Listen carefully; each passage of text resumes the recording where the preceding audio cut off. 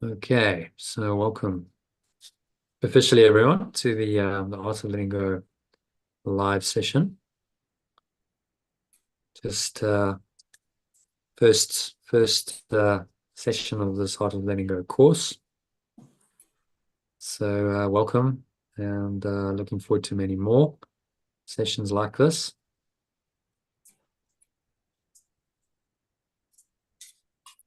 So we're going to just have a look now at a few logistical things. Look at our course manual. So I'm going to share my screen quickly, and we'll just look at some of the basic commitments, the agreements for the course. And we're going to look at a poem called The Invitation, which is very powerful. And we'll look at the hero's journey, which gives you an idea of the process you're going to be going through over the next 6 weeks, and ongoing after that if you choose to continue the process. Okay, so I'm just going to share my screen, take you through the first couple of pages of the course manual. If anyone's got any questions at any point, please feel free to ask. Let's make it interactive. Okay, so everyone see the screen? Yeah. All good. Okay. So that's kind of the theme quote of this whole course. A lady called C. Joy Bell C, who's an American writer, penned that. It's a very short but very powerful quote. The day I knew peace was the day I let everything go. Everything is quite an all-encompassing statement, isn't it? So that's my entire thought system, everything I value up to this point, my past, my expectations of the future, my ambitions, my goals, my dreams, my resentments, my anger, my grief. All of it is encompassed in everything, and that's really this quote and this course is saying that the only way you're going to find peace is if you go to that level. You can't sort of hedge your bets and say, well, I'll let go of a few things and then hold on to some stuff. If anything is disturbing your peace of mind in any way, shape, or form, even a minor irritation, you need to let it go because it's disturbing your peace. And the promise of this philosophy is that you can experience perfect peace, that you can only experience peace and nothing else. And it sounds like a nice idea, doesn't it? But actually, we have huge resistance to peace. People say they want to be peaceful, but peace doesn't last very long because actually the ego, which is the sense of being a separate self, and we'll get much more into that, says, no, I don't want to be at peace. I actually want separation. I want the drama. I love the drama. Ego loves the drama, and it loves the dis-ease rather than the peace. So you've got to recognize that there's a huge resistance within all of us to just perfect peace and tranquility, even though we say we want it. A part of our mind doesn't want it.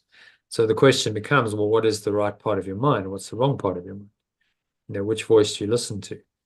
And that's exactly what this Art of Letting Go course is designed to help you to achieve. Is, well, which voice are you going to listen to?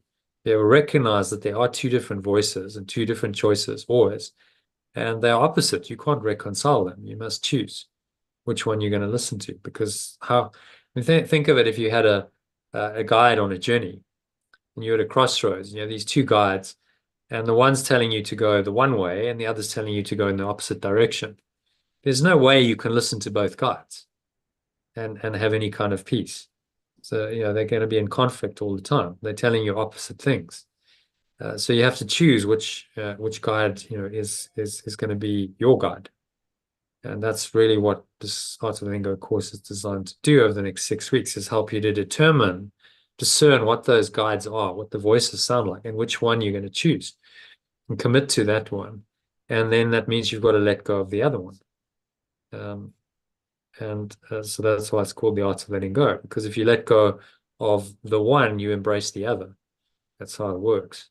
If you let go of the false one, then what remains is the truth. So it's you cutting away what is not you. And I'll mention that in this instance, the statue of the sculpture of Michelangelo, particularly the David. He was asked at the end of his life, well, how did you do this, amazing sculpture, world's greatest sculpture? And he didn't say, well, I created it. He just said, all I did was I removed what was not the David from the block of marble. I took away everything that was not David, and what revealed itself was David, which is a very interesting thought process. He wasn't creating, he didn't think he was creating this masterpiece. It was like, no, I'm just taking away what is not it. And my job is to cut away rather than to create. It's already there. And so in personal growth and spirituality, you have these two kinds of thought systems. The one is saying, well, it's already there. Deep spiritual teachings, not just this one, but many. So it's already there. You already are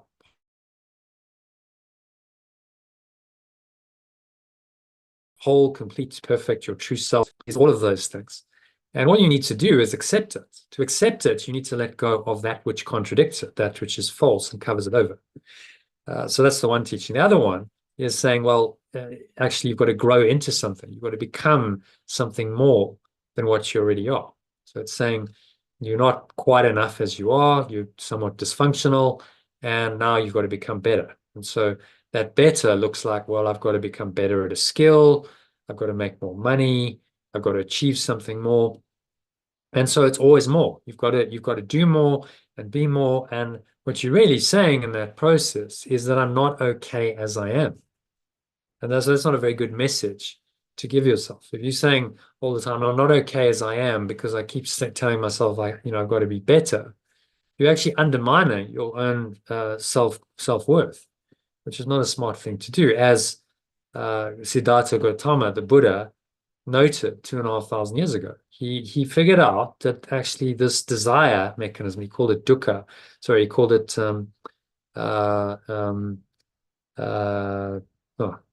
he called it craving.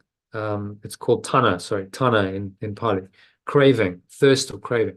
This constant craving for more experience, more material wealth, more of something, was really the source of all suffering, which he called dukkha. He said, people suffer because they're not at peace with themselves as they are. They're always trying to experience more, to have more, and ultimately to be more, which means that they don't think that they're enough right now. And the problem is if you keep doing that, so you can go on the growth track and say, well, yes, I can be more. And it's kind of a seductive reasoning. I can be more, I can do more, but when does it stop? When do you ever say, okay, enough is enough? I'm actually okay as I am. And the answer is if you keep on that track, you'll never. So you're just constantly craving, constantly in this desiring and never really feeling fulfilled. The only time you can feel truly fulfilled is now. When you accept it now, or you'll never accept it. And so that's the difference between these different paths and processes. And this is, the former. It's the path of you are already whole, complete, and perfect. You just have various rough edges. You like the David who's not quite sculpted, but within you is, the perfect self. And actually, the truth is, it's the same self. We all share that same self. Nothing's really changed. We are actually all the same at our essence. What separates us then must be false. If we are all the same, then anything that seems to separate us must be false. Do you see that logical position? So it's like, well, let go of what's false, and then what remains must be what's true, which is the idea that we are one self. We are really just all the same. We're perfect, whole, and complete, and we are the same self. There's not really 6 of us on the call tonight. There's actually really only 1 of us. Just seems like there's 6 because we have 6 different bodies and we all have different personalities and different lives. And that's part of the illusion, we call it, of this world of separation. That it seems to be the case. It seems to be very much that we are separate human beings. But can you see that you can't be separate and one? You are either one or the other. If you're separate, then you can't be one. And if you're perfectly one, if you're the same self and the same awareness, then how can you be separate? And this is the position that this course takes. It's like, well, it's one or the other. Both cannot be true simultaneously because they contradict each other. So you must decide which one is true for you. And then you live by that choice. Because that decision is the fundamental decision of your life. That decision to be one or separate defines your existence. It creates a self, it creates a world. If you decide that you're a separate self, it creates an entirely different world and different thought system to go with that world. And you've experienced that thought system. And that's why you're here today, because that thought system didn't make you happy. You're seeking something. There's something within each of us that reminds us of the truth. And we call that the Holy Spirit or the remembrance of perfect love that's within you, that remembers a state where you were one and just one and there was nothing else. And it still remembers that. And it yearns to go back to that state. And it calls you back to that state. And then you've got the other part of your mind saying, no, no, no, no, you're now separate. You're an individual. You've got a separate identity, a separate body. You've got your own separate interests and goals and problems and challenges. And your life is a separate life. And your life is unique and you're unique. And it tells you that story. Now, which one of those stories is true? That's the question. And this course will hopefully help you decide for yourself which one is true and which one you're going to commit to, because you cannot commit to both. You will just be conflicted because, again, you've got two guides telling you to go in opposite directions and telling you completely different things about who you are. So how do you reconcile them? Well, the answer is you don't. You must choose. Okay, so this is your course manual. Just going to take you briefly through it. I've done it so you've got a table of contents, various sections, so you can just click on any section. For instance, if I go into section 1, it takes you to the invitation, and there you are. Yeah. I think I might actually just let's do this first. Your commitments to yourself. So let's just cover this, then we'll go into the invitation. So your commitments to yourself during this course. Perhaps I'm going to make this interactive, so I'm not just reading. So you're going to be reading quite a bit. So let's both each do 2. There's 5 of you. So start with Karen Spence. How about you read, I meditate every morning for at least half an hour, and number 2, I read the emails. I meditate every morning for at least half an hour before I start the worldly business of the day, using the guided letting go meditation tracks I've been provided with. I read the emails with course material that I get every day. Okay, so you see, you just said it in the I. What does that mean? It's a commitment, isn't it? Mm-hmm. You're saying it's not just a nice to, it's like I do. You notice it's very present. I meditate, I read. So I really encourage you to, I sent you a sort of love and commitment letter, I called it. Did you get that? I encourage you to print that out and actually sign it, because you're committing to these 10 things to say, yeah, this is my commitment to myself, to give myself the gift of really doing this course properly and getting the most out of it, because I'm worth it. That's what you're really saying. Whenever you show up and you do a session, you do your spiritual practice for the day, you're giving yourself the message, I am worth this, I'm worthy of this, I respect myself, I honor myself, I keep my word, I have integrity to, thought, word, and action in alignment. And that is a big part of this process of transformation. It's learning to honor yourself, to respect yourself, and ultimately to love yourself. But you can only do that by keeping your promises to yourself, by keeping your commitments, which is why I'm asking for a commitment up front, saying, okay, I'm going to do these things because it's important for me. I'm not just going to come along and kind of fudge it and go, well, I kind of half do this. Really dive in and do this process properly, because the gifts that you can get from this process are enormous. This can absolutely change your entire life in 6 weeks. And that is the promise of the course. It can do that. I can't guarantee it'll do that because it's up to you. How do you want to do it? but the potential is there for it, because this information and the processes, the experiential transformation process I take you through is so powerful that it can completely change your mind and your life, and you'll never be the same again after 6 weeks. That's what transformation means. So don't resist that. Understand that it's like, okay, I'm going to go through this process because I want to change. I'm not happy with my life as it is. I'm open to a complete life and mind transformation. And these processes, and doing this course, as much as I can, to the best of my ability, is how I'll get there. If you put in an hour a week, how can you expect major life transformation? This is about daily, regular practice. Try and commit at least 2 to 3 hours a day to do this, to do these practices.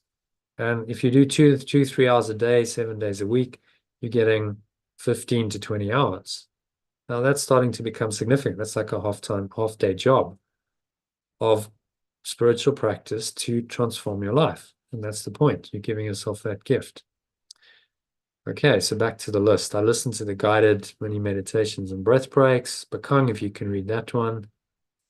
And number 4, please. Sure. Okay.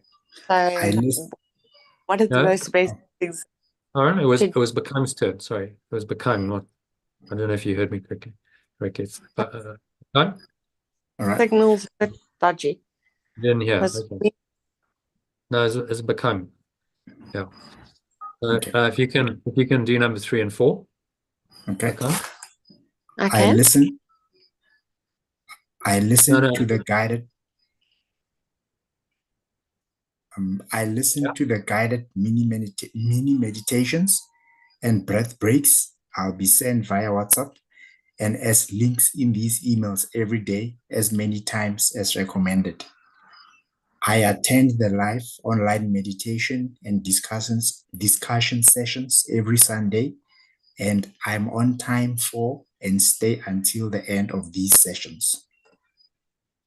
Yeah, so let's address, I'm going to send you guided mini meditations or breath breaks, as I call them, via WhatsApp. Sorry, via Telegram. Actually, I must change that. Thought I had changed it. Via Telegram and as links in emails every day, right? As many times as recommended. So make the commitment to do them, because they continuously top you up. You do the meditations in the morning and evening, and do the breath breaks to top you up, because they help you to really stay present with the message of the day. We'll get into the lessons next week, and each meditation and breath break is on a lesson. It's based on a lesson. So it's about practicing that diligently through the day, doing the exercises, because in the practice of it, you start to understand. So this is not just theory. This is practical application and experiential understanding, which is true understanding and truly not knowing, rather than just intellectually understanding. It's like knowing, feeling the truth of what these teachings are saying. And then you're applying it in your life, because your mind is changing, your thinking is changing. You change your perception based on these ideas. You start changing your perceptions of everyone and everything that you encounter in your day. So that's what I mean by radical transformation. It's not just, a few minor adjustments. It's a complete transformation of everything you think, and everything you believe, and everything you perceive, and everything you feel turns around 180 degrees. And then number 4 is pretty important, because it's about attending the live sessions. Ideally do it, 6 days a week if you can, but at least join on the Sundays, because that's when I'm going to do this kind of process work. Today's very important. It's an introduction, gets you into the process, you kick it off on the right note. And then, especially after a week 3, we start doing some really deep process work in those group process work in those sessions. If you miss those sessions, you miss that process work, and it builds iteratively. The next Sunday session builds on the previous one. So, you start missing essential parts. And the core of the heart of the transformation process I'm going to guide you through over the next weeks is in those sessions. That's where we cover it, and it happens live and real time. So you experience your own transformation. You'll see other people going through their transformations, and that's inspiring. You know, I can actually see that this is working real time, not just for me, but for others. And so those, you know, process sessions we record it to the Telegram group and not to YouTube or anywhere else. So it's you know, it's private. And when we go through some of them, I don't record it at all. But I'll tell you when I'm recording, when I'm not, very clearly, so you're aware. Okay, then number 5 and 6. So yeah, Karen K. So if you can read 5 and 6 for us, please.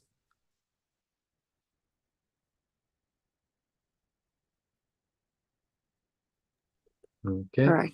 I'm just trying to get to the video. 5, number 6.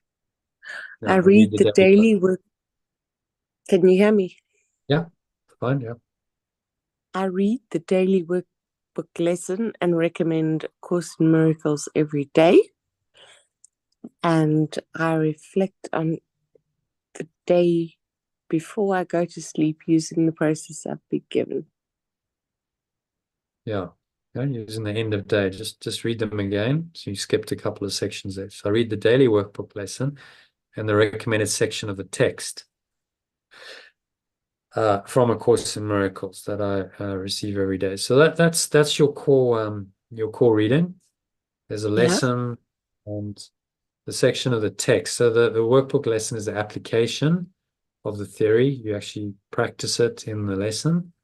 And then the recommended section of the text is the theory that underlies the text and that underlies the lessons. And so it's important that you do both, because if you don't apply the theory, then it's just kind of intellectual theory. But if you don't know the theory, then how can you apply any theory? So you need both of them, and that's why there is a substantial text and a workbook that are included. Sorry, as you know, I've got limited internet access and trying to do everything with my phone. So thank you for the explanation. And I agree, because I also kind of like dropped that process. And what Jono recommends is real and true. And I was so grateful that I found the book. When I unpacked on my side, and also my journal, because I had these little post-it notes on every page, and that was very powerful, because like those little post-it notes I have like with me every day, and it's a reminder, because the world has become so technology focused, and I can't see the messages so great on my phone, but I can see them when they're in my face the whole day.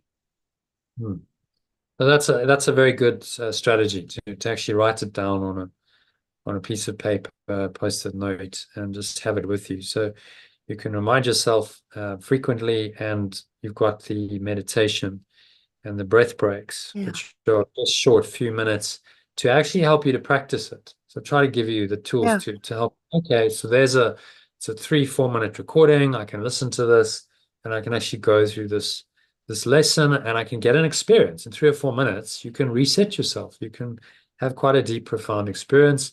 You've reconnected with the source. You've cleared whatever negativity was arising. And the idea of doing it regularly through the day is that you just don't give the ego any space. So the ego wants space and time. If you give it 12 hours between practices, you do meditation in the morning and another in the evening. That's a long time for it to be able to come in. And you know what happens, things happen, stuff comes up, challenges come up.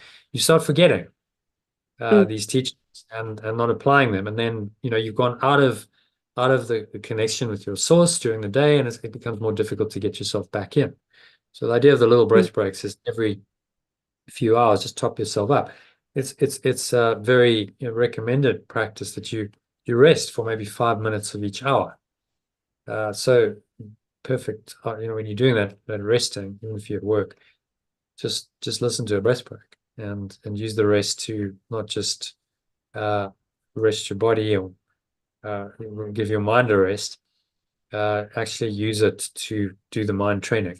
You're both relaxing, refreshing, and you're doing some mind training. Because each lesson incorporates an idea, which in itself is life-changing. Some of these ideas, just one idea applied consistently to your life can completely change your life. And you're getting one new fresh idea every day to work with. And then end of day, the idea is, so you go through the whole day, you've kept it up, and then at the end of the day, do this end of day reflection process, which I give you. There's 4 questions included in every email, and include them in Telegram from time to time as well, which are very simple. But you can ask and answer those questions, or you can just forget it and not do it. So the idea is to help you to become much more aware, much more conscious of what's happened in the day, of the lessons that arose, and to learn from them. Say, okay, well, what did I learn today? It's one of the questions. What did I learn? How could I have approached something, challenge that was difficult, better? What am I grateful for? These are the kind of questions which help you to really get the most out of that day. And if you keep doing that, you become much more mindful, much more reflective. Do this for 6 weeks.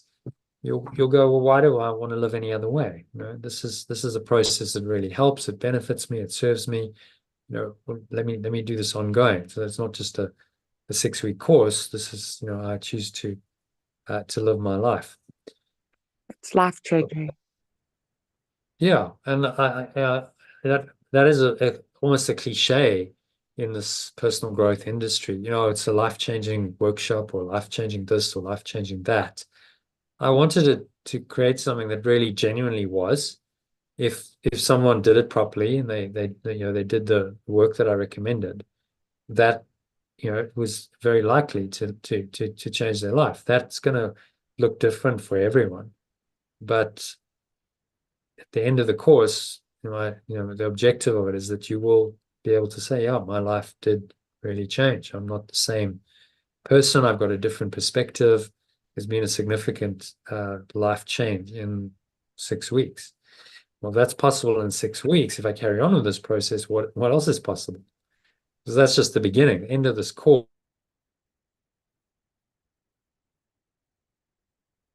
It's not the end. It's just a 1-year program of life and mind transformation. Okay, Well, so number that's 7. the thing, because we always think that, I'm going to change my life in 6 weeks. At the end of the day, my life changed significantly. And it has again. So that's why I'm doing the course again.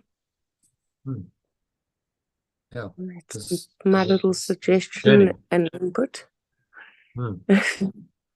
Great. Okay, so let's move on to number 7 and 8. So who hasn't read? Elaine, if you can read 7 and 8 for us, please. I don't talk about the experience with other course participants, sharing the discussion sessions to anyone else. I don't gossip about anyone, and I keep my focus on learning from my own experiences rather than trying to fix, help, or improve other people and the world apparently outside of me. Yeah, so there's 2 important points there. Don't. This is a confidential space. You're not going to go and, this person said this and start talking to other people, because it's violating the space. It's a confidential space. There's healing going on here. Whatever's shared, just keep it within the group.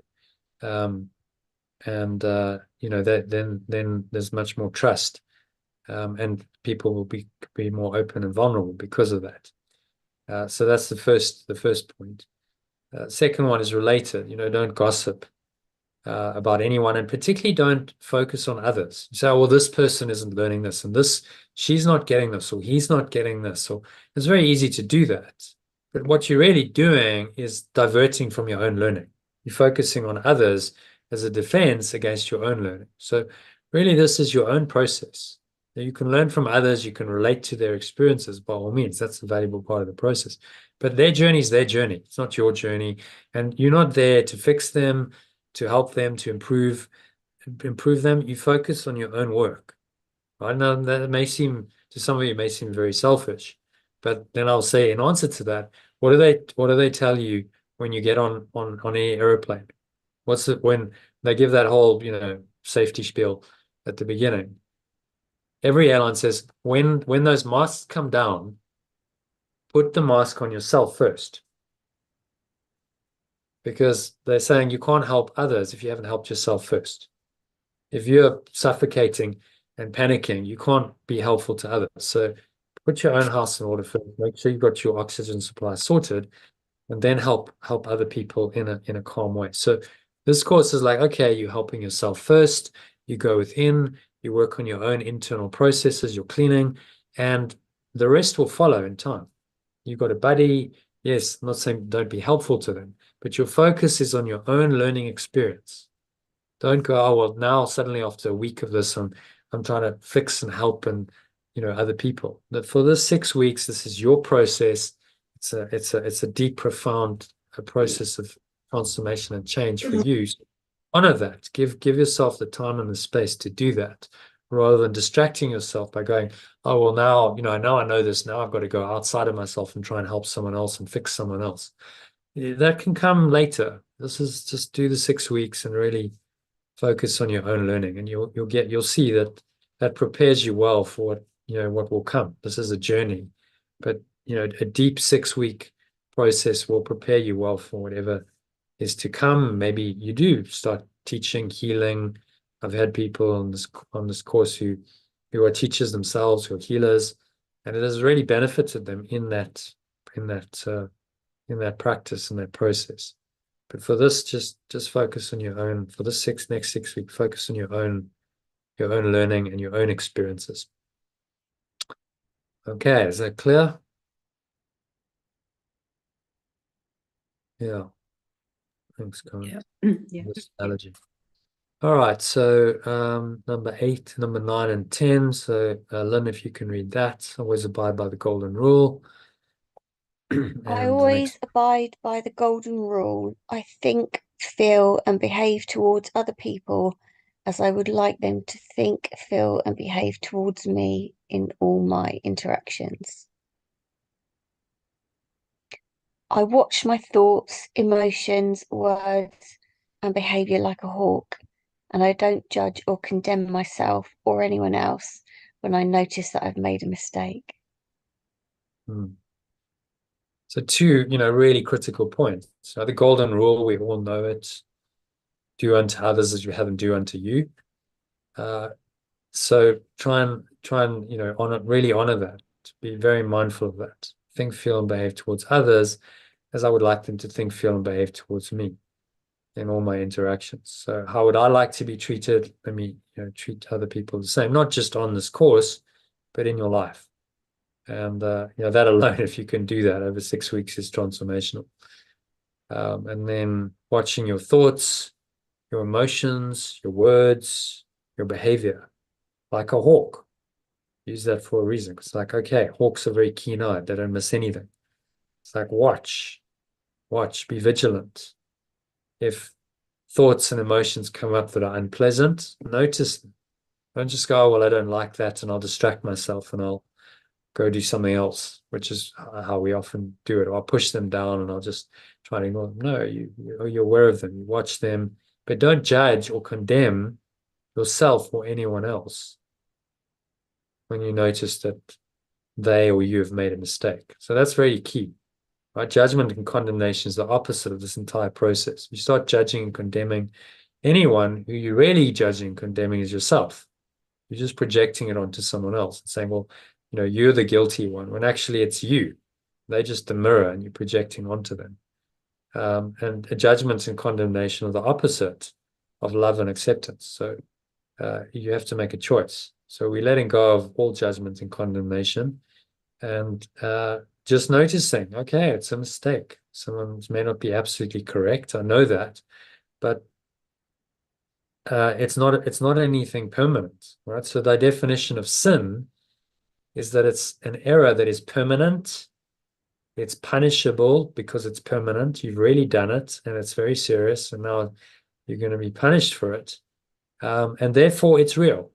Permanent, an error made permanent and punishable means that it becomes real in your mind, and that starts to govern your thoughts, your words, your actions, your behavior, governs your life. And it's simply a decision, right? It's a mistake or it's a sin, but it can't be both. Mistake can be corrected. A sin is permanent, and there's nothing you can do about it, and you're eternally damned. And we'll get into this, in more detail when we go through the course, but that's a key point. So the idea that I just made a mistake is so liberating. And someone else has just made, okay, well, it's just a little mistake. It happens, part of the human condition. The human condition, in fact, is a mistake. But you can just acknowledge that and then let it go. And then it's no longer a mistake. You've let it go, and the mistake has been corrected. And so that's what this course is about. You let go of mistakes, and by doing that, you correct them. And you bring your mind into a right-minded state. So these rules are there for your own benefit. It's there to help you get the most out of the course, to help everyone get the most out of the course, right? And so one other, maybe I must put it in, but then it will be 11 rules. So it's getting a bit bigger. But it should be self-evident, but I'll say it again. On the group, you can share your experience by all means. You can share stuff that you find meaningful that's, in line with this process. But no personal advertising, no okay, this is what I do. I'm going to suddenly post an ad about myself or my services, or this is not what this course is about. So if you do that, then I'll have to remove you from the group. Okay, but I think you all understand that and be very clear, because you wouldn't want someone to start posting about some random product they're trying to sell, or if you're trying to do a transformational course. Okay, so yeah, any questions about any of those commitments? Try and stick to them as much as you can, and if you don't, then forgive yourself and just recognize that it's an error and then correct it. Okay, well, I don't have to keep making that same mistake. The temptation that you want to have is, because this process is quite intense and I'm asking for a big commitment, you go, oh, well, I haven't done this correctly, so I'm just going to abandon all of it. And that's quite a common experience in the first week. It's like, oh, I feel overwhelmed. I'm not doing it properly. Okay, I'm just going to chuck it all up and abandon it, the whole process. Well, don't do that, because that's just your ego's defense. Just do what you can. Do it to the best of your ability. And you're going to make this work for you. It's your course, it's your program. With that attitude, then you much more be forgiving towards yourself. Forgive yourself when you don't do it as perfectly as you would like to. And that's part of the learning of letting go. Yeah. So any comments or questions about any of that?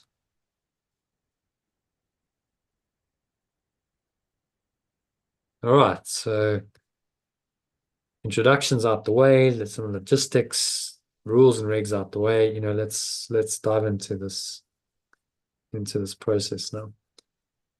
Okay, so we're going to cover the invitation. This is a poem.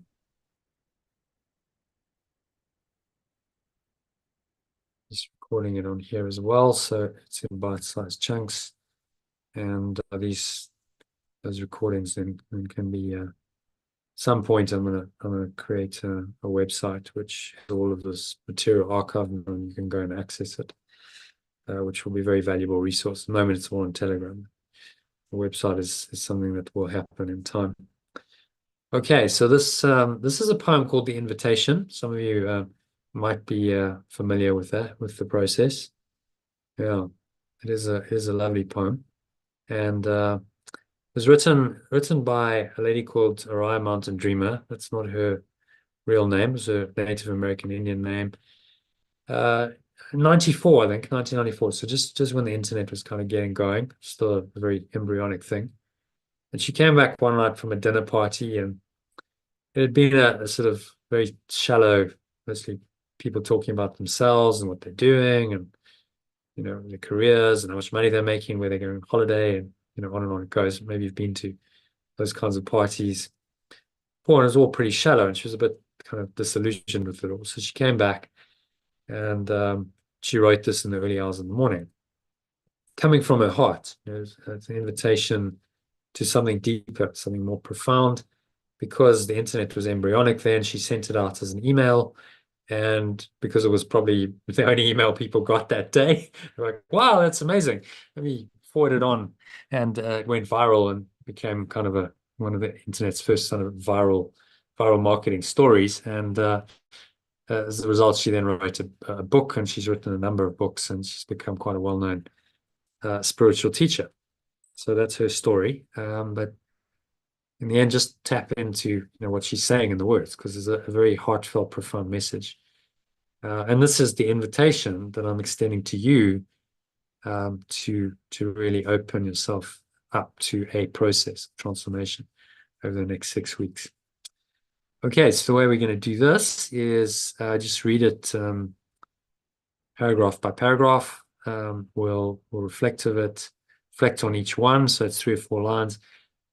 I'll ask you, once you've read it, what does that mean to you? Have a little discussion about it, and then we'll move on to the next one. And each of you take turns reading. So try and make these sessions as interactive as possible, so you don't just sit listening, you're actually interacting. Keeps you awake, keeps you active, and that's when learning happens best.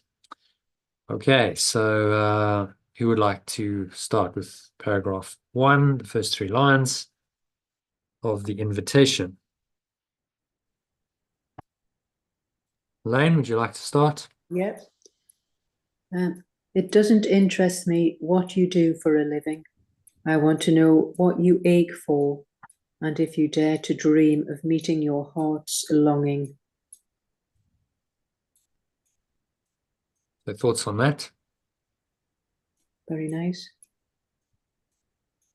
Okay. But more than nice? Nice Well, is a yeah. very bland term. It's very nice. Well, Okay. It's wanting to know someone deeply. yeah. Well, that's what we all really yearn for, don't we? If the truth be known. I want to know what you ache for. If you dare to dream of meeting your heart's longing, what do we all really long for? Peace. In a word. Love. Yeah. Joy. Whatever you want to call it, it's the same thing, really. It's this something within you that says there's something more than just this material world, and the world as it is, and your life as it is, and whatever dramas and negativity you're facing. There's something deeper and higher and more profound, and we all know it in our heart. It's a part of our mind that is more feeling. So he talks about the heart. Ultimately, it's all mind, but we experience it as a feeling in our heart center. So that's why we call it our heart. And so immediately she's saying, okay, I'm inviting you to go into your heart here and really feel, more than just think. Feel it. What is your heart's longing? And I want to know what you ache for. I want to know what your heart's longing is. And so you've got to reveal that and be vulnerable and open up. Say, yeah, okay, I'm gonna open up and say, yeah, my heart's longing is to find that eternal peace and love, which I feel like I'm missing. And I yearn for it. And that's the invitation that she's extending, the invitation that I'm extending to you. Will you dare to dream of meeting your heart's longing? Because it's possible, you can. Not just doomed to be an unfulfilled wish your entire life. You can actually dare to dream of meeting your heart's longing, and you can actually experience that. And you can experience it right now. Not sometime in the future, right now, in this session, in the present moment, and over the next 6 weeks, you can experience this in a very deep, profound way, maybe deeper and more profound than you've ever experienced anything before. So that's the invitation she's giving us. All right, so Number 2, let's have Karen Spence reading number 2. Doesn't interest me how old you are. It doesn't interest me. Excuse me. It doesn't interest me how old you are. I want to know if you will risk looking like a fool for love, for your dream, for the adventure of being alive. So what's she saying there? Are you willing to be vulnerable and step out and go outside your comfort zone? And look like a fool for love. Yeah. You'll find if you talk to other people about this process, and I'd recommend you don't over the next 6 weeks talk much about it, because they're going to go, they're going to understand. What are you doing? Are you spending hours every day doing what? What are you talking to these people on Zoom? What's this all about? If they're not in this vibration, they won't understand. And then, often they can be negative. Say, well, what are you wasting your time doing that for? Sounds like a complete, waste of time, or it's all woo-woo, or it's all whatever. And of course, that can just put you off. If you listen to that voice, really all they're doing is being the voice for your own ego in your life. Say, forget all this nonsense. It's all a load of rubbish. This is never going to work. Just go back to how you are. Go back to your comfort zone. Go back to how you've always done it. And we'll talk about the hero's journey after this poem. But you've got to break free of that. You've got to be willing to take a risk. Yeah, you've got to risk looking like a fool to others, because the ego will go, what are you doing? That's just completely foolish. Stay within its construct. Stay in the normal way of doing things that most people accept. And yet that it hasn't worked to bring you happiness, the happiness and the peace and the love that you yearn for. You know that, otherwise you wouldn't be on this course. So it's a choice to say, okay, I'm willing to chuck that all up, that whole thought system that's really concerned about what other people think, and goes by worldly values. Oh, I can't do that because what will people think? Go, I don't care.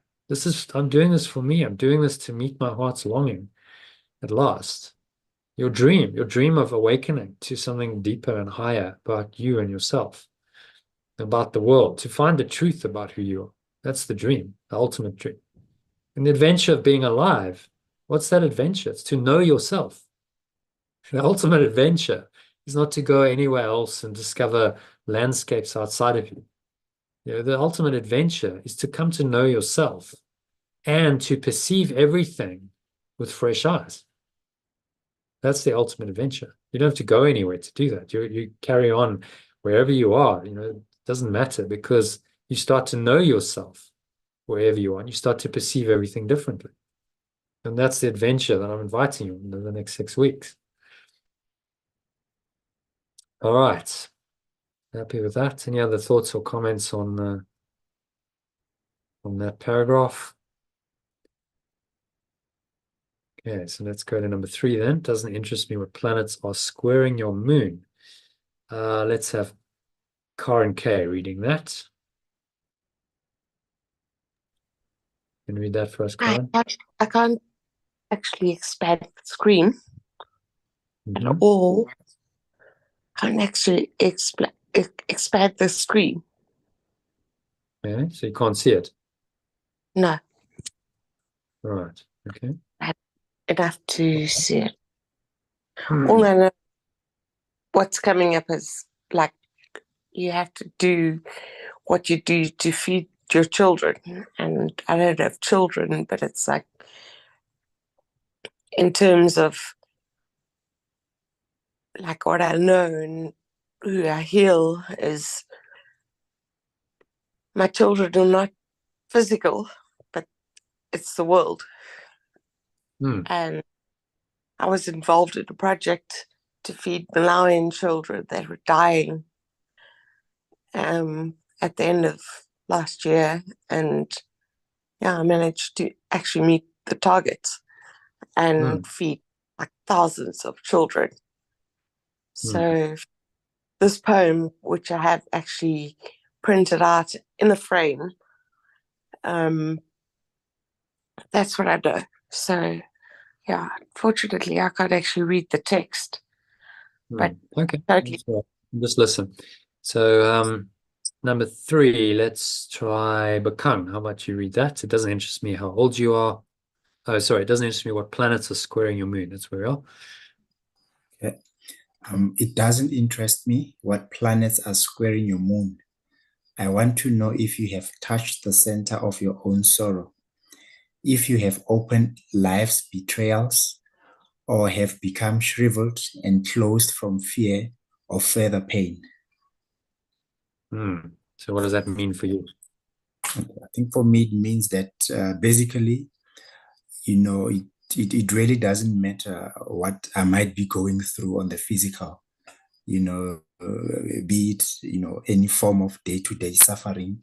What's most important is, am I really facing or getting into the real core of the problem? Maybe it could be that maybe I'm having insecurities, and it's all covered up, in a certain character that I might trying to portray. So what matters most is actually getting deeper into those insecurities and, dealing with them to actually, get to my true self.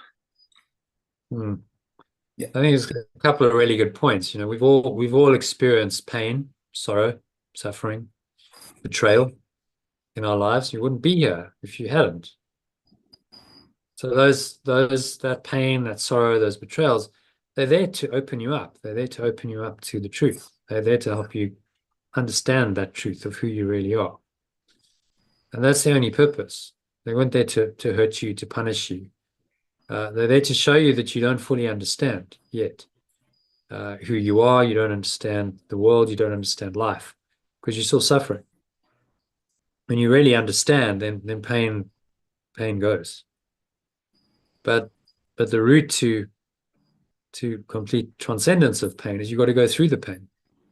There's no easy way of just saying, oh, well, I'll just spiritually bypass the pain and pretend it's not there, because you have to face it and deal with it.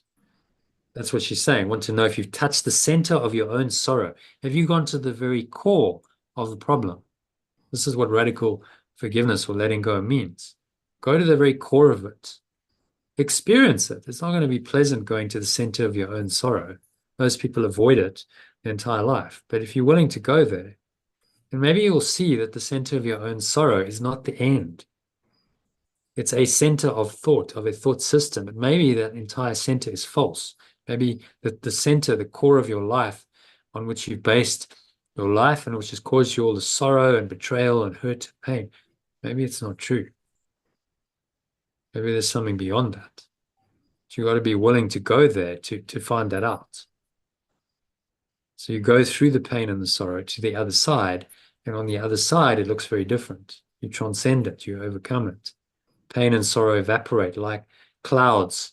You're going through this deep, thick cloud bank, and you go, well, all there is the clouds. But then you break through to the other side, and you go, wow, actually, that was just an illusion. On the other side is just clear blue sky, and the sun's still shining, and it's beautiful, pristine. But I had to get through the clouds. And so we have to go through the pain in order to awaken. It's really what this is saying. And you can't spiritually bypass it or metaphysically ghost over, whichever language you want to use. You've got to go into it and experience it to then transform it, to then let it go. So we're going to be doing a lot of that. So it's going to require courage. You've got to be willing to go through that process, to go to the center of your own sorrow and experience it again, but now from a different perspective. So you don't just wallow in the sorrow, you're actually able to let it go by re-experiencing it. That's the whole point. Experience it, and then you let it go, and then you're free of it. Okay. So any thoughts, comments, or questions on that one? No. So let's go to the next. I want to know if you can sit with pain. That's Lynn, I think. If you can read that for us.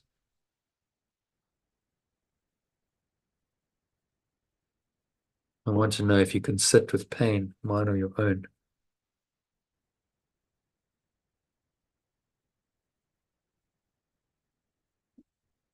Lynn, are you still with us?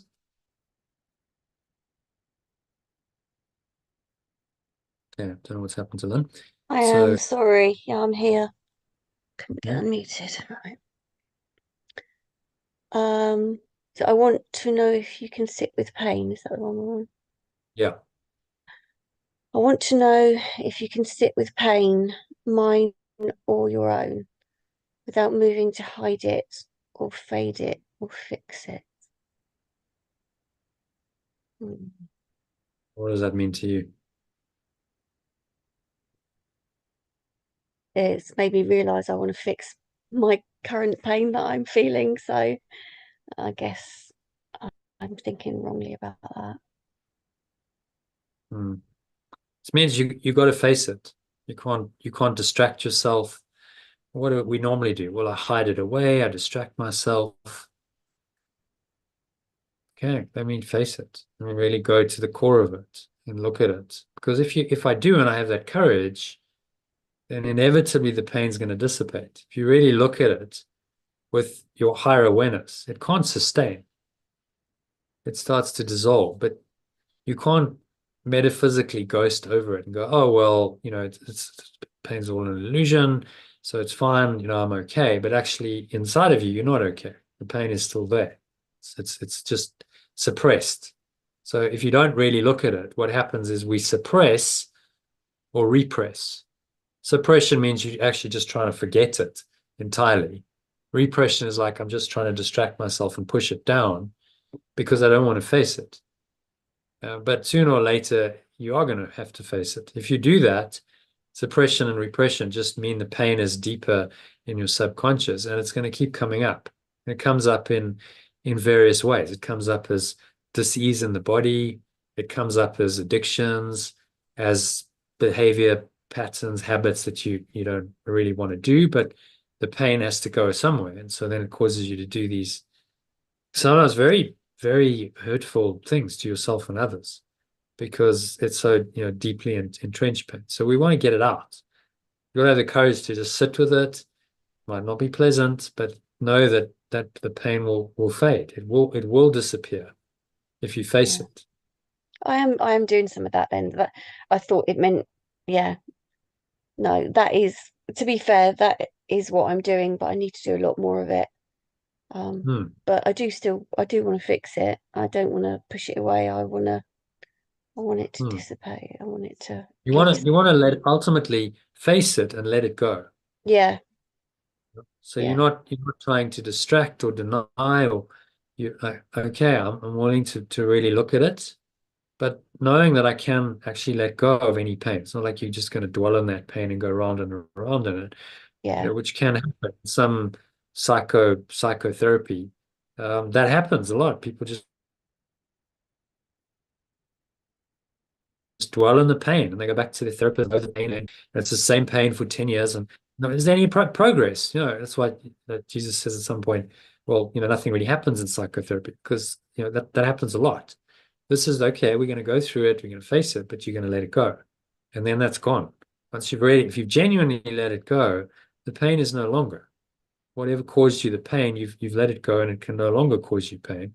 And so another part of your ego's thought system, which is all based on falsehood and the pain and the suffering that brings, is gone. And so that's how you systematically and progressively undo the ego's thought system.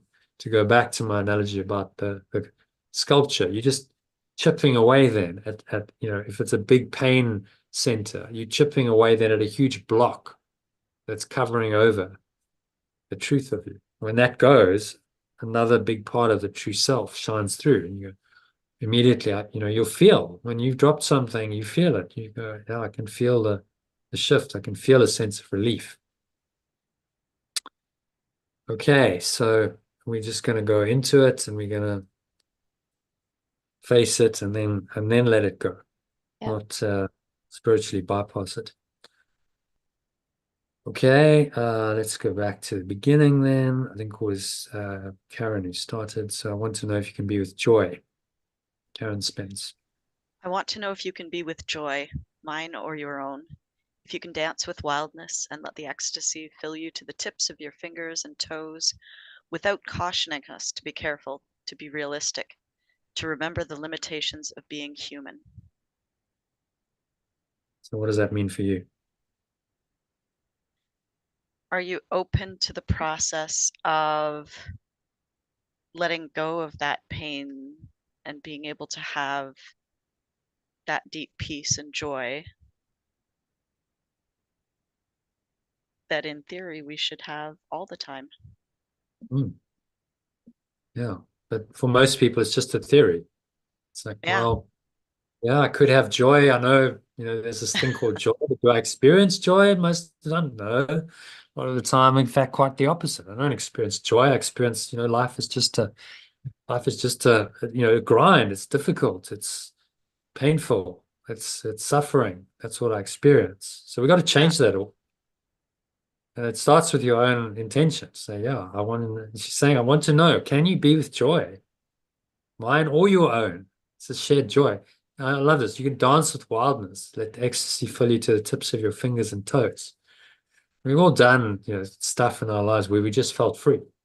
Maybe it was, like some crazy dance. Maybe you did something just spontaneous and it made you feel free and liberated.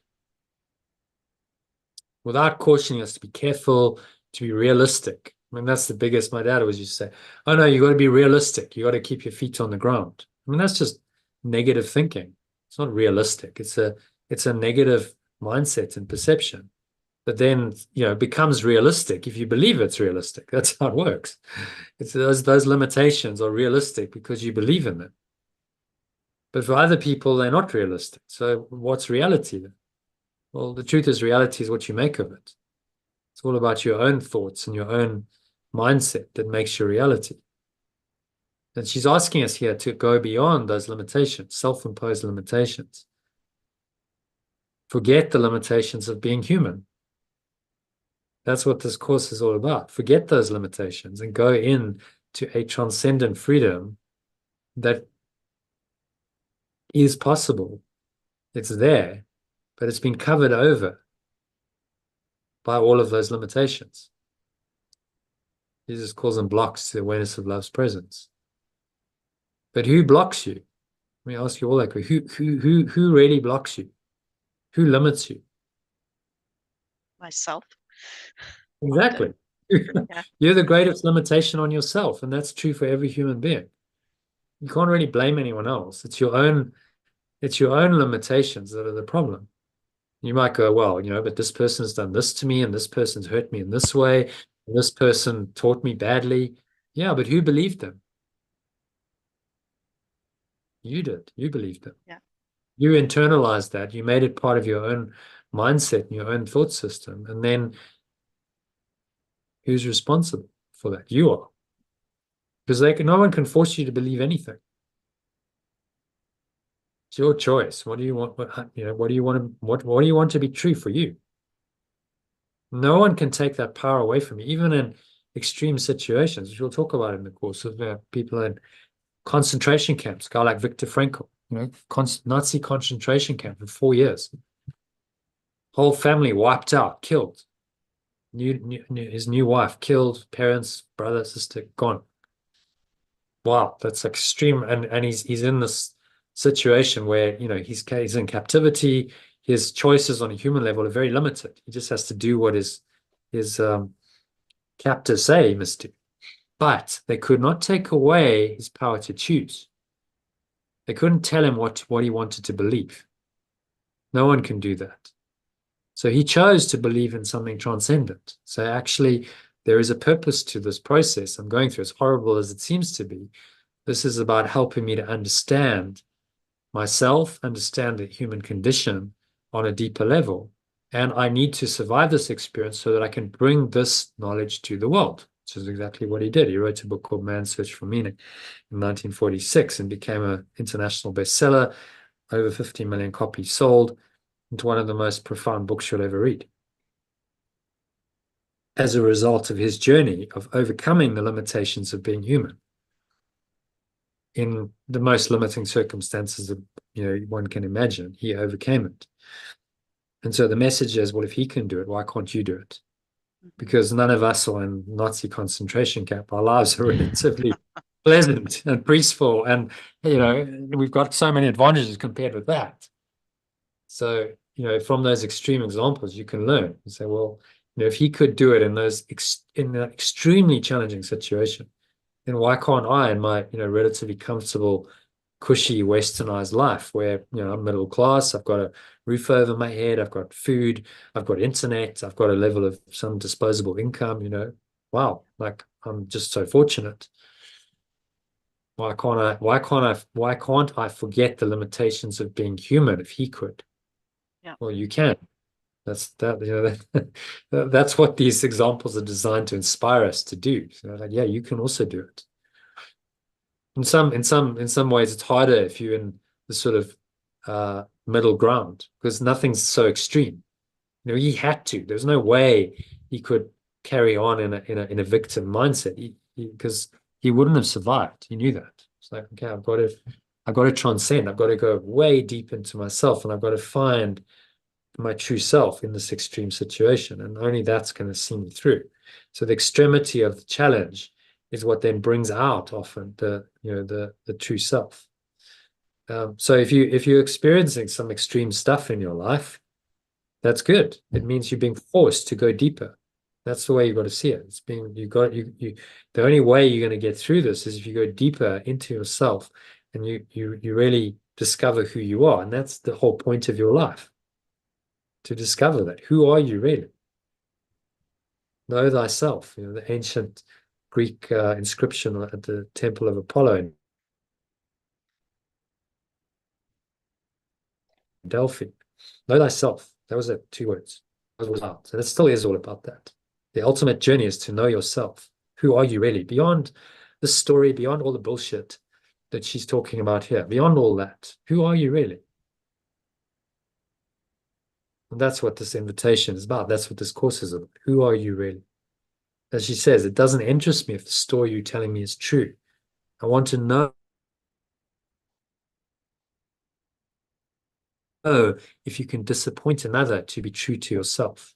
Wow, it's quite a saying. Can you disappoint another to be true to yourself? Not the easiest thing to do. I've had to do it. Well, we all had to do it. To be authentic to yourself, sometimes you have to do that. You can bear the accusation of betrayal and not betray your own soul. Because you've been faithful to your soul. There's a calling within you that maybe the other person or people don't understand, but you know. And you can't betray that because it's who you are. And if you lose who you are, what do you have? Nothing. You have a false self. You have an illusion of a self and an illusion of a life that's ultimately meaningless.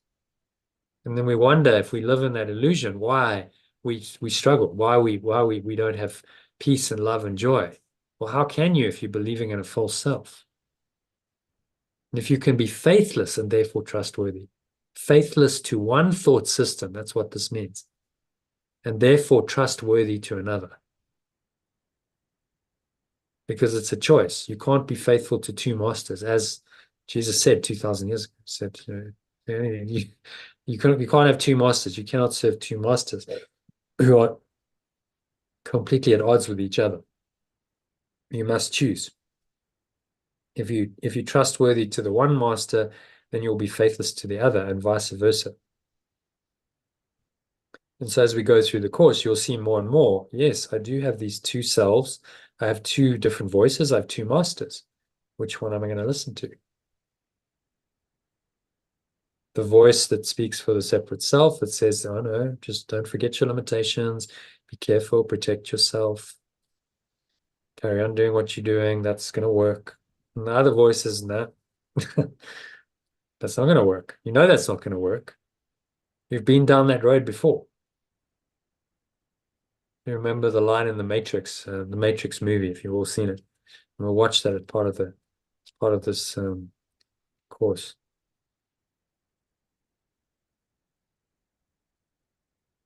The line was Neo was about to get out of the car, and Trinity says to him, says, "Why not? Why don't I get out?" He said, "Because you've been down that road before. You know where that road ends, and that's not where you want to be." So I'd say the same to all of you. You've been down that road before. You've all done the ego. done it its way, and you know where the road ends. It doesn't lead you anywhere. It goes nowhere. Just to a place of despair, sorrow, pain, suffering, whatever version of suffering you've chosen. That's where it leads. So this is an invitation to something else, to invite a transformational power into your life that can completely change it all. Okay. Any comments on that one? Questions?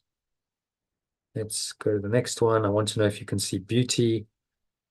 Whose turn is it? Elaine? It's Elaine's turn. Can you read that, Elaine? I want to know if you can see beauty even when it is not pretty every day, and if you can source your own life from its presence. I want to know if you can live with failure, yours and mine, and still stand at the edge of the lake and shout to the silver of the full moon, yes. The sliver, sorry, sliver? No. Silver, the silver of the full moon, yeah. Yes, yeah, silver of the full moon. Yeah. Lovely imagery. So what's she saying here? Well, it's wanting to know, despite what is not pretty that we see every day, can we actually see the beauty from our source in its full presence? So the example is at the edge of the lake, looking at that full moon and, shouting yes and mean it.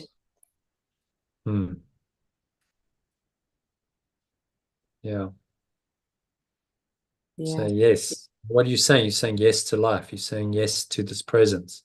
You're saying yes to something deeper, higher, transformational.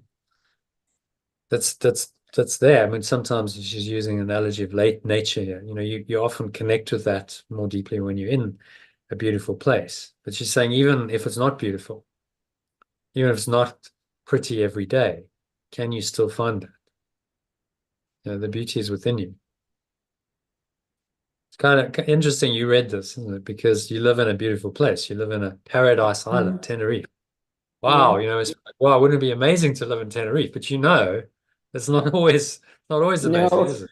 Pretty every day. No. Just Lots of because you have egos. beautiful surroundings, that doesn't mean it's always going to be beautiful and pretty. And you've had a lot of challenges over the last year. No, so Yeah. it's not, the beauty is not external. No, it's true. It's when you're in an inner state, when you can connect with this presence, you can live with the not prettiness, the ugliness of life and the failure and the difficulties and the challenges, and still go, yes, because beyond all that, there's still this presence. It's not affected by any of these seeming negatives. Well, as you know, this last year, it's been a lot of the yeses, but the ego really fights back. While I've been doing this training, there's still, you think yes, and then there is still that fighting going on. And there's the voice going, no, Elaine, no. Yes, no. yeah. Then you go yes, and you go no. Still back on the journey. Why you have to choose, because you can't say yes and no. I know. Yeah, so it's still they contradict each other. Yeah. If you embrace this teaching and this yes to life, we're talking about the very highest awareness, life, the life essence that you are. If you say yes to that, then you have to say no to suffering, pain, sickness, death. You can't say yes to both because they conflict each other. Yeah. It would seem to be an obvious choice. Well, who wouldn't say yes to happiness, love, peace, joy? Well, look around. Most people are saying no to those things, aren't they? Yes, very much. They're not saying yes to that. They're saying no because they're not happy and peaceful and loving and joyful. How often do you meet someone, you go, wow, that person was just so happy. You can just see the happiness radiating out of them. Wow, I really feel happy myself. We don't meet people very often like that, do we? No. 'cause it's uncommon. Somewhere like that is very rare in this world, because this world is designed to foster the negative. It's designed to perpetuate negative thoughts and emotions. It's much easier to be negative about things than it is to be positive. And we'll go into why that is. Well, why do we live in such a negative world? We'll say it differently. Why do we live in such a negative world? Because it negates the truth. It negates beauty and presence and love and joy. Why do we live in such a negative world? Well, we'll explore that. There's a reason why. And this is part of the teaching. Once you understand why, it starts to make sense. Okay, well, I'm starting to understand why the world is the way it is, why things are so difficult, why problems seem to be so integral to this world and my own life. Just when I think I've solved my problems, another one crops up, and then another one, and it's just an endless story of problems. Why is that the case? And I'm not alone in that. If I observe other people's lives, yeah, everyone's got problems, and it doesn't seem like we ever get to the end of them. Why is that the case? We'll answer that. You'll understand that by the end of this course. Okay, so let's carry on. It doesn't interest me to know where you live. So that is become, I think. It doesn't interest me to know where you live or how much money you have. I want to know if you can get up after the night of grief and despair, weary and bruised to the bone, and do what needs to be done to feed the children.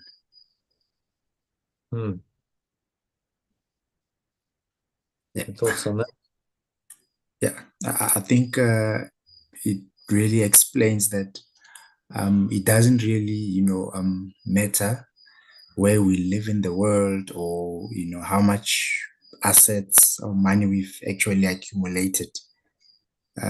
What really matters is that, are we able to actually, even after a period of hardships and maybe losses of people, or anything that we might have possessed, whether we're still able to actually stand up and want to connect to the source and align to the true essence of who we really are. Weary and bruised to the bone, do what needs to be done to feed the children. So, okay, are you going to step up and go deep and dig deep and get over the difficulties of life and do what's required? I have the courage to do that. And she's going, because remember, she's just been at a dinner party and everyone's talking about how much money they have and the assets they've accumulated. And she's going, I don't want to know that stuff. I want to know what's much deeper. I want to know if you can do that. The true mark of character is, after the night of grief and despair, weary and bruised to the bone, can you do what's required? Do you have the character and the courage when the chips are down to dig deep and find a transcendent presence, even though part of you is feeling broken, bruised, in despair? We've all been there. You wouldn't be here if you hadn't suffered. But that suffering was designed to awaken you to a transcendent power. When you really feel like,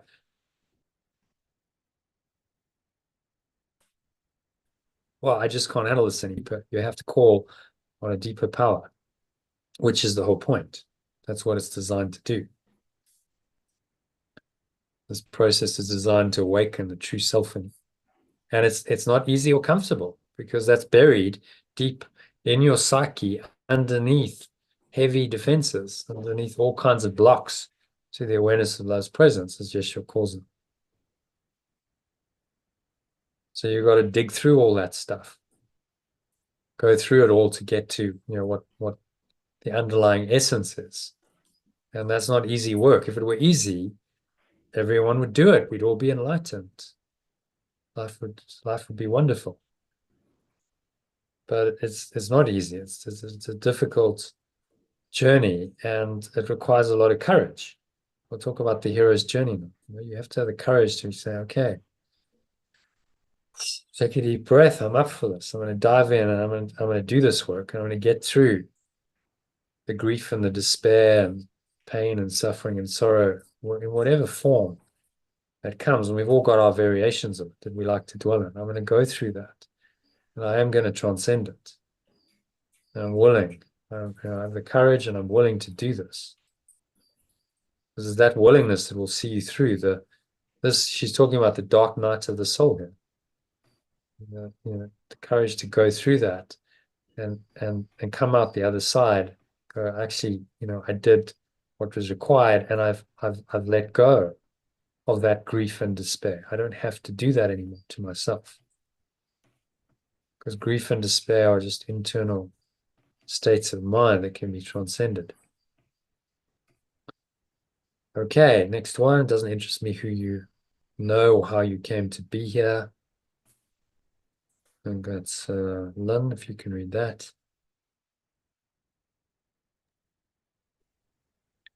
Doesn't interest me, you know, or how you came to be here. I want to know if you will stand in the center of the fire with me and not shrink back. And what is it? What does she mean by that? I guess it's what you're saying before about facing things and not suppressing them and facing them head on till they lessen. Not being afraid of facing those difficult things. Will you stand in the center? That's my invitation to you. Will you stand in the center of the fire of transformation? Right? Fire purifies you. The only way that you forge anything of value, say a sharp knife or blade, fine quality, is it's got to be forged in the fire. The impurities have got to be burnt out to forge that masterpiece. So will you stand in the center of the fire with me over the next 6 weeks and go through that process and not shrink back? Because it can feel like, well, I'm burning up. My ego's burning up here. I can't do this. I'm dying. Occasionally, I was going through this kind of fire about 10 years ago. And I remember thinking to myself, literally, these were my words. Jesus, Jono, this stuff's going to kill you. I was like, yeah. But fortunately, the Holy Spirit was there interpreting it for me. And it said, yeah, well, that's kind of the whole point. The ego doesn't survive the journey. That's the point. The impurities don't survive. They get burnt away. And so a part of you has to die in order to be reborn to your true self. That's the idea of the fire. You die in the purifying fire. The false self dies. And it will go kicking and screaming, oh my God, I don't want to die. This is terrible. Hold on to me. But you've got to have the courage to say, no, I'm letting this burn up. And I'm not going to shrink back from this process. I'm going to go into it. So when you feel like you want to shrink back and you want to protect yourself and defend, no, that's just the ego. Go, no, I'll actually do the opposite. I'm going to go into it. I'm going to step into it. What I want to shrink away from, I'm going to step into over the next 6 weeks. There's something I'm avoiding and I don't want to do it. And I really don't want to do it. That's exactly what you should step into and embrace. And if you make those kinds of choices, then you're saying, okay, bring it on. There's a guy called Adyashanti who's quite an enlightened spiritual teacher. And he recounts his story of how he sort of awoke. And he said, well, when I was 25, he'd done a lot of spiritual practice and meditation. He was sitting on a park bench and he just went, okay, whatever it takes. I want enlightenment. I want to know it all. I want to know myself. Whatever it takes, bring it on. And he said the next 7 years of his life were incredibly difficult, extremely challenging. I don't know the details, but said I went through stuff I wouldn't wish on my worst enemy, but it was necessary to go through that in order to discover who he really was and become the great teacher he became. So bring it on. So if you can all say that now, to yourself, okay, whatever I need to experience, whatever difficulties, challenges, I'm up for it. Bring it on. There's a great. Have you all seen The Matrix? My favorite scene is when he's on the platform, and he's facing his nemesis Smith, and the Trinity and Morpheus and the operator are watching and saying, "Run!" And it's like, no, he's absolutely being beaten up. This guy wants to kill him, and he gets up and he goes, right, spits out the blood and he says, "Come." Does this little gesture, "Come." So what he's saying is, okay, let's get it over with. Bring it on. I'm not scared of you anymore, because Smith just represents his ego. I'm not scared anymore. Let's have it on, because and then operator says, "What's he doing?" And Morpheus says, "He's beginning to believe in the power of his true self that can face the ego, and it can undo it. It can overcome it through transcendence." And eventually he does. If you recall, he dies and he resurrects, and it's like, okay, like this guy can no longer hurt me because I'm on another level. But he's had to go through the fire and the difficult experience of facing this, very negative ego that wants to kill him, and overcome it. So that's what I'm asking all of you to do.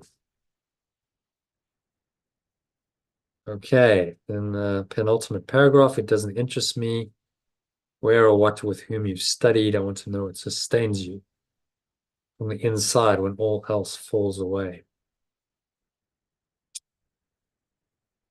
Yeah, I'm not interested in your studying or whatever you think you've done, your accomplishments. It's not important. Your history, your story, doesn't matter. I want to know what sustains you from the inside when all else falls away. When there's nothing else to hold on to. Because that's who you really are. That's your true self. All the rest is just illusion, mind-created nonsense, false self that ultimately will reveal itself to be false. Life is designed to show that. It will show that the false is false and the true is true if you're willing to learn that lesson. Be willing to go through, this process of when everything else is stripped away, and I feel completely open, empty, vulnerable. Yeah, but that's when you start becoming authentic, because that's who you really are. You've cut away, as Michelangelo put it, all of the rough edges.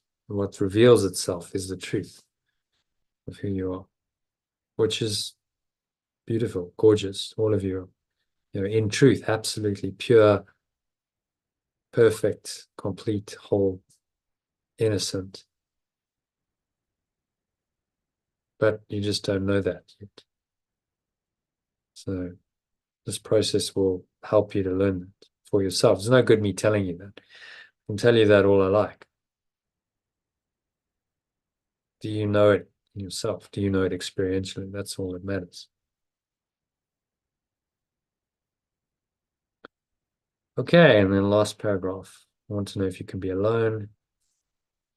Who's going to read that?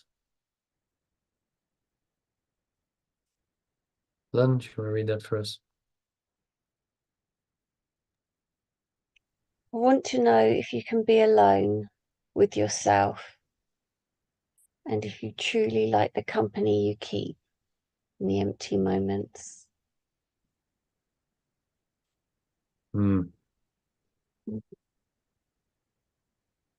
It's a great Osho lecture on aloneness. He says, have you got the courage to be alone?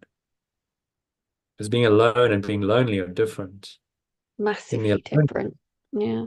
In the aloneness, you can find yourself. You can go deeply into yourself. You can find your true essence without being distracted by the distractions of the world, by other people's stuff. So you've got to have the courage to be alone so that you can become one. It's a paradox, isn't it? In the aloneness, you discover that there's actually only one of you. There's only one self in there, your true self. And actually, that is the essence of everyone. Everyone is that true self. And so you go into the heart of being alone. You might do your own spiritual practices and meditate. And at the extreme of it, people take themselves off to caves and monasteries and they meditate for weeks, months, years alone. But they find in that aloneness that they're not alone. They come to realize ultimately that they're not ever alone because their source is with them. This magnificent transcendent power that's everywhere is with them always. And actually everyone is that source. So how can they ever be alone? Even if they're not physically with someone, it doesn't matter because we are one in spirit. This is the enlightened realization that every great master and teacher has come to. We are one. You're never really alone. But they had to go through the often much alone time to understand that. So in the next 6 weeks, you're going through a retreat process. I said to you in today's email and Telegram message, maybe I'll just bring that up actually, that this is your own process. It's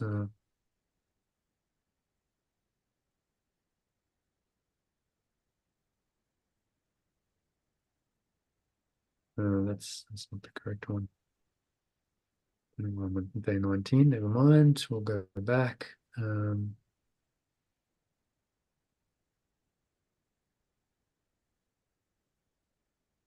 there's day 1.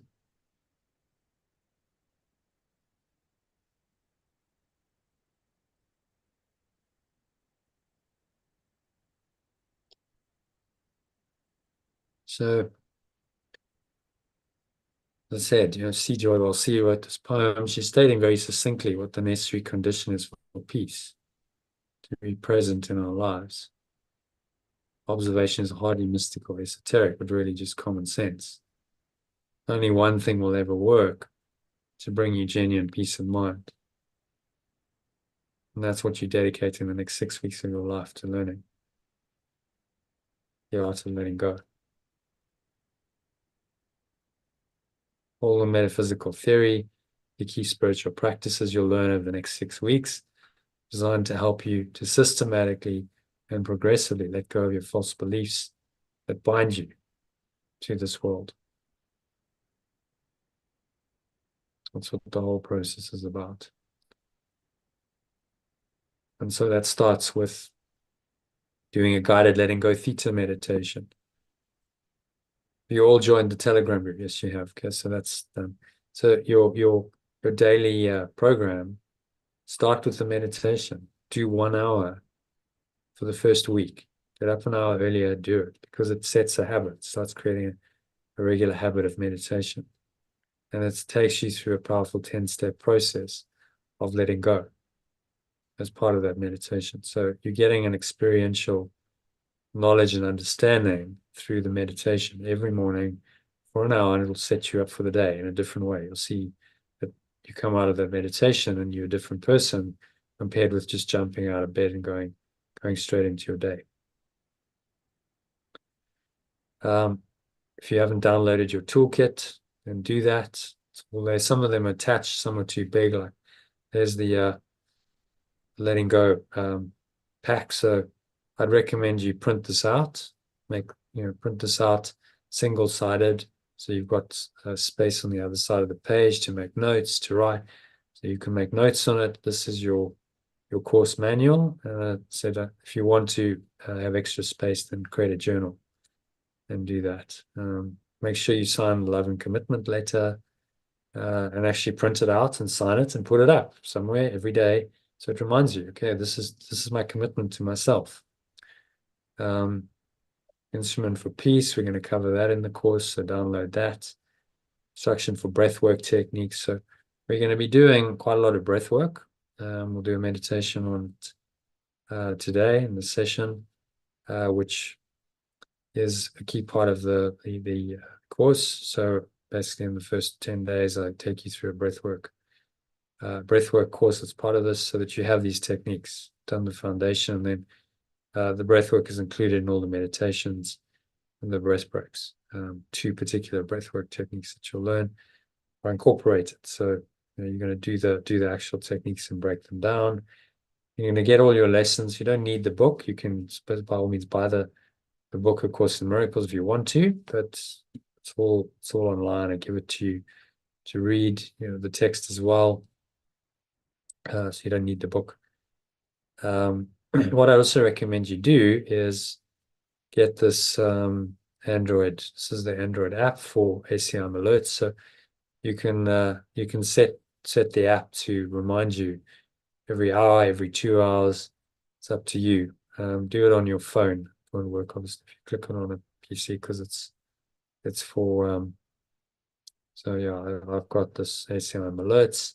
That's pretty good. It reminds you as often as you want it to of the lesson. It makes a noise, and then the lesson's there, and you can practice it. So in conjunction with the Telegram group, you could then go, okay, well, I'll just listen to a breath break.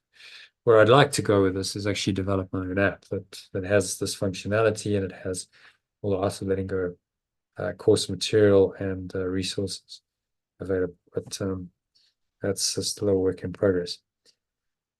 A glossary of terms. So what we do is we actually translate most of the key terms into alternative language, just to make it a bit easier. So instead of typical Christian terms, God, Christ, Holy Spirit, those are the common ones, and others, salvation, we change it. We say God is pure forms, awareness, perfect love, and Holy Spirit is the remembrance of perfect love. Christ is your true self.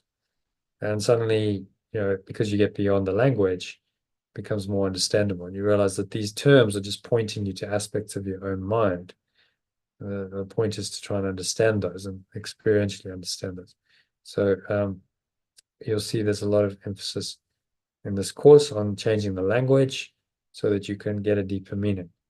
And that's, one of the key features, one of the key ways that we help you to get the deeper meaning. This essentially a translation of the entire Course in Miracles, which I've done with the help of other people who've been part of this process over the last 5 years. So you'll have access to that translated version of the course during this course and ongoing if you choose to stay in the program after 6 weeks. Power sleep track, just a bit of info on that. So that's something you can listen to before you go to bed. You can listen to it at night. I tend to go to sleep with it with headphones, and to say it really does help to make you go to sleep within a few minutes. You're very surprised if you listen to it, if you don't. So if you struggle to go to sleep, suffer from insomnia, great idea. Put it on, do your pre-bed reflection with the power sleep track on, and then you can actually go to sleep with it on. If you want to take your headphones off in the night, you can, but I just tend to sleep on my back with headphones all night, and I find I go very deep, need less sleep as a result. It seems to deepen the quality of sleep. So experiment with 40-minute track. I just put it on a loop and it just keeps looping all night. And then just on a logistical note, the whitelist instructions. So make sure you're getting my emails. If you're not, follow those instructions for whatever email program you use, and make sure that it's the sending address that I send from is whitelisted, so you get those emails. Is everyone getting my emails, by the way? Yes. Yeah. Yep. Then Karen, Yes. the con. Yep. Yes, I am. Okay. Yeah. So you're all good with that. You don't need to then go to the Telegram group. And then just this final, what I'm gonna suggest is you declutter your living and your working space. Get rid of your old stuff that you don't need. Clear up your physical space. You spend time in your home, your office, your working space. It's psychologically just saying I'm wanting to let go of the clutter. And we all know if you do declutter your physical space, it feels quite good mentally, emotionally. Oh, I actually achieved something. You're very essentially freeing your own mind. from the attachment to those things when you clean them up. So throw it away, give stuff away, do whatever, but just clean up. If you haven't done it over this weekend, I'd suggest you do it over the weekend, and just do it for the next couple of days. You can also do it on things like your computer, your phone, deleting old files, run a disk cleanup, you know how to do that, defragment your computer's hard drive. These are all just symbolic of your intention to declutter your life and just create some space for this process. Some space, some openness, some light for something else to come into your life. When you've got to empty the vessel first. You know, if the cup is full, there's no room for something else. You've got to empty that first. Just throw out the old stagnant water and allow, you know, the living water of truth to come into that empty vessel. That's the idea. As I say, all these actions are symbolic of your desire and intention to create the mental and emotional space to receive fresh information and inspiration. So it's less about the specifics of what you do, but it's important that you do some of it because it's symbolic. Remember, the most powerful form of affirmation is action. When you act on something, you affirm that it's true. And if you don't act on it, then you're actually saying, well, I'm still doubting.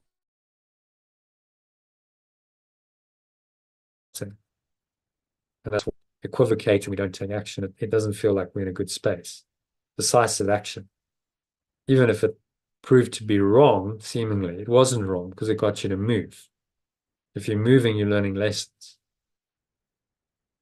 The most powerful form of affirmation is action. Remember that through the course. So act on it. You're joining the live session. So every day you'll get one of these emails. I'll give you the schedule.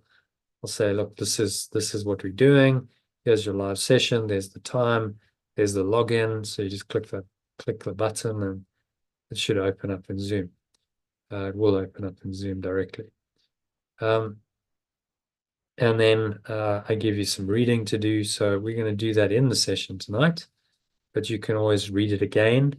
In fact, I'd recommend that. If you didn't join the live call, couldn't get on it, then you can read, and the link's all there. As I said, you don't need to buy the book. If you bought the book, you know, it's in the book.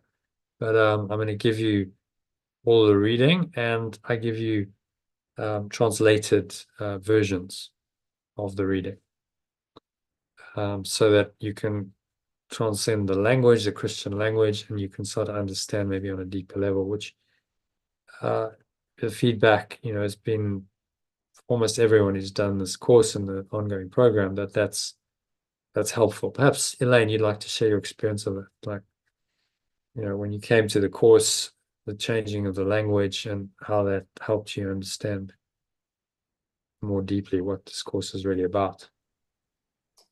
Well, when I first saw the book, I just did not understand it. It was like reading a Bible, even though I've had no religious education. I wasn't baptized or anything, but it was a bit daunting, to be honest, a bit off-putting. But the translation certainly is a big help. And the year that I've had, just altogether, there is sort of like a rewiring, isn't there? Even though I know I've been going through bits of on and off dark nights of the soul, if that's what you would call it. I don't know if there's been some very big challenges. But the live sessions, that's been extremely helpful. I almost had like my own therapist. So that was very helpful. And then afterwards, when we did the live session, then doing the course, it sort of had the mind more open rather than me dwelling on all these varying challenges that I had throughout the year. So the translation is very beneficial, because otherwise, I don't know, when I was reading the text, it just seemed to just get a bit boring, and my mind didn't take it in. So the translation was the main thing for me. But I realized quite a common experience, not the only person who said that. The reason why I started translating was because in these sessions, I'd explain it in different language, and then they go, "Oh, okay, wow, okay, so yeah, I'm starting to understand that more." Oh, okay. So they're like, "Okay, well, let's write it down." So we've got the translation. So we got the original version and the translated version in one document, which I'll give you an example. We're going to go into this just now. So there's the preface, and you can see there's an original, and then there's an alternative in sort of gray below it, and some of the language has changed. So also, if you do it this way, you read it in the original, and then you read in the alternative. It's more like you're studying this. You have to pause, you have to take your time, you get a second chance at it. And so that's how we do the course. It takes time, but it's worth it. So our focus this year is going to be on the text. I'm going to do that first, because in years gone by, I've done 2 live sessions a day to cover all the material. We're going to do it in one. That session might be a bit longer, but we've done a lot of the translations and stuff already. So it means we don't have to go and write, and so that's gonna save time. And obviously, if you can't join the whole session, you can catch it on a recording because everything's posted to the group. You've probably seen some Telegram messages coming through already. So the recordings are on me. I have some archived recordings from previous years as well. So there's a lot of material. If you can immerse yourself in it and just listen when you're driving, listen while you cooking or shopping or whatever, you're just immersing yourself in this field of energy, and if you immerse yourself in the field of transformation, then it's likely that transformation will happen. Okay, so we'll do this just now. I just want to go into the hero's journey briefly. Just talk about that because it's powerful and profound. So most of what you need is in your course manual. Go a little bit down to page. These are various quotes, so you can read those. I love inspirational quotes, so there's you can just dip into those from time to time. And there's the glossary of terms. I talked about the alternative language. So if you want to look any term up, you can go to this and you can find it in alphabetical order. But I made it even easier for you because actually we do the translations in each section. It's in a particular document for each lesson in each section. So you don't have to go and consult this, but you can if you want to know a bit more. If things aren't really clear, you can go and have a look at this glossary of terms. Okay, so I'm looking at the hero's journey I wanted, which is there. So the hero's journey. Let's just talk about that a little bit, because this is really what you're going to go through over the next 6 weeks, and if you choose to continue ongoing. So a guy called Joseph Campbell, he's an American writer, professor of literature. He lived in the last century, discovered and formulated the hero's journey based on his studies of the myths and legends of many seemingly different cultures, religions, philosophies, and spiritual traditions. And what he found was very interesting. He found that the struggle to find and listen to a true self and its guidance is the one universal theme of human life, contained in all the myths and legends. So, for example, the quest for the Holy Grail in the Christian tradition, or the Philosopher's Stone in alchemy. These are legends in various traditions. What they're pointing to is this idea that we need to go on this quest to discover ourselves, know thyself, as it's put on the inscription on the Temple of Apollo at Delphi. So he called this the monomyth. So there's one story that underlies all the seemingly different stories and myths and legends. There's only really one story. It's the story of the hero's journey that the heroes and heroines of these myths and legends choose to undertake to discover who they really are in the face of the inevitable obstacles, trials, temptations, and challenges presented by the ego or belief in separation and their separated self concept that is a necessary consequence of this belief. So he noticed a few things about this monomyth story. It included these common elements, which allowed him to formulate this archetypal hero's journey, consisting of three main stages. So it starts with the departure. You must depart from the known world. There's a call to adventure. Right? So in your life right now, the call to adventure is this course. Okay, you've all signed up for it. You're ready for it. You have a call to do something different, to go beyond your comfort zone, to go beyond your current understanding, which is why you're here. So the call is to go beyond the ordinary world. Okay? That's the known world of your existing thoughts, emotions, perceptions, who you think you are, the life you think you lead, everything you think and perceive to be real. That's the ordinary world. That's your ordinary world. But understand that it's a construct of your mind. It's not how reality is. It's how you've constructed it to be. So the call to adventure is saying, well, actually, you're not limited to this. You can actually choose another reality. But then usually what will happen is the call is refused. So you'll refuse the call once, maybe more times. That's common, but not forever, because there are mentors, there are guides on this journey who can help you to make that choice. That's exactly what this process is about. But there is a mentor and a guide in the form of me, but also your buddy and other people in the course are there to help you to go through this quite challenging initial stage, because you've got to go beyond the normal world. And the ego tells you, just stay where you are. You're okay as you are. You don't need any of this stuff. Just stay as you are, look after you. But part of you is not happy.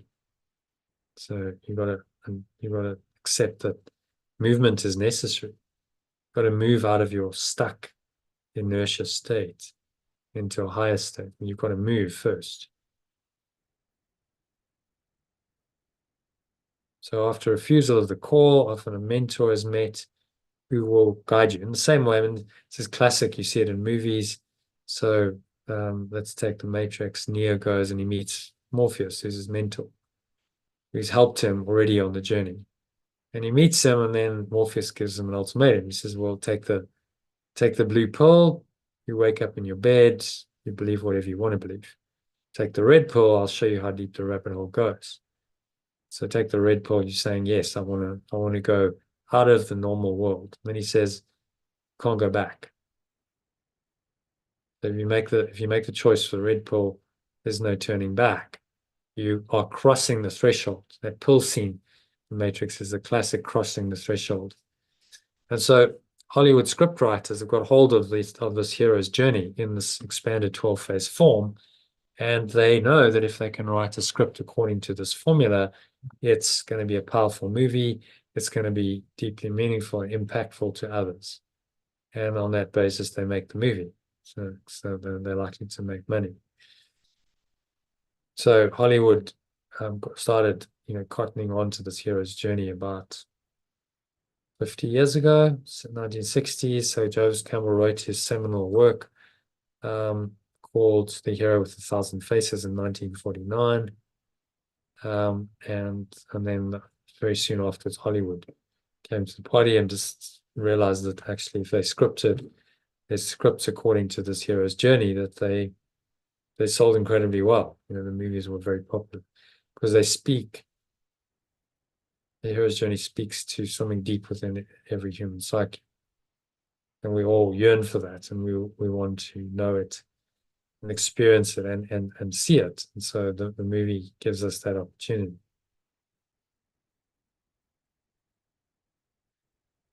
Yeah, so and many other mentioned The Matrix, but if you look at other movies like the Star Wars series movies, that's all based on hero's journey. Lord of the Rings, Harry Potter, and many others. So some of the most successful movie franchises, Avatar, another one, some of the most successful movie franchises are based on this formula. So you've got to go, well, the formula then must have something. And people are watching these movies because it speaks to them on a deeper level. So let me do the same.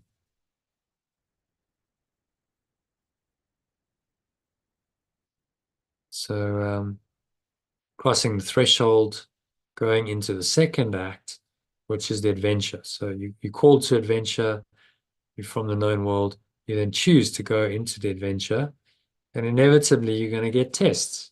It's not all smooth sailing. You get the ego resisting. The first test is crossing the threshold. It's like, well, actually, there's a good reason why you shouldn't do this, apparently. And you've got to cross the threshold and make a choice to do that. So you're going to get tests, you're going to get allies on the path, you need people who are for you, who are trying to help you. That might be someone like me, a teacher, it might be your buddy, it might be people in your life that are trying to help you to do this work. And then you also have apparent enemies. I say apparent because they're not really. They're just the symbolic of your ego. So they're showing you your ego's thought system and speaking for it and helping you to believe in that thought system. The test, allies and enemies, lots of trials, tribulations, failure, and in all the myths, the hero has to go through that. It wouldn't be a story if there weren't trials and tribulations and failure. If it was all smooth sailing and really, just peaceful, then there's no story. So the story of the hero's journey, which we all are interested in, is our own story of waking up and transforming. Waking up to our true self. That's why we connect with it, because those stories on the screen represent our own story, and we resonate with the characters because we yearn to do what the characters are doing.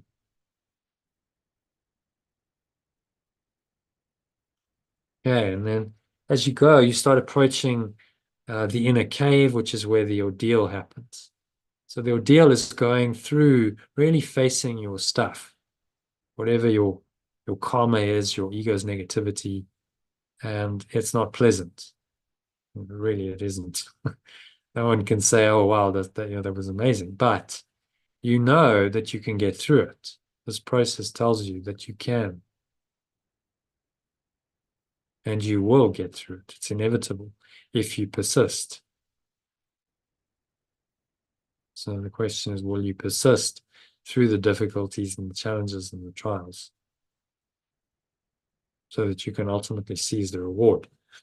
And that reward is not anything material. That reward is the knowledge of who you are, but experientially known. No one can give this to you. You can teach the Christ, the true self, all you like, but no one can give you that experiential knowledge and understanding except you.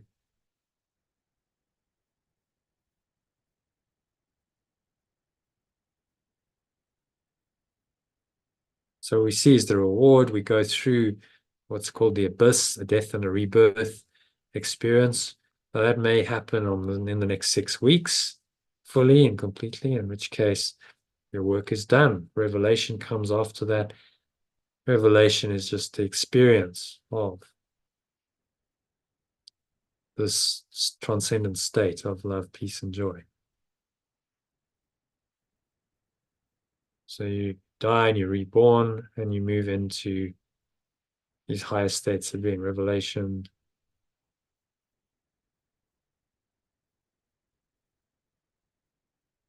And then you come back into the road back home.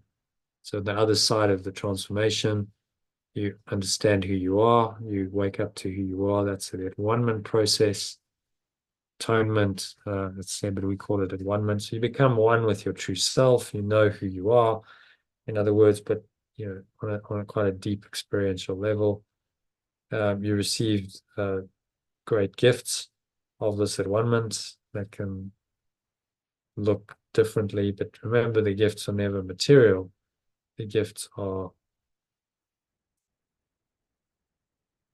primarily in the mind. It's your own beliefs, values, thoughts, your thought system, your emotions. That's really important. And on the final phase, the third chance to make it right, you go back home. That doesn't mean you move anywhere physically, but you just come back into the normal world and the known world, but now you've got an expanded perspective, haven't been on this journey of the road back home. That leads to the resurrection and the atonement or at-one-ment.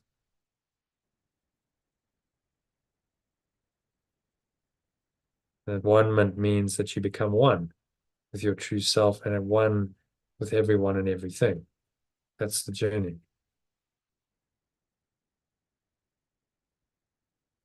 Then finally, you return with the elixir. So that would be in some of these myths, that would be like the Philosopher's Stone or the Holy Grail. And you return with us, and it really wasn't physical. Those physical things were just symbols of it. You return with the elixir of life because you understand who you are. You understand who you really are. You understand so much that you didn't understand before. And so now you come back into the dream, you're in society again for a bit, and you can be very helpful. So you can become a guide and a mentor on someone else's path because you've walked the path and you understand what that journey is. You can't really help someone if you haven't walked this path to some degree, because what are you speaking from? What are you teaching from? Why can't they just study the model? It's your personal experience that makes a difference. Okay, so that is the hero's journey in a nutshell. It's broken down into three main phases. That's the departure, going into the adventure, and finally settling down and making it all right. Understanding who you really are, knowing yourself as you really are. Okay, so that's a brief overview. We'll look at this again in the course. It's not the end of it. There'll be one or two more sessions on it. So join those live sessions or listen to recordings. So any questions or thoughts or comments on the hero's journey? Most of you are familiar with it. Let's ask Karen. Karen, have you heard of the hero's journey? Does this make sense? It does make sense. Yeah. It's it's something I've, lots of books that I've read have followed that same sort of pathway. It seems to be a universal archetype. So what Joseph Campbell saw was that there's the same pattern in all of these different myths and legends from very different cultures. He looked at cultures and philosophies and religions all around the world. So actually, it's all really the same. It's one story. It's the monomyth of the hero's journey of awakening to who you really are. And that's the theme of all of these. And there are stages in it that are common. So what you can learn from this is that, yeah, if this is the archetype, other people have done it before you. You can and you will get through the difficulties, the trials, the tribulations, the tests, the failures, ultimately the death of your ego. You can get through all of that because other people have. Yeah. And that's very encouraging. And so this is your model for your personal growth, for your spiritual journey. And it's useful just checking in every now and say, okay, well, understand, if I cross the threshold, this is the hardest thing to get through. Going through the trials and the tribulations and the failures, none of that is true. So you've got to get through it to the other side of the death and the rebirth. When you've gone through this, you go, wow, I can see why I had to go through this. Because I needed to die to my old self to be reborn. So it was very useful. But on this side, often you don't know. And if you didn't know this model, you might lose heart and you might get discouraged. Actually, I'm just not doing it properly. So reference this if you're having a tough time, if ever during the next 6 weeks. You can always go back to this in your course manual on page 11 and just remind yourself, okay, this is the journey, this is what I'm on.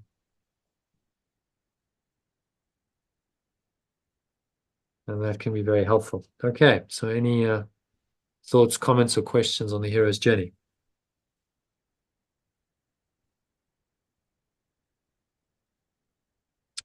No? Okay, so let's move swiftly on then to the text. Any comments, questions? Anyone want to talk about anything? Okay, so let's jump into this. So this is the preface of A Course in Miracles. So we're getting into the preface to the text, which talks about more about it, how it came, what it's really all about. There's 3 subsections to it came, how it came, what it's about, and what its message is. Okay, so translated some of this into original and alternative form. So let's start another recording because we've done all the intro stuff. So this is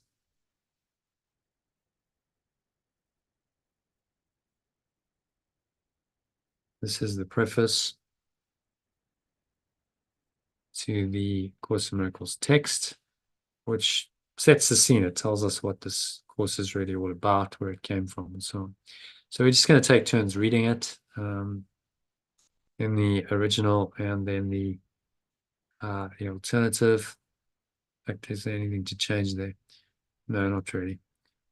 So just read that one in alternative.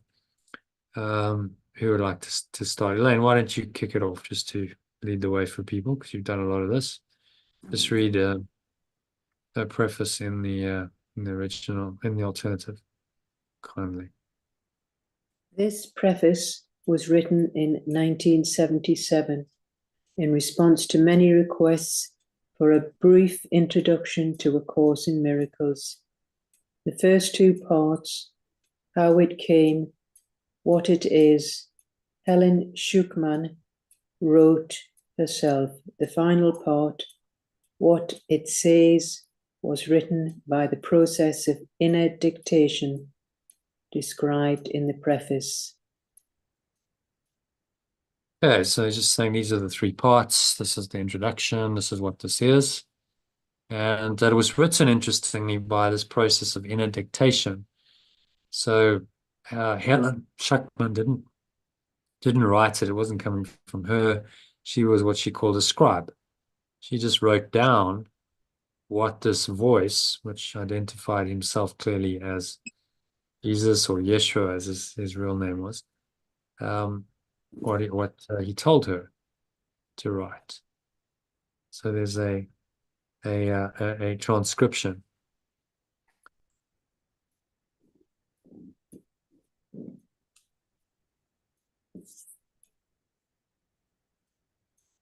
That's going on. But this was written, first 2 parts, how it came and what it is. And Schuckman wrote herself. Final part, what it says. It's written by the process of inner dictation described in the preface. So some of it came through the process of inner dictation. So how it came. You want to read that, Karen? How it came. A Course in Miracles began with the sudden decision of 2 people to join in a common goal. Their names are Helen Schuckman and William Thetford, professors of medical psychology at Columbia University's College of Physicians and Surgeons in New York City. It does not matter who they were, except that the story shows that with God, pure formless awareness of perfect love, all things are possible. They were anything but spiritual. Their relationship with each other was difficult and often strained, and they were concerned with personal and professional acceptance and status. In general, they had considerable investment in the values of the world. Their lives were hardly in accord with anything that the Course advocates. Helen, the one who received the material, describes herself. Psychologist, educator, conservative in theory and atheistic in belief, I was working in a prestigious and highly academic setting. And then something happened that triggered a chain of events I could never have predicted. The head of my department unexpectedly announced that he was tired of the angry and aggressive feelings our attitudes reflected, and concluded that there must be another way. As if on cue, I agreed to help him find it. Apparently, this course is the other way. Although their intention was serious, they had great difficulty in starting out on their joint venture. But they had given the Holy Spirit that little willingness that, as the Course itself was to emphasize again and again, is sufficient to enable him to use any situation for his purposes and provide it with his power. Okay, so then read that last paragraph in the alternative. Okay. Which is below in grey. Yeah. And see how that changes things for you. Although their intention was serious, they had great difficulty in starting out on their joint venture.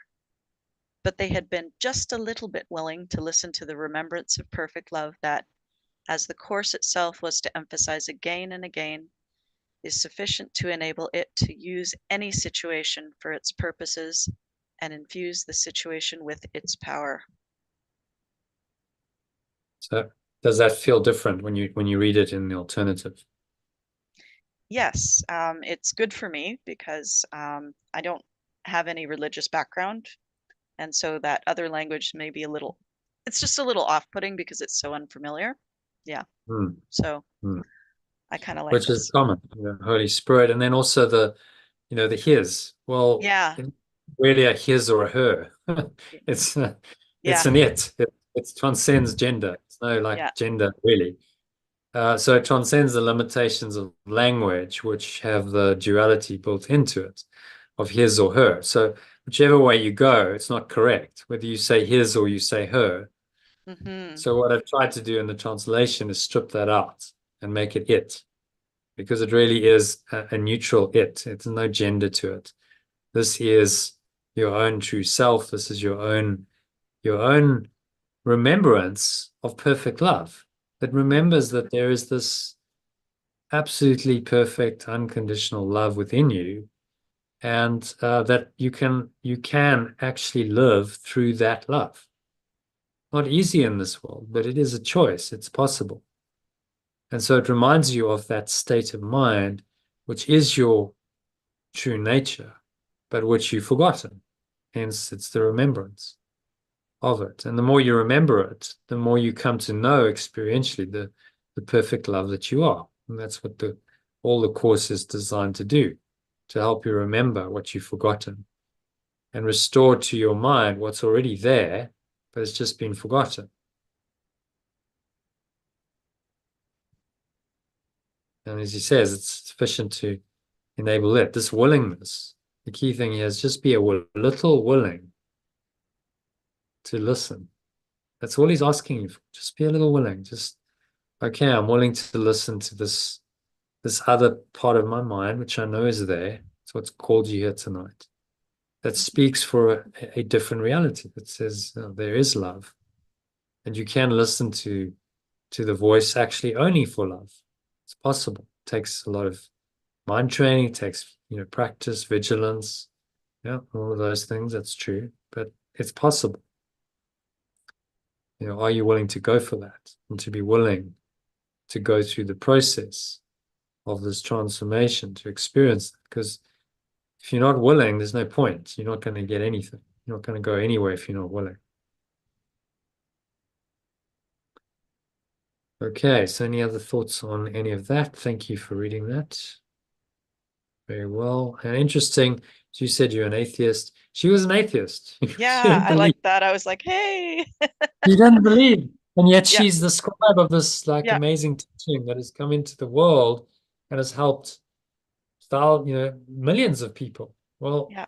well, that shows you like this can come to anyone. In fact, I think Jesus chose her for a reason, because she didn't have any existing faith. She was maybe more open to the possibility of something else. You know, if you're a dogmatic traditional Christian, you're not going to do this course because it's too challenging to your existing belief system. And you'll see, I mean, if you Google it, you probably have, you'll see guys, some traditional Christians saying, well, this is the devil's work and stay away from A Course in Miracles. It's satanic and on and on. It's like, well, they have to say that because if they accepted what it's saying as true, it would undo their entire belief system. And they're not willing to do that. So then you have to deny it. Because this falls into question all of that dogma that they've just believed in. By faith we're saved. We just believe. Believe Jesus died for you for your sins and believe that he was the only Son of God. I mean, this is all belief. It's dogmatic. There's no actual evidence for it. There's no proof of it. It's just become a theory that these religions dogmatically preach. Say, well, if you just believe us, you'll be saved. And many people go along because they're scared, they're fearful. They go, yeah, well, that sounds good. That sounds like I can do this. I can give my life to Jesus, and then I'll be saved. Okay, well, that sounds quite simple. Well, what does it even mean to give your life to Jesus? I don't think a lot of them even know what it means. Yeah. What does that actually mean? Does it mean you go, okay, well, he died for my sins and now he's going to save me? I know I'm saved forever, for eternally, and I don't really have to do anything, just maybe show up to church once a week and kind of be part of this movement? Or does it mean I must become like him? I mean, he said, I'm the way, the truth, and the life. The only way to the Father is through me. He didn't say worship me. That's not what he meant. Put me on some pedestal and worship me as some kind of demigod.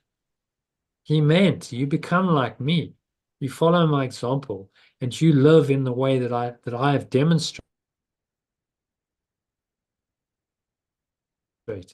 You live with an open heart. You help people as much as you can. You're a healer. You're a teacher. You're a healer. You become like me. That's what he was trying to teach us. He even said it in the Bible. It says, you'll do these things that I've done and even greater things. Interesting. That's in the Gospels. And yet it's not very quoted. That line is not typically quoted by traditional Christians because it's extremely challenging to their belief system that he is the only Son of God and that somehow he's more special than everyone else. He didn't say that. He never said, I'm the only Son of God and I'm more special than everyone else, so worship me. He never, ever said that. It's a misinterpretation of his words and his teachings that is, came in after he resurrected to twist it. The ego came in and started twisting the message almost immediately. If you read the history of the Christian movement, you start understanding that there was a split at the beginning. The disciples went one way, and then the Apostle Paul went another way, and he said, no, I'm going to teach a different version. And he went out to all the known world, the Mediterranean world, and he taught that. And that was what became then the foundation of modern Christianity. But it wasn't what Yeshua taught. He hadn't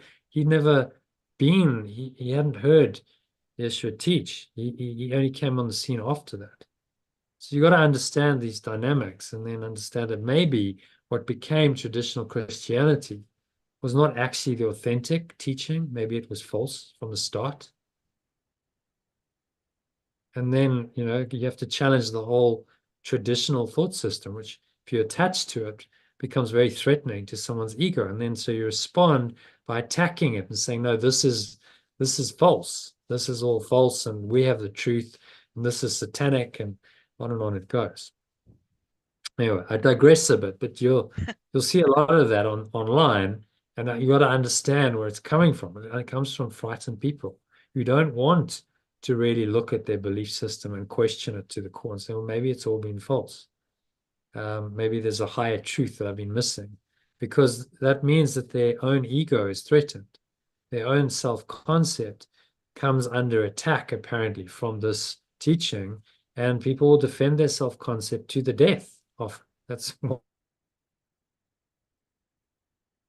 why we have wars, and people would rather die physically than actually die spiritually and confront their own false self-concept and undo it. Okay, so let's carry on. To continue Helen's first person account, let someone else read. Lynn, if you can read that one. 3 startling months precede the actual writing. Would you mind making it a bit bigger, please, Jono? Not at all.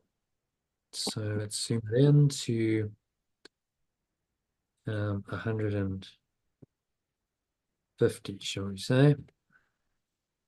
There we go. Okay. Is that better? Yeah, thanks.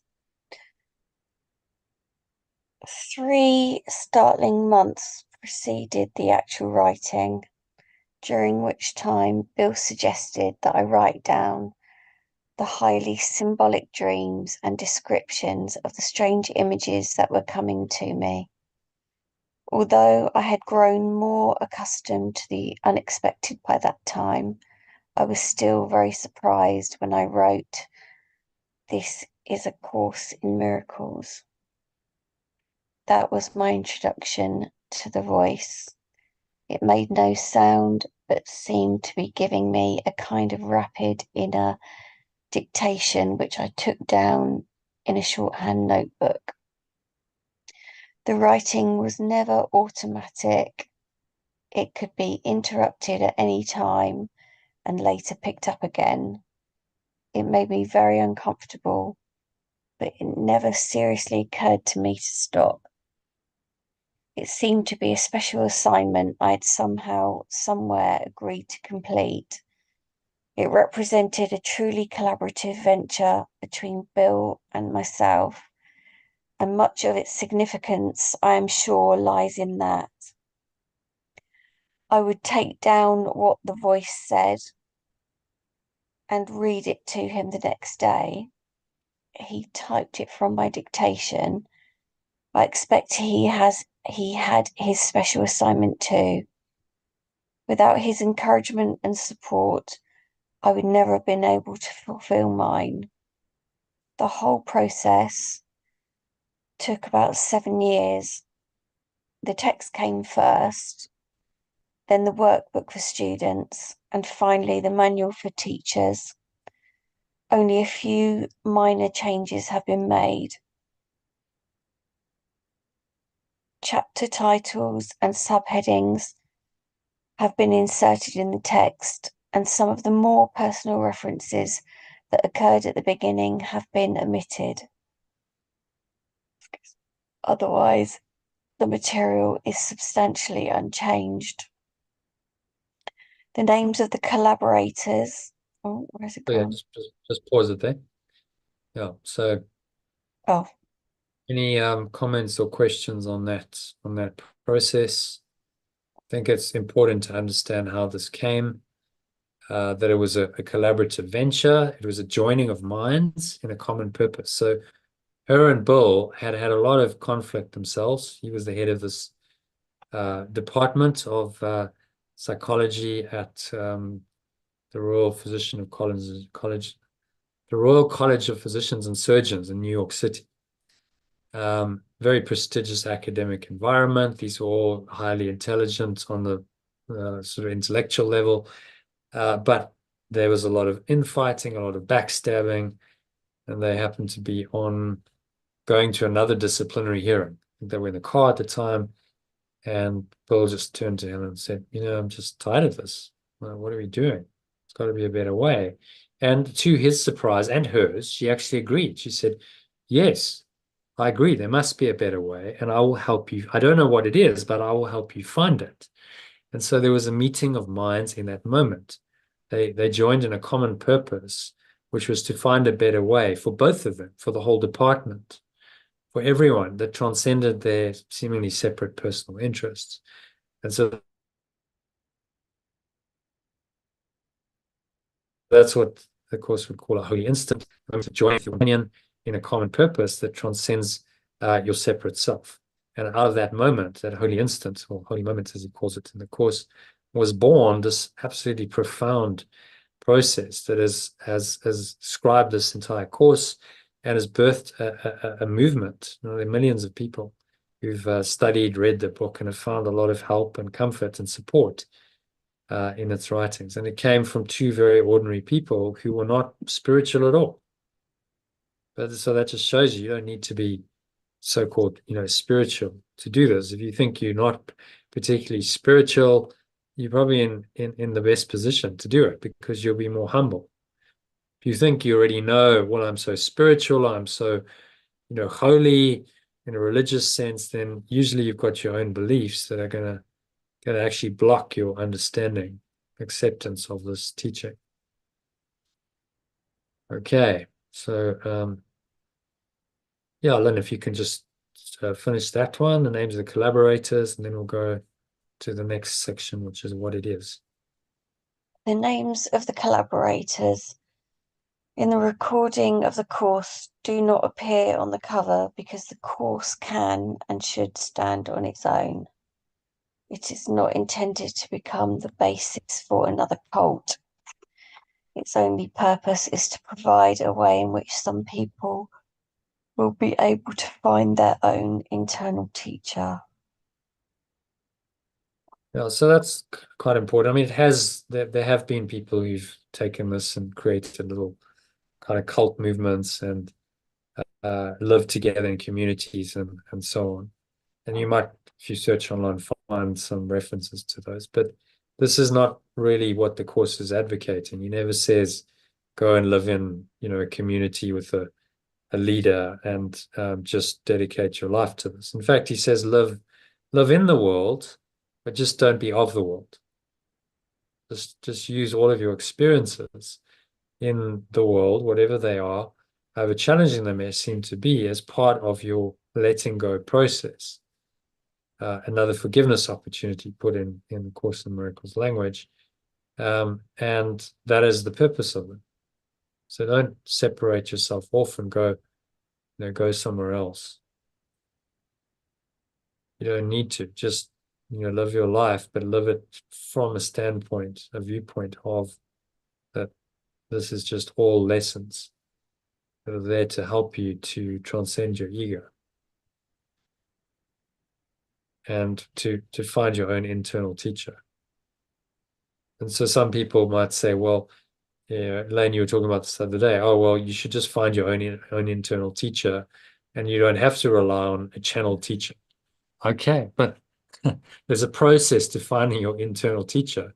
You're not just going to find that like, oh, well, of course, I'm deeply mired in my ego, but I'll just suddenly find this internal teacher that is wise and compassionate, loving, kind, that guides me, flawlessly through life. It's just saying, no, you're so blocked, you don't know what that teacher is. You've blocked out its voice. So there is a process that is necessary to uncover this internal teacher, which is the Holy Spirit, or the remembrance of perfect love. And I will take you through that process. So we need a teacher and a guide to go through this transformation process, to start listening to our own internal teacher. And at the end of the course, he leaves us in the hands of the internal teacher and says, well, no more words are necessary.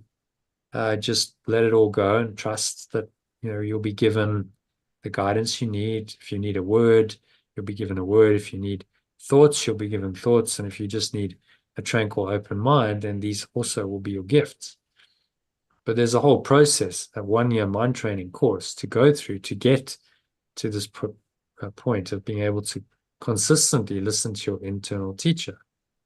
So you can't just get it. It's a bit like saying to someone who's in grade 1 in school, oh well, you don't need to go through the whole process of your education because you already know it. Well, in time they do. That understanding, that knowledge is actually in them. The potential's there, but they don't at that point they don't actually know it. So they've got to go through a process of education to learn it. It's exactly the same with this. Okay, so That's just the background to it, where it came from. It's important to understand that.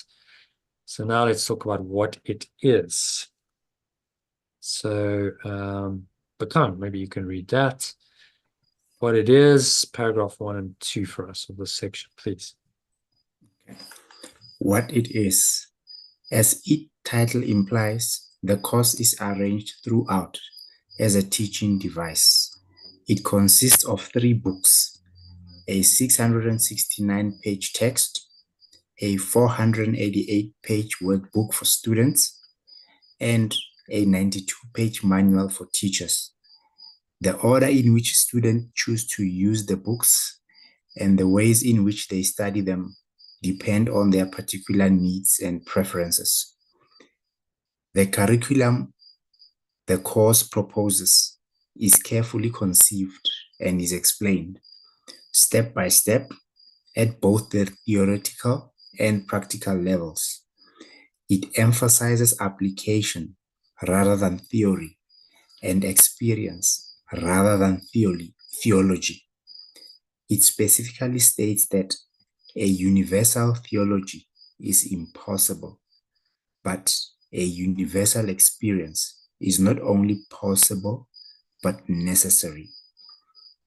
Open bracket, manual, page 77, close bracket.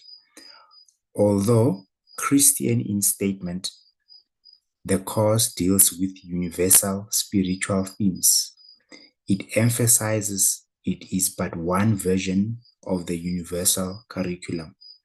There are many others, this one differing from them only in form. They all lead to God, pure formless awareness of perfect love in the end. Okay, so stop it, just pause it there. So a couple of really important points there. First of all, just understanding the structure of it. So you've got the text and the workbook are the main parts. So we're going to be studying both of those in bite-sized pieces, because as you can see, it's lots of words, lots of pages. So if you chunk it down and you do a lesson a day and you do a section of the text or the manual for teachers, and then there's a few other bits and pieces like clarifications of terms, and there's some finished the year. We finished the text, the manual for teachers, and all the other bits and pieces about 3 weeks ago, something like that. It's still a couple of weeks to go, and then you do your daily lessons, and that's 365 days. So this Art of Letting Go course has been designed to chunk all of this down and make it very digestible and understandable. And you just do it progressively, systematically every day. And in a year, you get through the whole course in quite a deep, profound way. And you've studied if you do it properly, you've studied each section of the text, not just read it, skim read it, you've studied it on quite a deep level. We spend maybe an hour or 2 on each section. We study the lessons, again, discuss those. We practice them, do meditations and so on them. And all designed to help you to really understand what it's saying. When I first read it about 18 years ago, honestly, I didn't really get it. There was something in it. I was like, okay, I can see there's something very high and deep and profound, but did I really understand it? No. But that's the beauty of it. In time, if you keep working with it, you will start to understand it. Okay, then that's a go. So let's crack on with it. In terms of the, this is another important point, that it's not about theology, it's about experience. So there is a theory, but the emphasis is not on the theory. The emphasis is on practicing the theory in your life. It's not just dogmatic. Oh, this is faith-based. I just believe. We all know where that leads. There's many religions of examples of people who who do that, they're very rigid, usually not particularly expanded, compassionate or loving, because there's nothing experiential about it. They don't actually know the truth. They just think they know the truth. Any of you watched the Chosen series? Elaine, I know No, you've I've watched not seen it. No. No, I haven't seen it. Yeah, it's definitely worth watching, because there's lots of lessons that come through. It's an account of Jesus's life, but very detailed. Each episode is like one chapter of the gospel, sort of thing. You go into a lot of detail. So there's the contrast between him and the Jewish leadership of the time. It's called the Sanhedrin.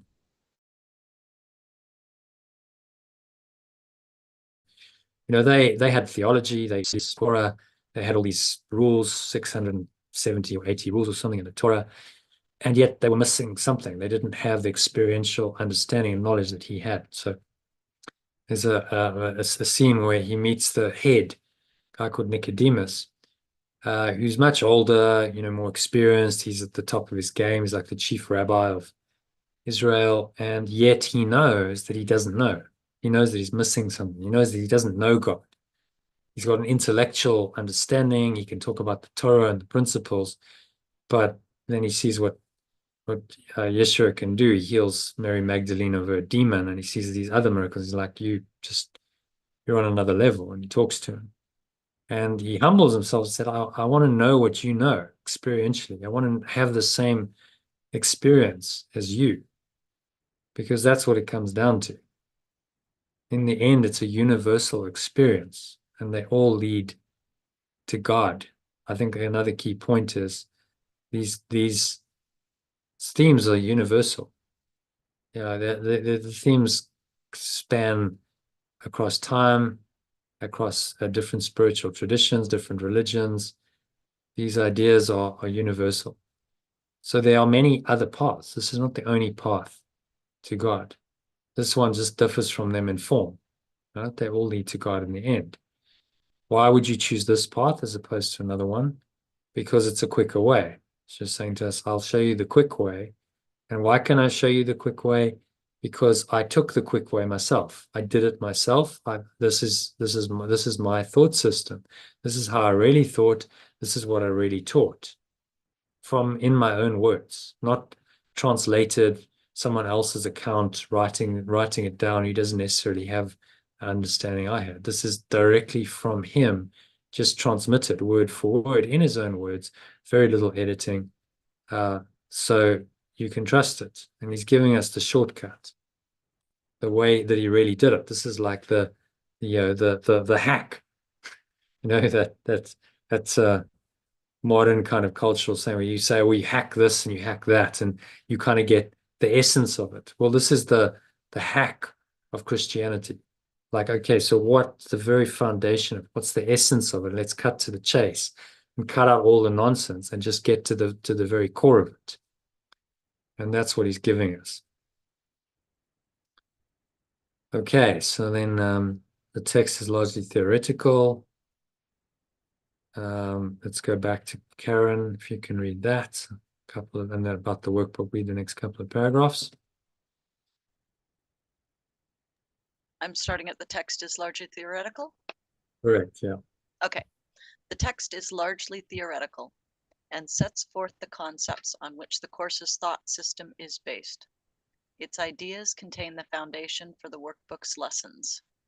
Without the practical application the workbook provides, the text would remain largely a series of abstractions, which would hardly suffice or be sufficient to bring about the thought reversal at which the course aims. The workbook includes, sorry, do you want me to carry on? Yeah. Yeah. The workbook So just going to make a comment on the text. So that the text is the theory. Like any good course, you have a theory, but then immediately it says, but you need the practical application in a workbook. Otherwise, it can become a series of abstractions. It can be quite dry, quite intellectual. And what you're trying to do is actually reverse your thought about everything. You're trying to change your mind about yourself and about the world Well, that requires that it becomes practical. You've got to apply it in practice. It's not just theoretical, which is where the workbook comes in. So it's a very well-structured course. If you know, you're an educator. If you know about education, you go, well, how would you teach it? Yes, there's a theory, but there's also application of the theory, because that's how you really learn the lessons, and they're called lessons. So you want to carry on with the next paragraph about the workbook. The workbook includes 365 lessons, one for each day of the year. It is not necessary, however, to do the lessons at that tempo, and one might want to remain with a particularly appealing lesson for more than one day. The instructions urge only that not more than one lesson a day should be attempted. The practical nature of the workbook is underscored by the introduction to its lessons, which emphasize experience through application rather than a prior commitment to a spiritual goal. And then just fix that. I think it needs to just be a full stop, rather. So, you know, the workbook is the practical application, and it's about your own experience. So you work with ideas, and it gives you an inner experience. And in that inner experience, you start to understand what the course means on a deeper level. That's why we call it experiential understanding.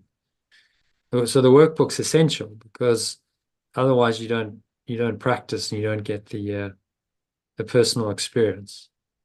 And then, as it says, it can become a series of abstractions, can be quite dry, quite theoretical, and not actually applying it. In fact, Helen was a good example. So she never really, although she was the scribe, she never really accepted the course's teachings, and she didn't apply it.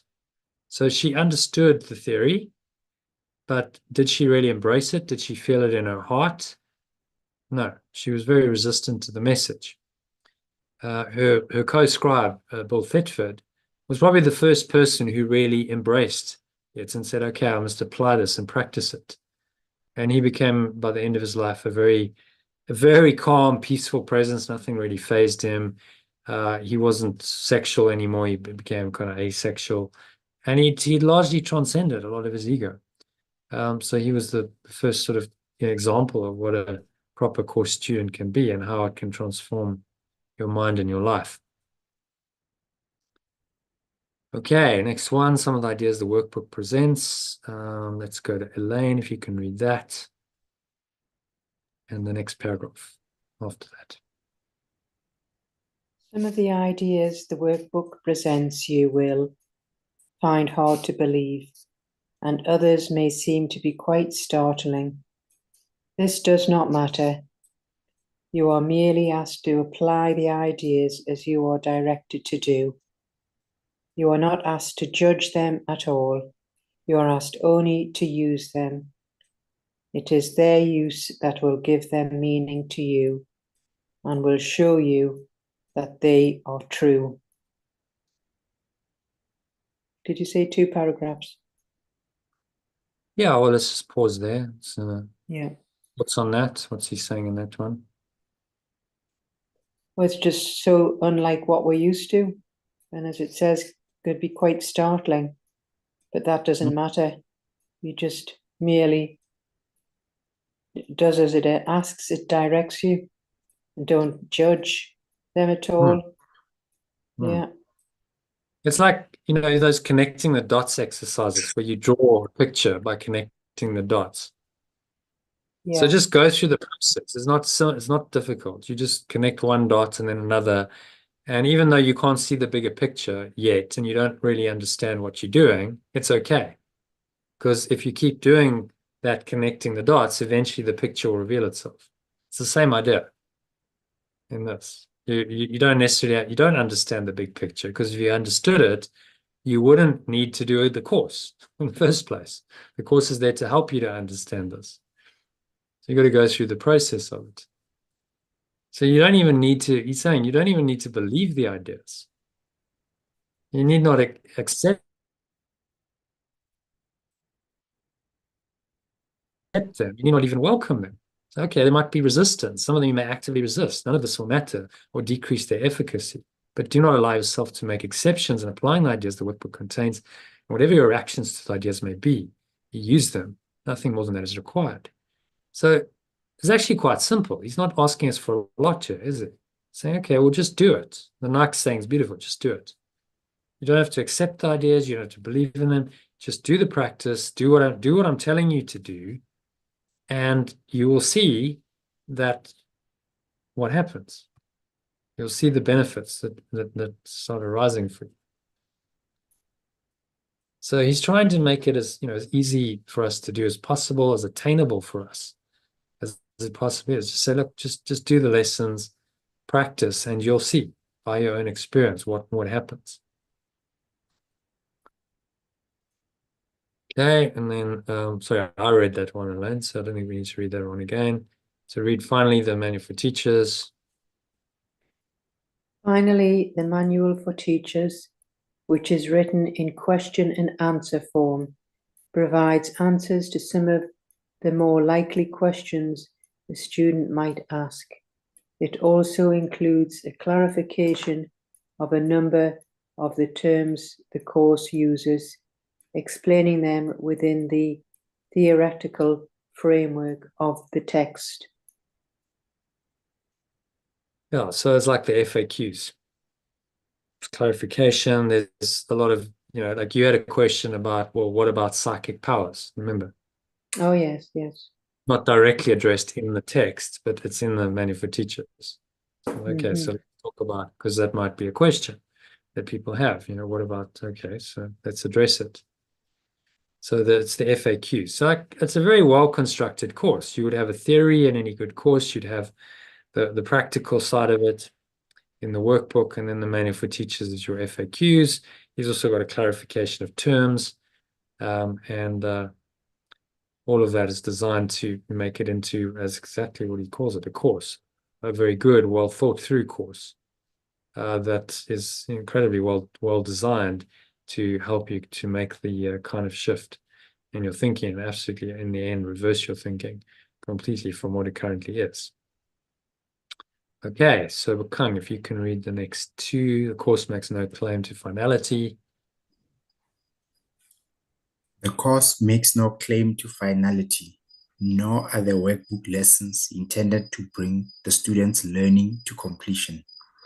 At the end, the reader is left in the hands of his or her own internal teacher, who will direct all subsequent learning as he, in brackets, it sees fit. While the course is comprehensive in scope, truth cannot be limited to any finite form, as is clearly recognized in the statement at the end of the workbook. This course is a beginning, not an end. No more specific lessons are assigned, for there is no more need of them. Henceforth, hear but the voice for God. He will direct your efforts, telling you exactly what to do, how to direct your mind, and when to come to him in silence, asking for his sure direction and his certain word. That's workbook page 487. Yeah, so then read the alternative of that last sentence. The course is a beginning, not an end. No more specific lessons are assigned, for there is no more need of them. From now on, hear only the voice for perfect love. It will direct your efforts, telling you exactly what to do, how to direct your mind, and when to come to it in silence, asking for its sure guidance and its certain message. That's workbook 487. That's at the very end of the process. He quotes and says, well, look, there are no more specific lessons. You've done 365 specific lessons. It's mind training. From now on, just listen to this voice. And the whole process is designed to train you to listen to this voice. So you've let go of the blocks to the awareness of love's presence, as he calls them, and you can now hear this voice much more loudly and clearly. than you ever have. And if you have that voice, that's going to guide you flawlessly. It's going to direct all your efforts, going to tell you exactly what to do, how to direct your mind, and when to come to it in silence, asking for its sure guidance and its certain message, which is very comforting. Okay, there is a voice, it's there. You've just got to go through a process to listen to it, because the problem is most of us don't listen to it. In fact, we do everything possible not to listen to it, and we deny it, and we repress it and suppress it. And so we're not in the habit of listening to it. And so it's a very still, small voice in most people. And so you've got to start creating the space and clearing the clutter in your mind to be able to listen to this voice. So it comes through louder and more clear. It's a bit like, a radio channel. And you're trying to tune to the channel, but there's all this static. You're not quite on the frequency, and there's all this noise and static, and you're picking up other channels, and there's all the static noise and so on. And there's no clarity. And what you've got to do is tune to the right channel, which is the voice for perfect love. When you tune to the correct channel, the voice comes through loud and clear. And it tells you, okay, well, this is what you need to do. And it will give you guidance that is based on these principles, but it's specific to the situations that you're dealing with. It's very practical. Okay, so you've got a situation, you don't know what to do. All right, listen to me, I'll give you the guidance. So it directs your efforts, your thoughts, your words, your actions, how to direct your mind and when to come to it in silence, asking for its sure guidance and its certain message. And so that's where he leaves us, in the charge of this Holy Spirit, or voice for perfect love, that's now going to guide us. But we've learned to listen through this process of mind training to this voice, so that he can do that. But you can't do that before you've gone through the process. Very unlikely, because you're too blocked. Your ego's too involved, and you can't hear that voice. It's blocked out. Okay, so what it says, final bit of the preface. So this was written by the same process of dictation as the entire course. So this is where this dictation process started. Okay, so yeah, Bakan, you got a hand up? Yes. I just wanted to ask Jonah. So then, does it mean that the text and the lessons, can have a different meaning to someone? In other words, maybe with the voice, try to send a certain message or different messages through the text to different people. Can we have the different meanings of the text?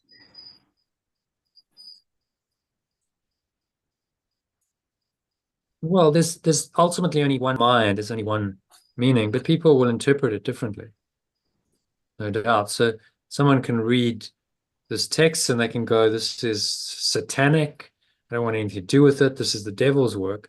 Someone else can go, this is the most profound teaching I've ever seen, and have a deeply spiritual experience from reading those same words. And another person can be completely indifferent, go, well, I just don't get it, but I don't really care. Because they're all at a different point in their spiritual journey. So the truth is true, and it's the same truth for everyone. But how you experience and perceive the truth will be different for everyone. And you will perceive it differently now compared with 5 years ago, because you've evolved. You're in a different life situation. And so you'll see that some of what you perceived before, maybe now you perceive it differently. Your understanding has evolved and advanced a bit. And so you will experience it differently. That doesn't mean the truth is different. The truth is true and it's absolute. It means that your experience of it is different. Your understanding of it is different. Now, ultimately, you get to a point where when you fully understand and accept the truth, then that would be the same acceptance and understanding as every other enlightened being who's ever come to this planet. planet had. And you see great masters who graced us with their presence. You see that actually they're saying the same thing. You can strip away the cultural differences and language, because they might have lived, say, take the Buddha and Yeshua, you know, they're 500 years apart in a very different environments they grew up. So different cultures, different cultural settings. So they use different language.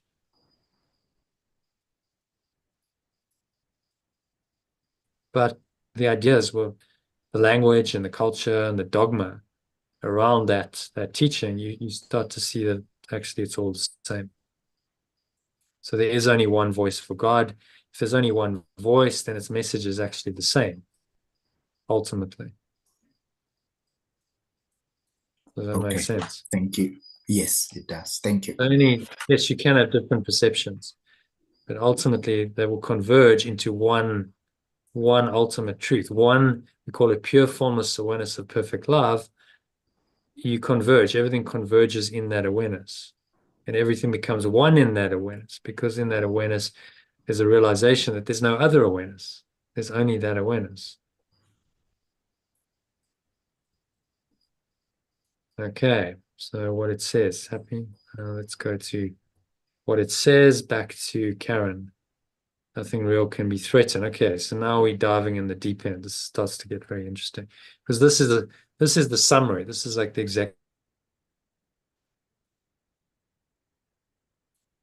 summary of the course. In fact, I'll tell you what we're going to do, because I want to do this anyway. Let's read the whole introduction, of which this is a part. So you can get this in the online. I'll just bring it up for you. So on this website, the entire course is here, not some of the supplements, but the text. So if you go into any one of these sections, you can access all of this, you know, online, totally free. So this is the introduction.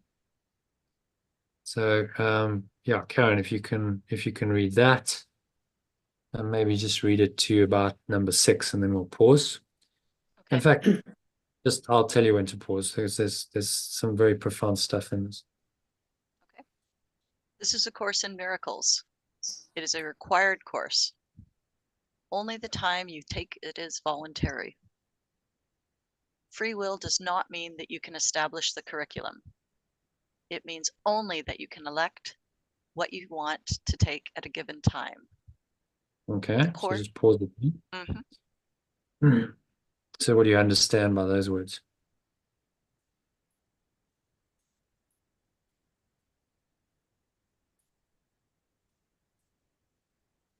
What's he saying there?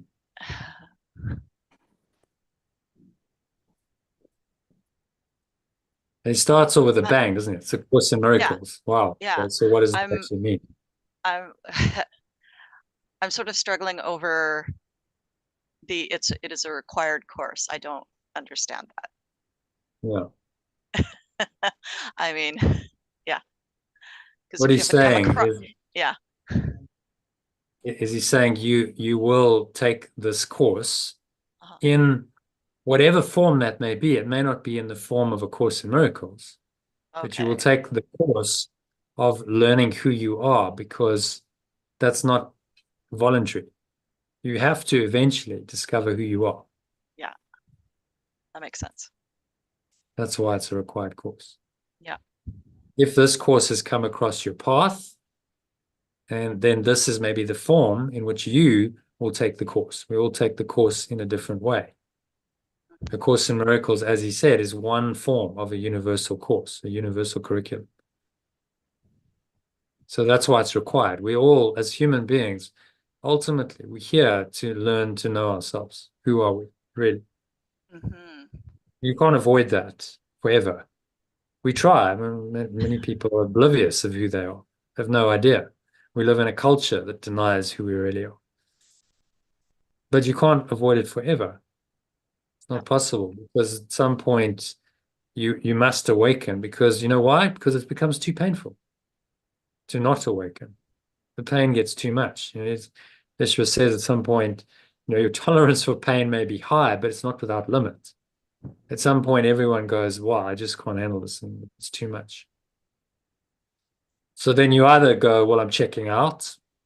People take drugs, they numb it down, or they commit suicide. That's common. Or you go, okay, I've got to find another way. Maybe I've got to change my mind. Maybe I've been wrong. It takes a lot of courage to admit, well, maybe I've just got it all wrong my entire life. Okay, well, at least if I admit that, I can change. But if I stubbornly, carry on with my old way, then there's no openness to change, no openness to learning. It's why in Alcoholics Anonymous and the other recovery movements, they say the first thing you've got to acknowledge is I have a problem. Okay, I have a problem. I'm an alcoholic.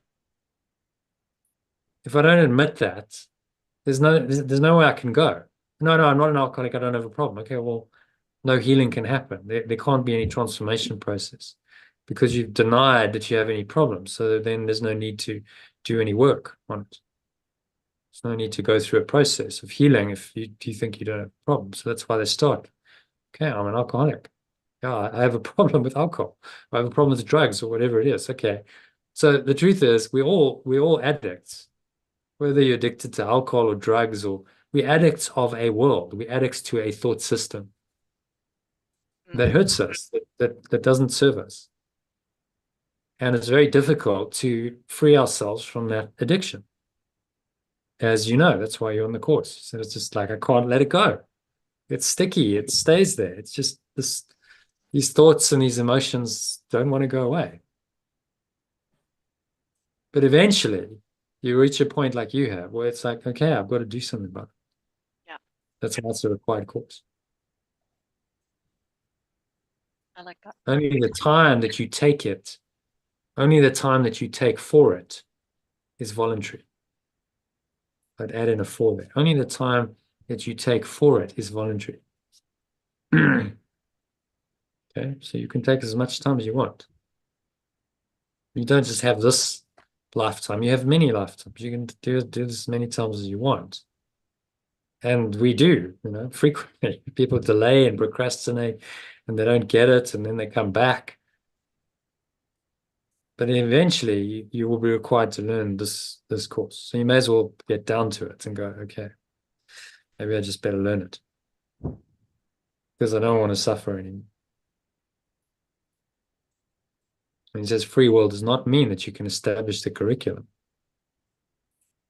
Okay, because the truth is true. The curriculum is set. The curriculum is know yourself. And yourself, who you really are, is set already. You already are that. You can't change that. But you can choose when you want to learn it. It means only that you can elect. You can choose what you want to take at a given time. You say, yeah, okay, I'm up for learning this, as you have with this course. Or you can say, no, I'm really not ready yet. I don't want to learn this. Which is most people's choice. No, I don't want to learn it. So I'll just stay stuck in my old way. It takes courage to say, okay, bring it on. I'm up for this. I'll learn it. Even if it's not difficult, even if it's difficult. My experience it is difficult and challenging. I want to learn this course. Okay. Does that make a bit more sense, Karen? Yes, it does. Thank you. Sure. Okay, so number 6, let's ask Elaine to read number 6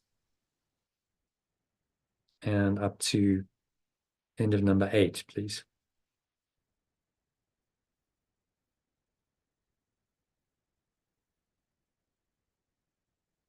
Elaine, are you there?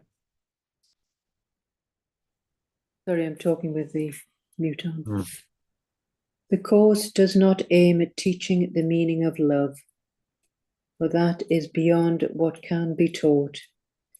It does aim, however, at removing the blocks to the awareness of love's presence, which is your natural inheritance.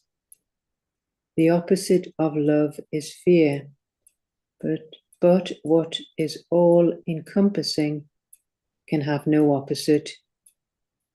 Okay, so pause there. It's just what's he saying in those few sentences?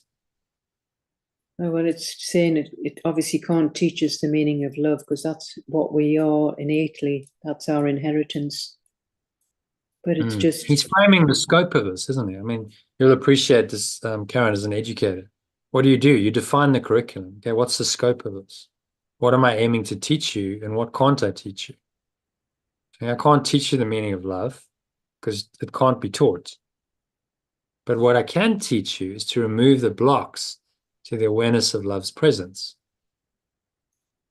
which is just your natural inheritance.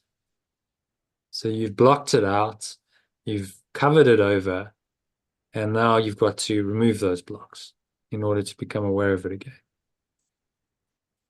Does that make sense? So it's a cutting away of those blocks. You're not trying to become something you're not already. Remember, I talked about the two different philosophies. Personal growth says you're going to become something you're not already. This says, no, you already are that. You already are perfect, but you just blocked. You've got these blocks that prevent you from being aware of that. So remove the blocks, and what will reveal itself is your true essence, which is already perfect. It was always perfect. You just covered it over with a whole lot of false imperfections. And then he goes into a statement which may challenge you a bit. The opposite of love is fear. Yeah, but then he goes, second part of the sentence, but what is all-encompassing can have no opposite. So he switched us from a dualistic reality in the first part of the sentence, right? There's apparently an opposite to love, and he calls it fear. But what is all-encompassing can have no opposite. So in the second part of the sentence, he takes us into what we call a non-dual understanding. It's all-encompassing. It's everywhere. So how can it have an opposite if it's everywhere? There's no opposite to everywhere. You think maybe there's an opposite, which we call nowhere. But actually, nowhere is still everywhere. There is really no opposite. If it's everywhere, it's everywhere. Nowhere would be a delusion, you see? It's not true.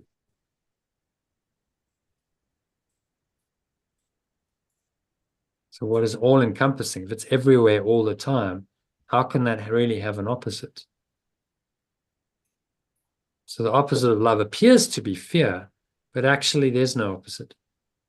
And so what he does a lot, you'll see in the course, is he shifts us from a state of opposition, which is duality, and in the same sentence, or the very next one, he shifts us into non-duality. Non-duality means not two. There aren't really two things going on. There's actually only one thing that has no opposite. And that's a shift in perception from one thought system to another, from dualistic to non-dual in one sentence. And so if the course kind of starts giving you a mental workout, understand why, because you're going from one reality to another, and he's doing that very quickly in the space of one sentence, one paragraph. Does that make sense? Yes, that will be challenging for me. It will be challenging. Yeah. Because your entire thought system is based on duality. Yeah. You see, that's what we've been brought up with. That's what we think is real. Okay, well, it's this or that, and it's up or down, it's light or dark, it's hot or cold, it's male or female, good or evil, and so it goes. You know, duality. And we think that's normal. That's real. These dualities really exist. There are these opposites, and it all seems to be very real. And what he's saying here is it's not. That there's something beyond that duality that is all-encompassing, and it has no opposite. So think of it this way. It's a little bubble of thought. You've got caught up in this little bubble, And there's all this duality going on. But outside of the bubble, that seems to be now the new reality. You're caught up in this little thought bubble, which is actually what the universe is. Physical universe, time and space is just a bubble of thought. You got so caught up in it, in this thought system based on duality and its projection, which is the entire universe, that you've forgotten that beyond it, there's just pure light. There's no duality. But in the thought bubble, it seems that duality is very real. You got to go outside of the bubble in order to see that. And there's huge resistance to going outside of the bubble. It's like, okay, well, you're going to break free then of all of the limitations of the dualistic thought system. And that thought system, which we call the ego, says, no, no, no, no, no. I am the truth. I know the way. Listen to me. This is my world. You listen to me. You follow the rules. Otherwise, you'll get hurt. That's what it tells you. I keep you safe. I protect you. And so then you got a choice. Which voice do you listen to? That voice that speaks for fear, tries to keep you under its thumb, under control. Or do you say, actually, no, that's just nonsense. What is all-encompassing can have no opposite. It's not true. There is just pure love. Pure formless awareness of perfect love, we call it, and that's all there really is.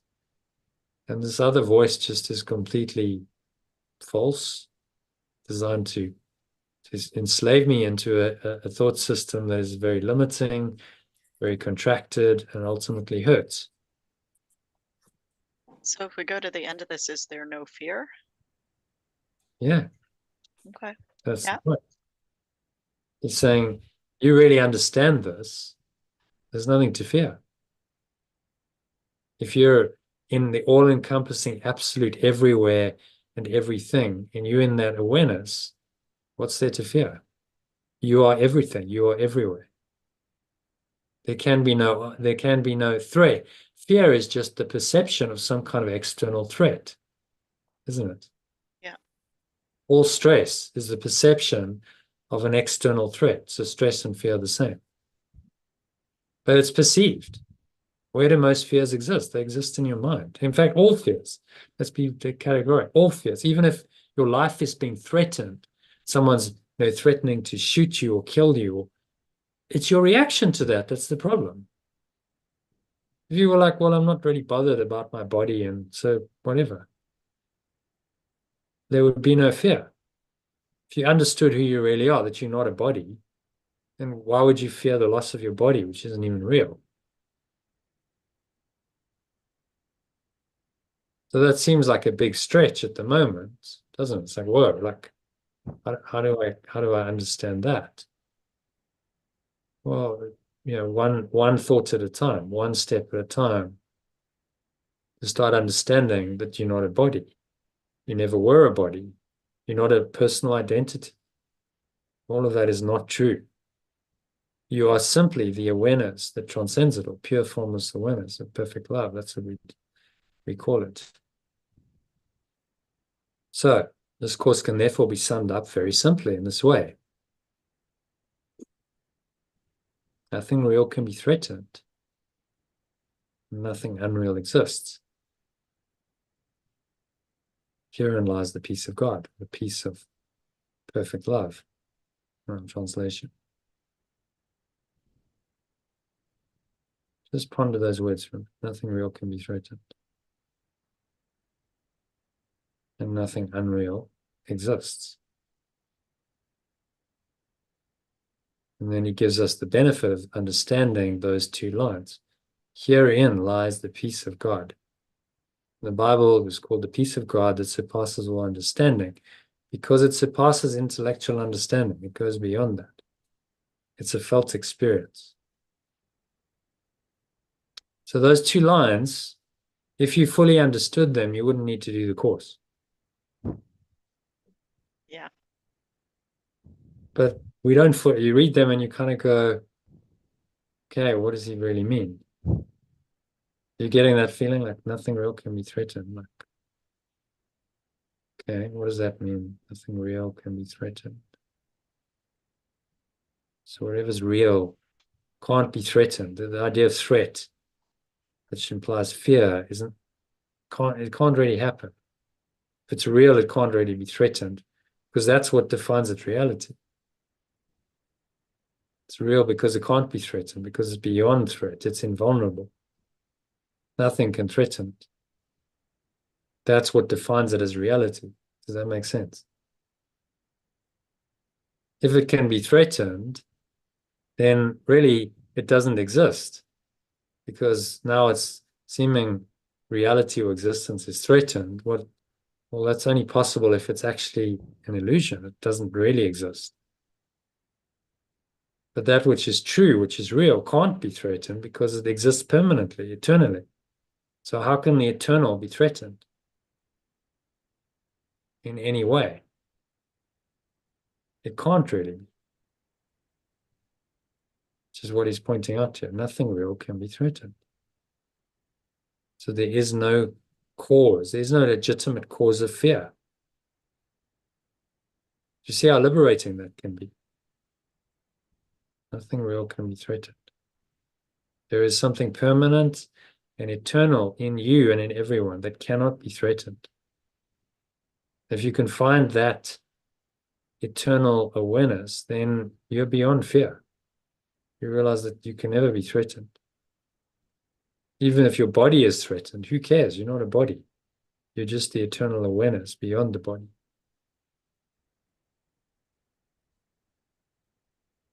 And nothing unreal exists. So that's the caveat to the first statement. Okay, so if nothing real can be threatened, then nothing unreal, now he's referring to the apparent duality, it's just unreal because it doesn't really exist. So anything that seemingly threatens you or anyone else cannot be real. Cannot really exist because nothing real can be threatened. You see, the one is a natural consequence of the other. If you start with the premise that nothing real can be threatened, then what follows is that nothing unreal exists. It's logically follows from the first statement. And then the third part, herein lies the peace of God, reminds you of the consequence of it. Well, if you really understand this, you will have the peace of God, the peace of, again, translate God to pure formless awareness of perfect love, or the peace of perfect love. Oh, okay. Actually, it's just talking about my own inner state. That's what it means. I'm deeply peaceful. I'm not shaken by any of the illusions of the world because I realize nothing real can be threatened. And the unreal illusions of the world don't really exist. So then I have this peace of God that surpasses all human understanding. Now, if you don't fully get that, that's okay, because you're not expected to get it in the first reading of this. I've read this hundreds of times. It's like a Zen koan. It's like you read it and you're like, I think I get it. And then you read it again and you're like, oh, actually, maybe I didn't really get it. Maybe there's a deeper interpretation. There's a deeper meaning.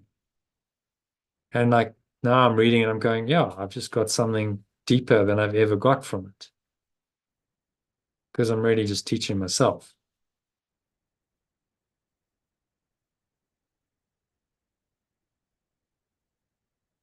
So if you don't fully get it, it's okay.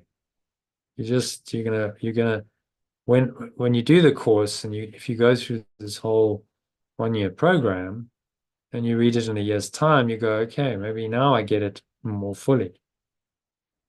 But maybe I still don't fully get it, because if you fully understood these words, you would be enlightened and you would not need to do the course. You would be teaching me.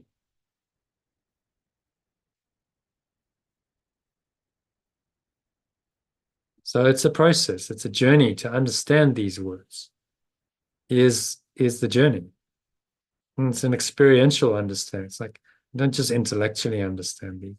I feel these. I know these to be true. I know them to be true in my own experience, and I live according to these teachings. So this is a summary of the text. And then the workbook is, okay, well, how do you actually apply that in practice? This abstract theoretical understanding, nothing real can be threatened, nothing unreal exists.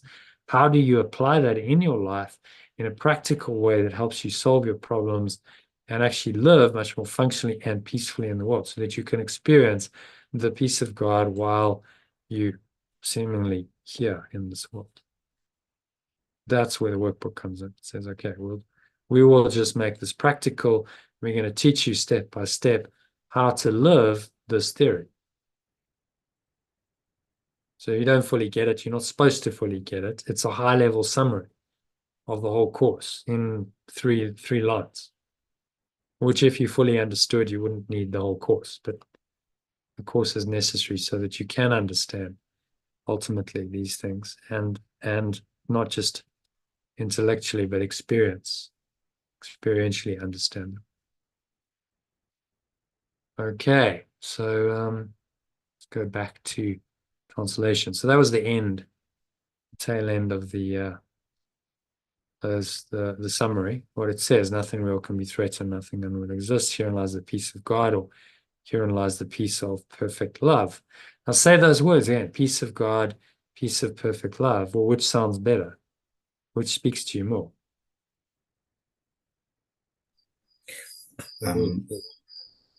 Peace of perfect love. Yeah, it's like, yeah, okay, understand. Perfect love, that makes sense. If my love is perfect, then I would only have peace. Because what would be there to disturb my peace if I love everyone and everything? It's only lack of love that disturbs my peace. So it makes it very clear what the source of your peace is, which is perfect love. Whereas the peace of God is like, well, what does that even mean? Because God is not a particularly good pointer to the state of mind we call perfect love. Perfect love is a better pointer. It's still not the state, but it points you to the state. A good pointer, like a good signpost, will point you in the right direction more clearly than a bad pointer, which can lead you in the wrong direction. So that's why we do the translations. Okay, so this is how A Course in Miracles begins. Kang, if you want to read that. This is how A Course in Miracle begins. It makes a fundamental distinction between the real and the unreal, between knowledge and perception. Knowledge is truth under one law, the law of love or God. Truth is... And we read it in the alternative. What we're going to start doing is you read it sentence by sentence in the original and then the alternative down below. So read that in the alternative, because I've translated the word God to perfect love. This is how A Course in Miracle begins. It makes a fundamental distinction between the real and the unreal, between knowledge and perception. Knowledge is truth under one law, the law of perfect love.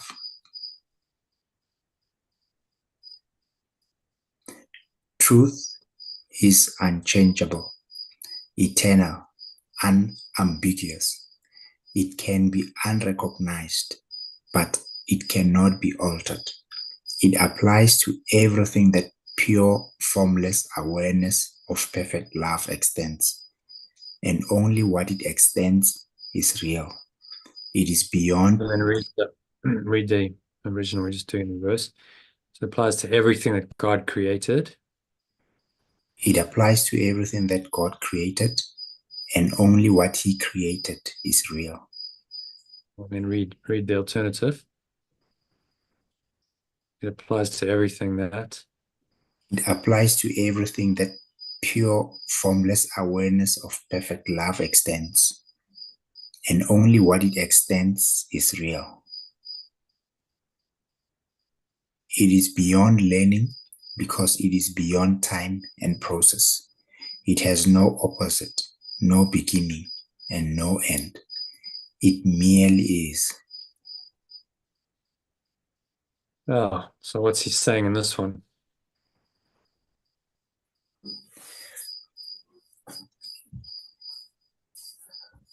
I think it's saying that, truth is truth. And, that's what it is. And truth applies to every form, that awareness, comes to. It basically is just, perfect love that is everywhere and just extends as is. So it's beyond learning. It's just a state. It's a pure state of being. I'll show you a diagram, which might be quite helpful in the what I've done in the course manual is given you various kind of diagrams that just help you to understand. So there we go. That's the one I wanted. So this is on page 18 of your course manual, which explains the Holy Trinity. And that it's really an operating system for your life. So what he's talking about here, truth, knowledge, it's also called God or Father or heaven or oneness or being or pure formless awareness of perfect love. It's also called source, knowledge. It's the revelation of this. So of course uses that language too. Spirit, in the Buddhist tradition, they call it nirvana, samadhi, Brahman, it goes on. There's names in different traditions for it. I just ran out of space. But it's beyond learning, it's beyond time, it's a pure experience. We call it pure formless awareness of perfect love, a pure awareness of perfect love and nothing else. Top level, there's no time, there's no space. It just is, as he says, it just merely is. And then he's saying, we go back to the document. The world of perception, on the other hand. So let's ask someone else to read that. Elaine, if you can read that in the alternative. There's not much to translate, so just read it in the bottom one, alternative text. Sorry, could I just listen in here? It's because I'm upstairs. I can only listen in at the moment. Okay. Thank you. Let's ask Karen to Okay. The world of perception, on the read other again. hand. The world of perception, on the other hand. The world of perception, on the other hand, is the world of time, of change, of beginnings and endings. It is based on interpretation, not facts. It is the world of birth and death, founded on the belief in scarcity, loss, separation, and death. It is learned rather than given, selective in its perceptual biases, unstable in its functioning, and inaccurate in its interpretations. Yeah, so he just kind of called our whole world, said this is what it is. Of people, things, places, events, circumstances, situations, the various traumas that happen in life, even the successes, the failures, and all experiences that seem to exist and happen in the physical universe of time and space, encompassed in this world of perception. What makes them good or bad? What makes them happy or sad? Pleasurable or painful? Just your perception. It's all perceptual. You can perceive the same thing completely differently from another person. We probably had instances of that. I'll give you an example. When I was at university, I went to see a movie. It was called Indecent Proposal. Do you remember it? Robert Redford, Woody Harrelson, where it starts. The plot of it was this couple are in financial trouble, so they decide they're going to go to Vegas, take their last savings, and they're going to kind of risk it all and try and make the money to save their home because the bank's about to repossess their home. So they go to Vegas, and the first day they make a lot of money, and then of course it all goes sour and they lose it. And then this billionaire, Robert Redford, sees Demi Moore and says, well, I'd kind of like one night with you, so I'll give you $1 million. And they kind of take it up. They're like, well, this could save our house. It's only one night, but basically she has to prostitute herself. And then the story unfolds. So then Woody Harrelson gets, he regrets it, and so he's now drinking, and he's down and out, and the sort of right hand man of the billionaire goes into his house and finds him. He's passed out, but he sees that he's torn a photo of the two of them in half, and then he's pasted it back together with some tape, and he kind of gives a little wry smile. So my friend says at the end, "Oh, that guy was such a bastard." I said to him, "Why do you say that?" So because he was mocking him. He was like kind of laughing at him. And I said, no, I don't think he was doing that. I think there was a smile of understanding. He understood what he'd been through. And he kind of gave this wry smile, like, yeah, I kind of get it. I understand why this has been torn apart and pasted back together, because you've been through this incredibly turbulent time. You were like, right, I can't handle it. I'm going to tear the photo. And then you're like, no, actually, I still want to get back together with her, so I'm going to paste it back. And he it was a little smile of understanding. He wasn't mocking him. But to the same situation, we both saw the same movie. The visual images were the same, but our interpretation of it was very different. And that's a good, example of how it works. Very different perception, very different interpretation of it, which is not fixed. It's not absolute. It was based on each person's different mindset and interpretation. In fact, I subsequently couldn't, we were roommates together, and we were in digs together at university, and we fell out because his perceptual bias, I couldn't get it. It was long before I did any of this work. But I was like, I don't agree with fundamentally the way you think. So, how do we remain friends when we disagree fundamentally on life? As he said, it's, this is the world founded on the belief in scarcity and loss, separation and death. It's learned rather than given. It's selective in its perceptual biases and unstable in its functioning and inaccurate in its interpretations. So in other words, we're clueless. We don't really know what we're doing. It's all based on a false thought system, which has scarcity, loss, separation, and death at its foundation. And how can we expect to be truly happy in such a situation? He's saying you can't. This timeline explains it quite well. So from the perspective of the ego, the separate self, all of the dramas and traumas are real. And you go down the timeline eventually to death. And eventually, your body will die, and that seems to be the inevitable reality of this world. So within that thought system, it's like, well, what's the point? It all seems a bit pointless and despairing, because in the end, no matter what you do, you're going to die anyway. So what was the point of all the drama and the trauma? This teaching says, well, actually, there was no point. The only point when you're in the drama is to awaken to the truth of who you are, which lies beyond it, above the battleground, as Yeshua titles it, lies this pure formless awareness and perfect love that is perfect, whole and complete, irrespective of what you happen to be experiencing in this illusion of time and space. And the point is, in any moment, you can go into this awareness. It's still available to you as a choice.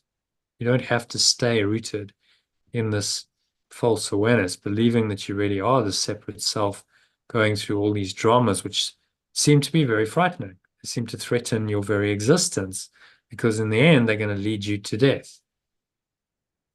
But you can transcend that, and you can understand in any moment that you are really just pure formless awareness of perfect love that's beyond time, beyond space, beyond anything that happens in time and space, and beyond perception. And this, back up to this diagram, the Holy Trinity shows you that, yeah, this is the lower level of experience, which most people get trapped in. They believe that this is real, that their character that's caught up in time and space is very real, and they get stuck in it their whole life. And that's not a very nice, happy place to be. The way out of it is to start raising your awareness up into the true self, which he also calls the Christ or the Son, the extension, is what we call it, or the true self. It's the extension of perfect love because it comes from this awareness, but it is a conceptual self still that allows you to make decisions and have perceptions in the world. So you have access to the truth, that is the foundation of it, but you can also perceive.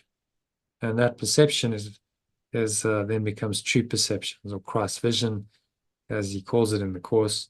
These are the miracles or the corrections of forgiveness or letting go that help you to surrender or accept the ultimate truth of who you really are, which is salvation or one-ment, also called enlightenment. In the East, it's also called Satori, rebirth, awakening, or resurrection. It's a transformation process. That's another word to put in there. It's a transformational process that transcends, helps you to transcend the people, things, places, events, circumstances, situations, all of this. Transcends it into, and you go into an awareness of your true self. So you come to know yourself as an extension of perfect love. When you come to know that experientially, then you've awoken from the dream that you're a separate self, and you finally come to know who you really are. And you know that actually only peace and love and joy are your true reality, and none of these perceptions matter at all. But that is a process of correction that you have to go through to correct your mind so that you understand who you really are, the true self, and ultimately you merge back in from that perspective of the true self into a pure experience, pure formless awareness of perfect love, which is heaven, which is ultimate reality. And he's saying, I can't teach you that, but I can teach you how to let go of the blocks to the awareness of love's presence so that you can identify yourself more and more with your true self. And as you do that, more and more of this awareness will arise. Eventually, you will just merge into this awareness. You become completely one with it. And that's the state of pure formless awareness, pure non-dual, pure perfect oneness. There's no two. There's not two people or things going on anymore. There's just one. That's where ultimately this process and these teachings will take you back into that state of perfect love, pure formless awareness, perfect love, we call it. Does all of that make sense? So maybe you don't have to understand it all fully, but an inkling of sense. Yeah. So there's something. It's like, okay, this is, there's some logic here to this. I'm starting to get this, but it's a very unfamiliar logic. You haven't learned this logic before. In fact, it's completely, no one would have taught you this before unless you've been on a non-dual spiritual path, which you haven't. So it's a completely different way of perceiving everything, not from the perspective of duality and separation and loss and death, from a perspective of oneness. If you perceive the world from the perspective of perfect oneness, and that only that is true, and you see how radically different that's gonna change your interpretation of everything, isn't it? Yeah. And that's what this will do. That's why it is radically life-changing, because if your perception is based on the idea of separation, based on the seeming fact that I'm a separate self, I have a body, I have my own little world and problems and challenges, that perception is a very different perception from going, I perceive everything as one with me. Everyone and everything, even though they seem to be separate, because they seem to have separate forms, I can still see that with my body's eyes, and my senses tell me that, but I perceive it. I don't know what she means. I interpret it differently. If you perceive that everyone and everything is one with you, can you see how radically different all of your perceptions, your attitudes, your beliefs, and your actions, decisions and actions will change? Yeah. Because it's a foundation. What he's saying here is this is a foundation of a thought system. And we are so deep in the thought system of scarcity, loss, separation, and death that we've forgotten that it's actually just a belief system that we chose to believe in once upon a time when time began, but is not true. We've just got so lost in it. We've forgotten the truth that lies beyond it. But this course is there to remind us of that fundamental truth. Beyond the world of perception and time and space, which are all relative. We know from Einstein's work, theory of relativity, these are not absolute. Time and space are not fixed, they're relative. Hence the theory of relativity. So you will not find absolute truth anywhere in the construct of time and space. That's what this teaching is saying. You will only find the absolute beyond time and space. How do you go beyond time and space? You go within and you meditate, and you find this state of awareness within you that is non-dual. And this is what all the mystics and saints and avatars of the world have done. They've gone in and they've found that awareness that's completely transcendent of time and space. And they've embraced it. They've gone, yeah, that experience is so delicious, so wonderful that I don't want any other experience. I don't want the experience of scarcity, loss, separation, and death anymore, because it doesn't serve me. I just want pure formless awareness of perfect love, because it's so blissful that there's nothing else I prefer. It's the highest possible state. And then they, at the highest level of spiritual practice and experience, they can stay in that state for weeks, months, maybe even years. There's accounts of masters who stay in samadhi in the East. They're in this state and they don't come out of it for weeks. They don't need to eat. They don't need to drink. None of those needs apply anymore. They're just in this awareness. That's the extreme of this. It's just saying is, well, let's just start with baby steps. Let's just start correcting your perceptual biases. It starts with understanding what they actually are. That these perceptual biases are not the truth. People say, oh, that's a fact. No, it's not a fact. Someone said to me the other day, what if you're wrong? What if you're wrong about everything? I said, well, that's a judgment. It's perception. You're right and wrong. That's purely perceptual. It's your perception. So it's not truth. It's perception. So don't call it a fact. It's just a perception. It's a massively important distinction. Do you see that? The difference between the absolute state of truth, which is beyond perception, that exists, it just merely is, and your perception is a massive one. That, in fact, is the whole teaching. If you can discern the difference between perception and knowledge, then you understand this course. Now, initially, you won't, because you're so lost in your perceptual biases that you think they're all true, that you've forgotten that there's a realm of knowledge, as he calls it, beyond that. And so it's going to require a lot of mind training to uncover that. Okay, so then he carries on. From knowledge and perception, respectively, two distinct thought systems arise, which are opposite in every respect. In the realm of knowledge, no thoughts exist apart from God or perfect love, because God or perfect love and his creation or its extension share one will or one awareness. So one of you read the alternative. So it's Bakang's turn, I think. Okay. From knowledge and perception, respectively, two distinct thought systems arise, which are opposite in every respect.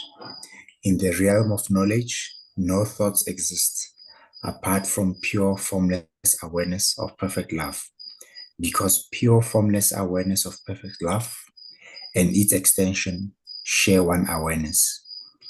The world of perception, however, is made by belief in opposites and separate minds, in perpetual conflict with each other, and with pure formless awareness of perfect love. What perception sees, hears, and senses appears to be real, because it permits into awareness only what is in accordance with the wishes of the perceiver. This leads to a world of illusions, a world which needs constant defense precisely because it is not real. Yeah. So what's he saying in this one?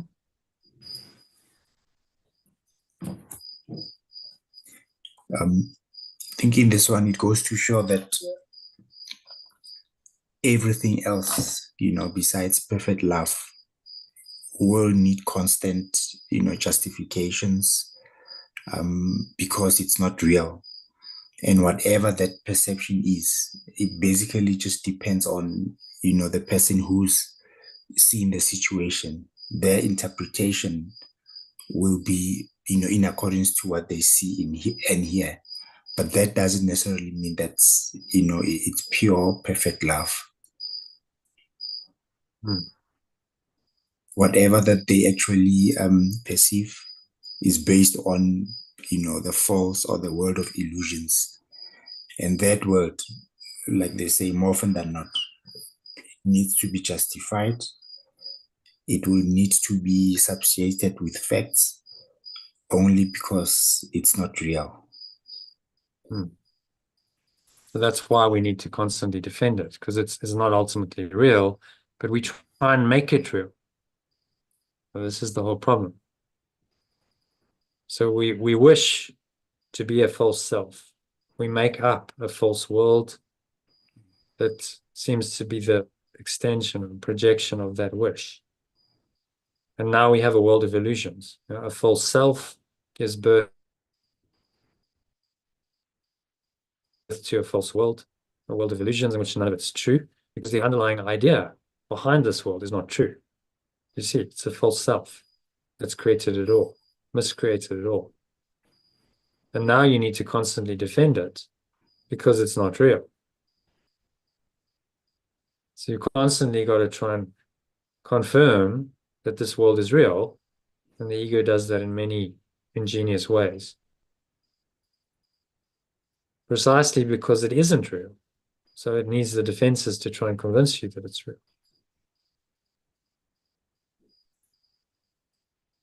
Does that make sense? Yes. And then you see why the world is such a world of fear then. Because if it's all false, but you don't want to acknowledge it as false, then you have to defend it. You have to find ways to try and confirm that it is true. And the ego works in many ways to do that.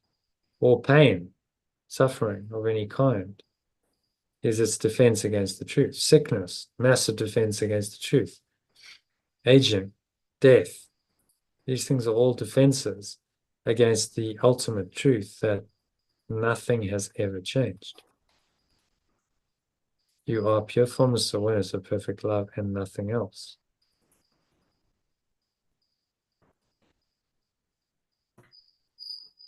Okay, again, it's big. There's a lot of ideas here that are like, whoa, if it's stretching your mind, that's good.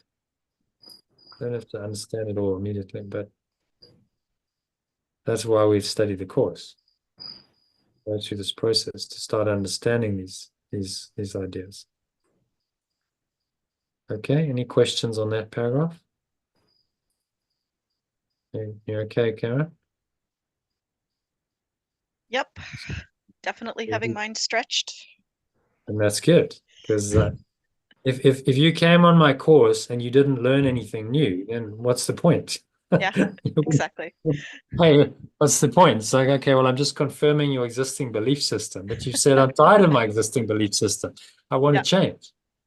So it's got to be stretched and just embrace that. Go, okay, this is good. Because I'm being taught something entirely radically. Can you see how radically different this is from your existing thought system? Because it's really saying we caught up. Have you seen The Matrix, the movie? Yes. We caught up in this matrix, and you're so in it that you don't even know you're in it. That's what that movie demonstrates really well. Neo doesn't know he's in the matrix. He thinks he's somewhat free, but he realizes when he wakes that he wasn't free at all. He thought he had free will, but actually he was just this plugged in character, just playing out the program. It was only his searching for something else that awoke him. It was like reality can't just be this. Something in him, the Holy Spirit, the remembrance of love, reminded him that there's something else, and caused him to question the entire reality. So that teaching, by the way, the Matrix, came out of a non-dual teaching. The Wachowski brothers who made it had studied Advaita Vedanta, which literally means the knowledge of not two, non-dual knowledge, which is the same as this teaching. Bill Thetford, who was one of the co-scribe of the course, said, this is essentially the Christian Vedanta. It's the Western version of this ancient non-dual teaching that underpins all the spiritual traditions of the East. And so that's where they got that understanding from Advaita Vedanta, and they put it in to a script and a story and made a movie of it to communicate visually and through the story this truth, which they did brilliantly. It was an amazing movie to actually demonstrate like what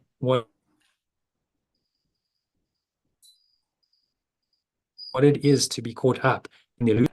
You're caught up in a dream world, as Morpheus says to him. You've been living in a dream world. The world that you thought you were in is just in a dream. It doesn't exist anymore. It never really existed. It's always just been a figment of a construct of the mind, which when you're in it seems to be very real, but when you escape it, you realize, well, that was just a dream. Then you can go back into it as they do, but now you're more aware. You understand what it is. All right, so if we move on to this one, when you've been caught in the world of perception. When you've been caught in the world of perception, you are caught in a dream. You cannot escape without help, because everything your senses show merely witnesses to the reality of the dream. God has provided the answer, the only way out, the true helper. It is the alternative. Pure formless awareness of perfect love. Pure formless awareness of perfect love gives the answer, the only way out, the true helper. It is. We go back to the original. We just read it in. It is the function of His voice. It is the function of His voice, His Holy Spirit, to mediate between the two worlds. Alternatively, it is the function of its voice, its remembrance of perfect love, to mediate between the two worlds. So just pause it there. So think about it. If you've forgotten, the whole theory of this is that if you've forgotten the truth because you denied it, then what's going to help you to remember the truth is essential. Yeah, we call that the remembrance of perfect love. This memory is your connection to this perfect love which you've denied. So now that's all the Holy Spirit is. It's just the memory. It's the remembrance of that which you once knew. You were perfectly in that awareness, but you denied it. You took yourself out of that into a false world. You lost yourself. But what you can never lose is that memory, because it's eternal. The state of mind is eternal. You can never truly lose it. So this remembrance is always there. Just will you cultivate the remembrance? You cultivate it by using the remembrance of perfect love to mediate between the two worlds, to reinterpret, in other words. Okay, so you've got the world of absolute truth and the world of illusion, in which perception seems to be real, and they contradict each other. So now how do you work with that? Well, what you want to do is transition from the one world to the other. So the Holy Spirit mediates between these worlds because it helps you reinterpret. So in this diagram, it's shown quite well. The Holy Spirit, or the remembrance of perfect love, is this arrow, the blue arrow, and it reinterprets all of your experiences in time and space through the lens of oneness. It says you're just one self. as is everyone else. And when you can see that, say someone's done something to hurt you, but you go, well, I see that really we're just one, and that this hurt and this pain is merely perceptual. It's my own imagination. I've just made it up. This person is a projection of my own negativity. Okay, now I'm starting to perceive it correctly, you see, which is Christ's vision. This is the miracle, which helps me make the corrections. And all of that leads to letting go, surrender into who you really are, acceptance of who you really are, salvation, it's been called in the Course, One-Ment, enlightenment, whatever you want to call it. These are just names for the same transformational process. So you see that the language, if you start to understand that it's all the same, whatever the language is, then you can't be fooled by the language and different terms for the same thing, because you just see it all as the same. Okay, so back to here. So you also recognize the illusion, but without believing in it. So I think we were here. You can do this because, well, on the one hand, he knows the truth. And do this because while on the one hand he knows the truth, on the other he also recognizes our illusions, but without believing in them. And so the translation is just it. Instead of he, because it's not really a he, there's no gender to this. It's an it, it's a presence, that it doesn't have a gender. Much more accurate pointer to this, what is intangible. You're never going to see the Holy Spirit, the remembrance of perfect love, because it's just an inner awareness. But you can certainly experience its benefits. Okay, and next one is the Holy Spirit's goal. It is the Holy Spirit's goal to help us escape from the dream world by teaching us how to reverse our thinking and unlearn our mistakes. Forgiveness is the Holy Spirit's great learning aid in bringing this thought reversal about. However, the Course has its own definition of what forgiveness really is, just as it defines the world in its own way. Okay, we'll read the alternative. The alternative, Yeah, it can do this. It can do this because while on the one hand it knows the truth, on the other it also recognizes our illusions, but without believing in them. The remembrance of perfect love's goal is to help us escape from the dream world by teaching us how to reverse our thinking and unlearn our mistakes. Letting go is the remembrance of perfect love's great learning aid in bringing this thought. And bringing this thought reversal about. In bringing this thought reversal about. However, the Course has its own definition of what letting go really is, just as it defines the world in its own way. Yeah, so what's he saying there? He's talking about what's the process. Okay, so how do you actually do this? Because that's what it comes down to. How do you do this? How do you shift from the one thought system to the other? How do you reverse your thinking entirely?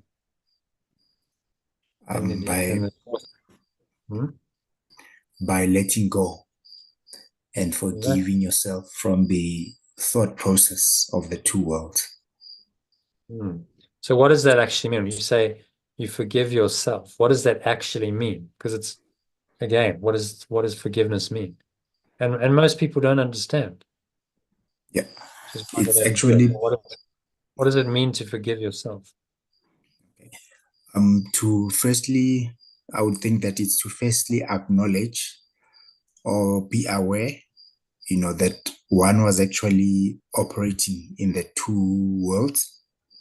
And then from there, detaching yourself from that thought process, being aware of it, acknowledging that one was in it, and then at the same time, detaching oneself from that thought process, more like, seeing yourself from a distance as someone who was operating in those two worlds. And then from there, acknowledging and forgiving oneself, or being compassionate, to oneself. Well, what that means, let's get very clear on the language. What does forgiving yourself really mean?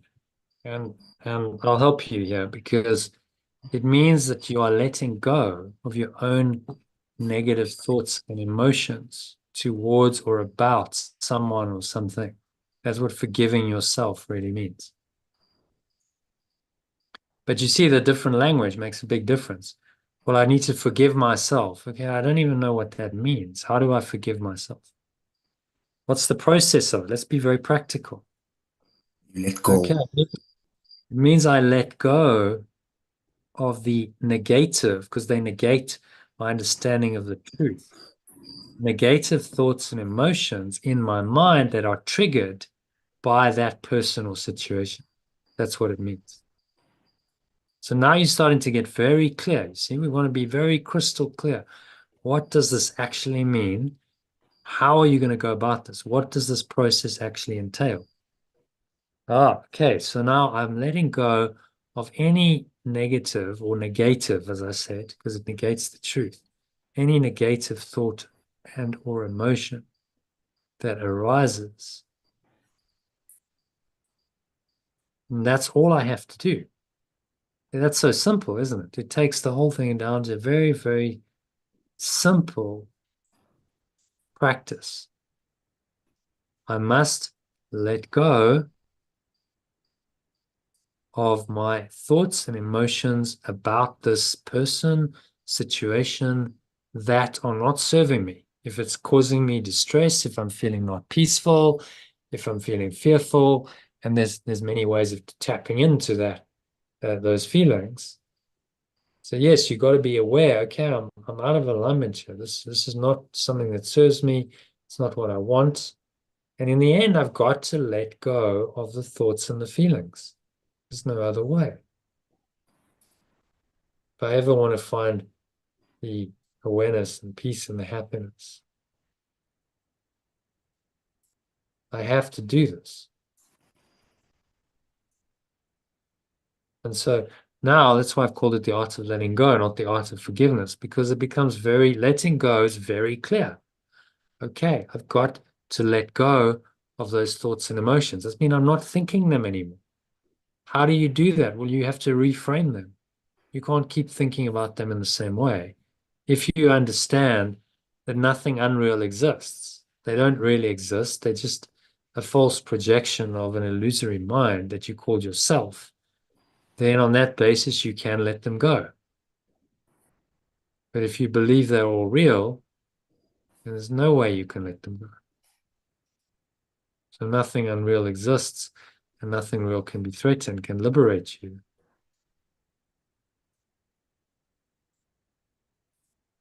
Okay, does that make sense?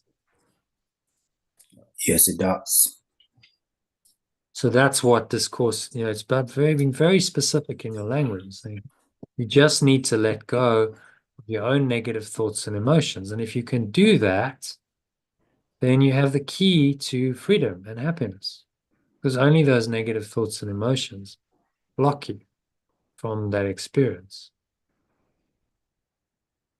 There's a process to learn to let go to this level. It's the process, because you're undoing the entire ego world, all of its thought system, which you've been conditioned to believe in, not just over this life, but in many other lives, probably.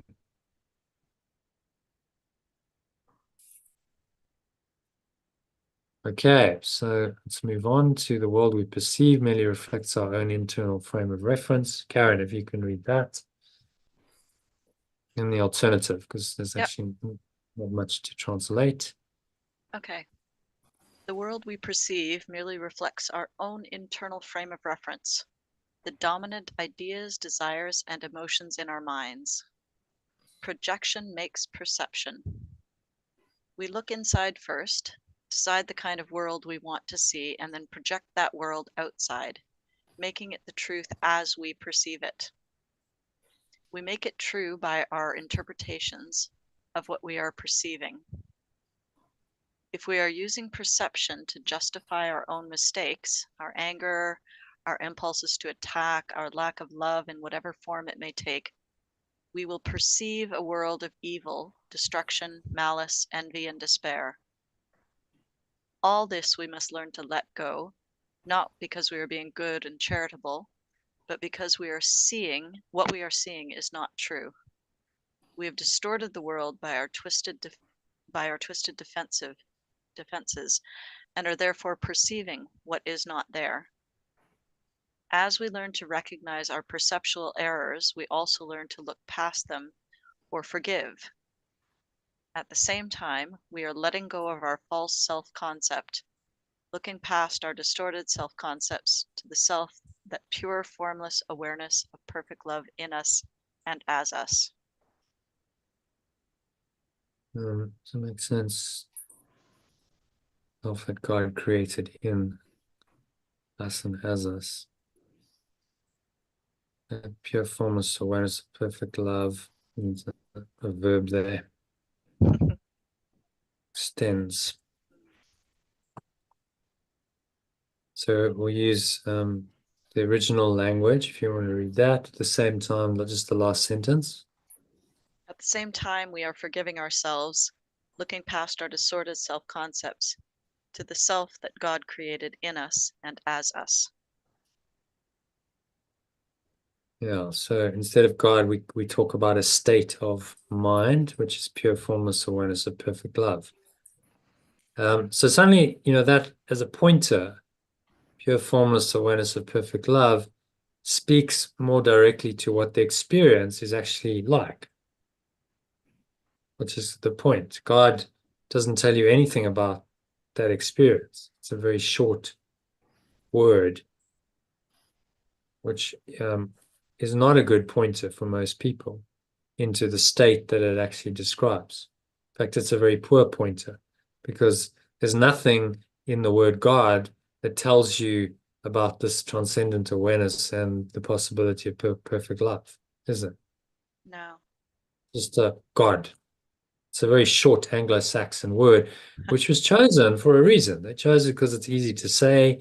It's like God, it's kind of strong, and it matched the understanding of some kind of God out there in a distant place that was kind of, remember, this was all happened in the Middle Ages. It was like God is some kind of super overlord. They had a very hierarchical social structure with, lords and then the serfs and so on. So God was like, no, it's a strong word. It's ultimate truth. This is the ultimate authority. And if you deny this authority, then, woe is you. This is a vengeful, wrathful God that's going to punish you. So it came out of an understanding.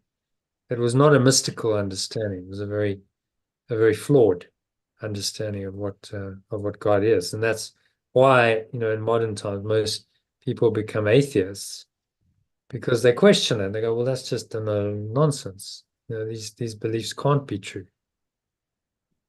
So in some way, atheism is the first undoing. See that? It's the first letting go of the false concept of God and what, religion has taught you. You have to question. The atheist has gone, yeah, I have questioned and I don't believe it. It's a bunch of BS. So then I don't believe anything. Okay, well, at least you're not believing in something false. You just kind of don't believe in anything, but atheist, but maybe that creates some space to believe something else that is true. And a higher version of what God is that is not addressed in formal religions. Did you ever read Richard Dawkins, The God Delusion? Quite an interesting. No. So he goes into the whole theory of God and he talks about why this. He's an atheist, so he talks about why this religious God is false, but really all he's doing is proving that the false is false. He doesn't address a deeper understanding, God, except in a couple of pages. It's in the preface to that book. He hints at it, but he doesn't explore it in the book itself. He's just tearing down a false concept of God without understanding or acknowledging that maybe that concept was always false and there's something deeper beyond it. But then he wouldn't have been able to disprove that because you can't, because it's true. So, disproving what's false isn't difficult, but you'll never disprove the truth because it is true, and so it cannot be undone. You can only lie and try and deny it, which people can do. Pretend that it's not there. But if it really is there, then that in the end that's why he says it's a required course. Because in the end, you can't deny the truth forever. In the end, you must accept it.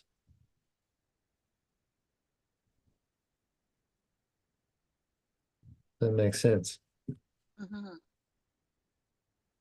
So we must look past our false self-concept. Looking past our distorted self-concepts to the self, that pure formless awareness of perfect love extends in us and as us.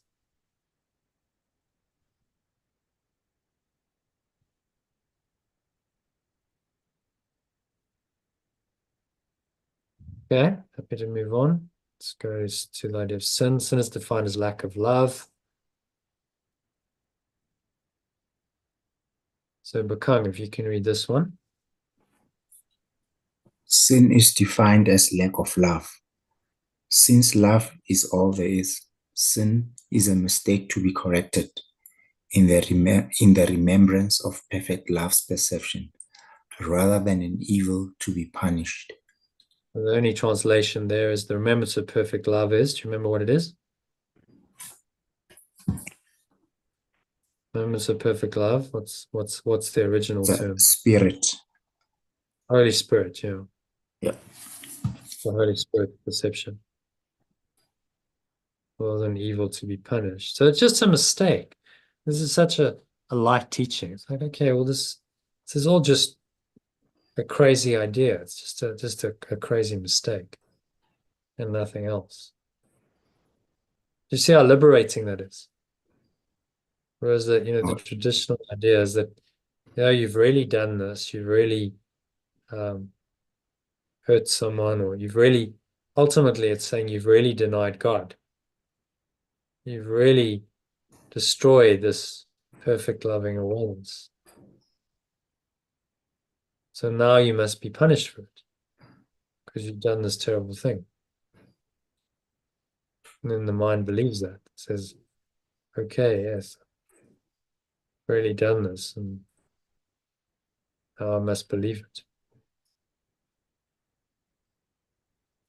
So sin is error made permanent and punishable. So fear seems to be justified, and so it becomes reality.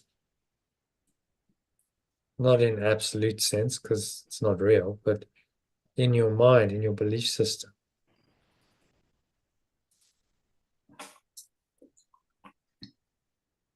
Okay, so carry on. Our sense of inadequacy.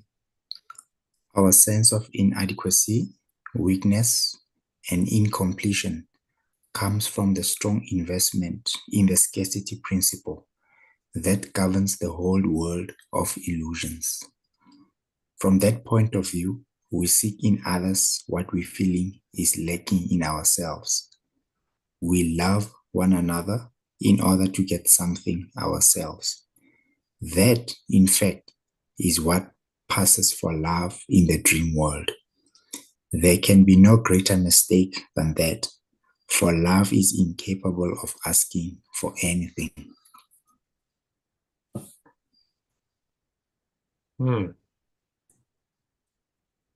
So thoughts on that? What's he saying? I think the scarcity principle, summarizes it all.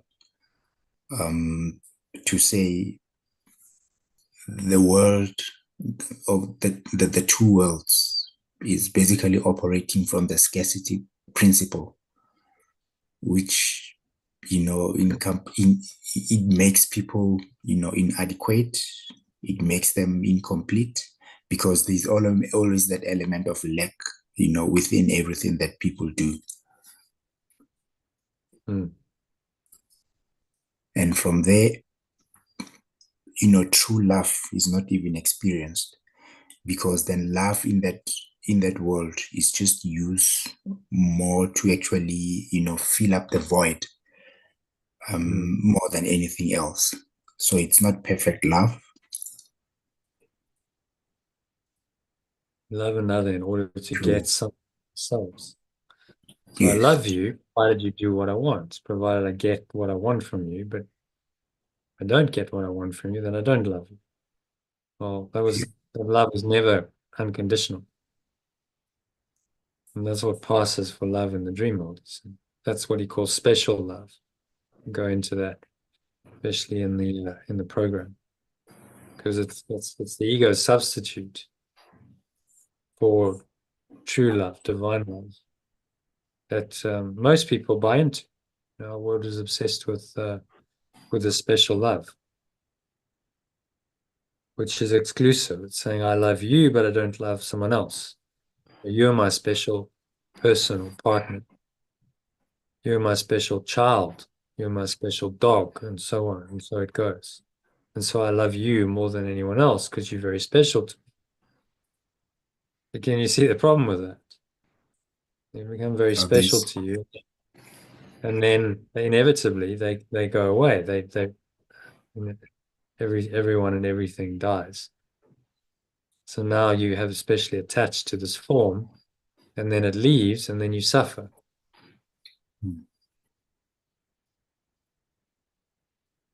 Because you've attached to it. You've attached to what is false.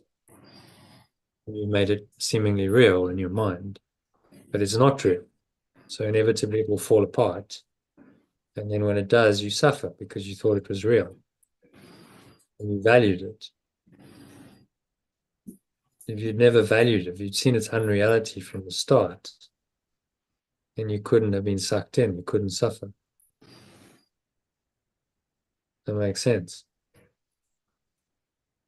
Karen, does that make sense? Very pertinent to your situation. So that's a major lesson to learn to overcome the special love, as he calls. Yeah. And just have divine love, just have unconditional love for everyone and everything. That is the work. Yeah. To love unconditionally, everyone and everything, without the special preferences of your ego. And can you see how transcendent that is? That's not a love that the world understands, that is taught. There's the term unconditional love, but no one understands what that really means. Yeah. Because there's way too many conditions in most people's minds to unconditionally love. And so this love, the special love that passes for love in the dream world, is just another part of the ego's thought system. It's giving you a version of love which it wants you to believe in, but is not true. And he says there can be no greater mistake than this. For love is incapable of asking for anything. So we'll put that into any special relationship and see how that changes it. It's like, okay, I'm not really capable of asking for anything. I have no needs. I have no expectations. Wow. What a different kind of relationship that would be. So that's what he's opening the door to, saying this is possible, but you need to first understand the depth and extent of your ego and just how blocked you are in order to transcend it. This is what this is all about. Understand the blocks to the awareness of love's presence, number one, and then number two, consciously choose to let them go. All right, let's move on to the next one. Only minds can really join. think read this. There's some stuff to translate. So read in the original and alternative. This is it Bacon? Only minds can really join, and whom God has joined, no man can put asunder. It is, however, only at the level of Christ's mind that true union is possible and has, in fact, never been lost. So just read it in the alternative. Only minds can really join. No one can separate whom pure, formless awareness of perfect love has joined. However, it is only at the level of the mind which identifies only with its true self that true union is possible and has, in fact, never been lost. Yeah, so this is the Christ mind, is the mind which identifies only with its true self. So you'd say only this true self, which knows that it's one, it's not separate. Only that is the truth. And only then is true union possible. And you realize it's never actually been lost, because I was just in the delusion. The thought bubble wasn't of the matrix wasn't true. Okay, the little I. The little I seeks to enhance itself by external approval, external possessions, and external love. The self that God created needs nothing. It is forever complete, safe, loved, and loving. It seeks to share rather than to get, to extend rather than project. It has no needs and wants to join with others out of their mutual awareness of abundance. And then the alternative, The little self seeks to enhance itself by external approval, external possessions, and external love. The self that pure, formless awareness of perfect love extends needs nothing. It is forever complete, safe, loved, and loving. It seeks to share rather than to get, to extend rather than project. It has no needs and wants. It has no needs and wants to join with others out of their mutual awareness of abundance.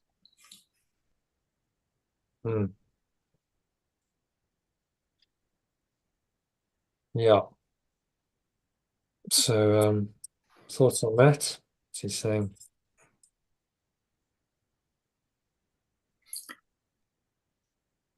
Yeah, it actually talks about the I, which I think is the ego self that actually needs approval. It needs to acquire. It needs that special love. So it sounds like it's actually coming from a place of separation or a place of division, which requires special love to meet certain needs. Yeah. So it's not true, pure, formless love, which doesn't seek anything. It doesn't want to get. It is just love that wants to acquire for its own benefit, which doesn't resemble, pure, perfect love. Yeah. So it has no needs. There's no scarcity, right? A need implies a scarcity, a lack. And it really just has no needs. It just wants to join with others, mutual awareness of abundance. Well, we're one. That's the truth. And so in that knowledge, there's abundance. And the joining with the other person is an expression of that abundance.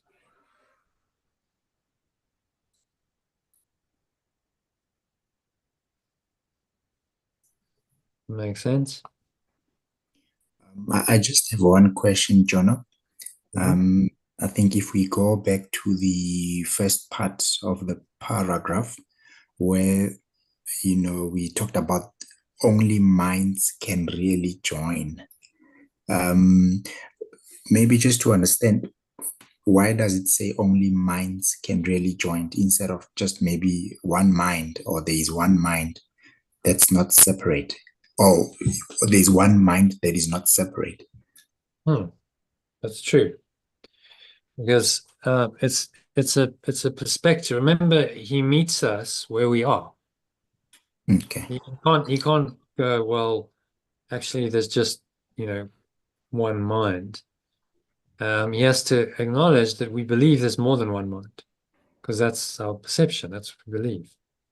So only minds can really join. You think you're separate, you think you have a separate mind, but in truth, only that mind, only that awareness can really join with other minds, because you're not in truth separate. You're actually the one and the same mind and awareness, but it requires a shift in your perception to experience that. Otherwise, things only minds can really join. Okay.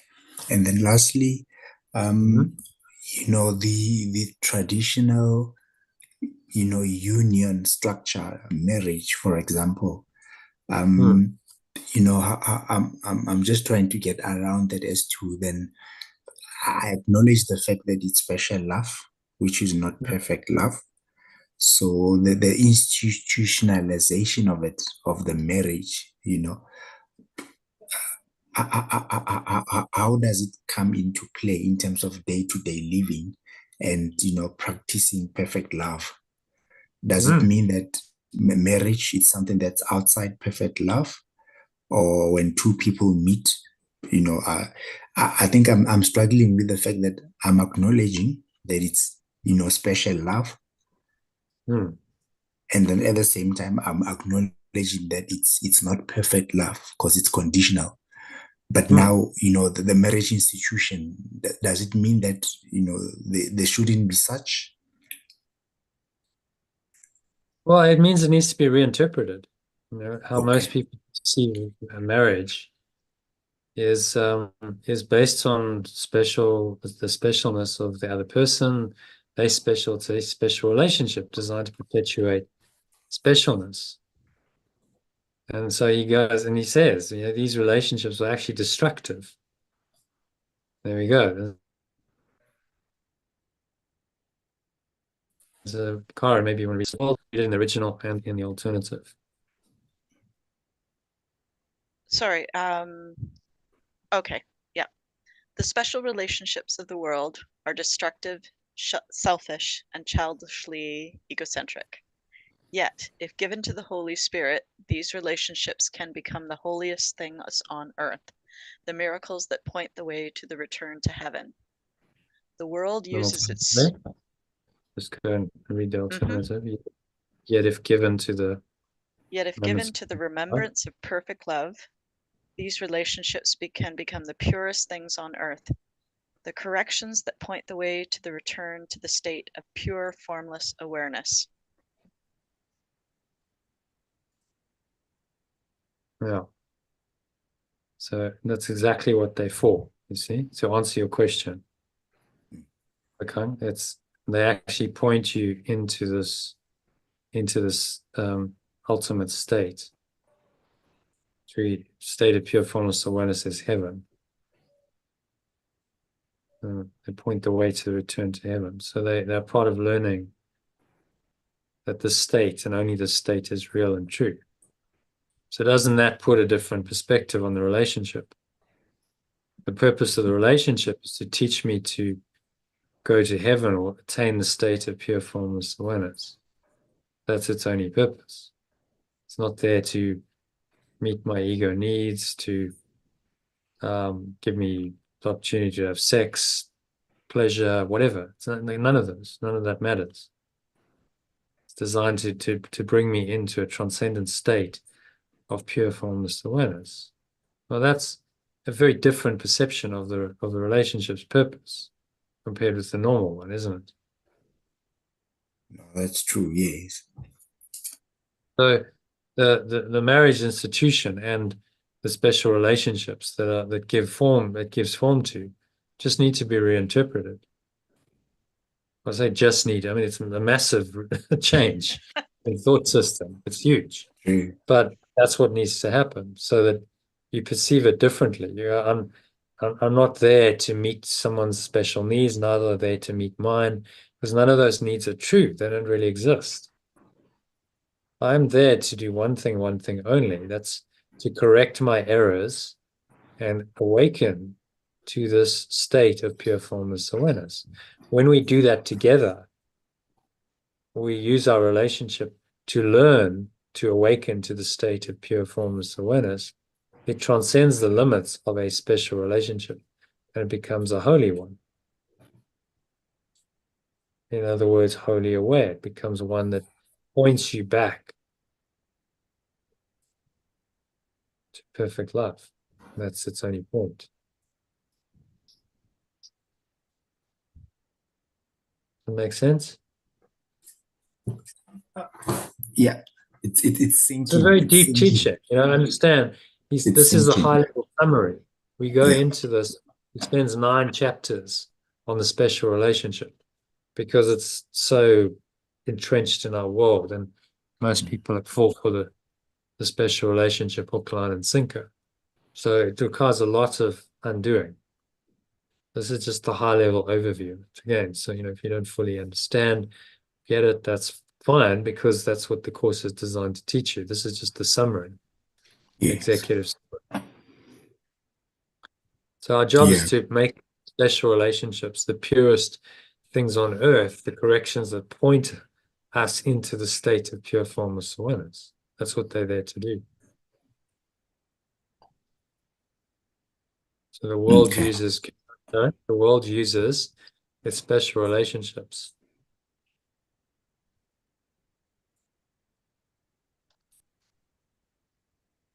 Sorry. The world uses its special relationships as a final weapon of exclusion and a demonstration of separateness.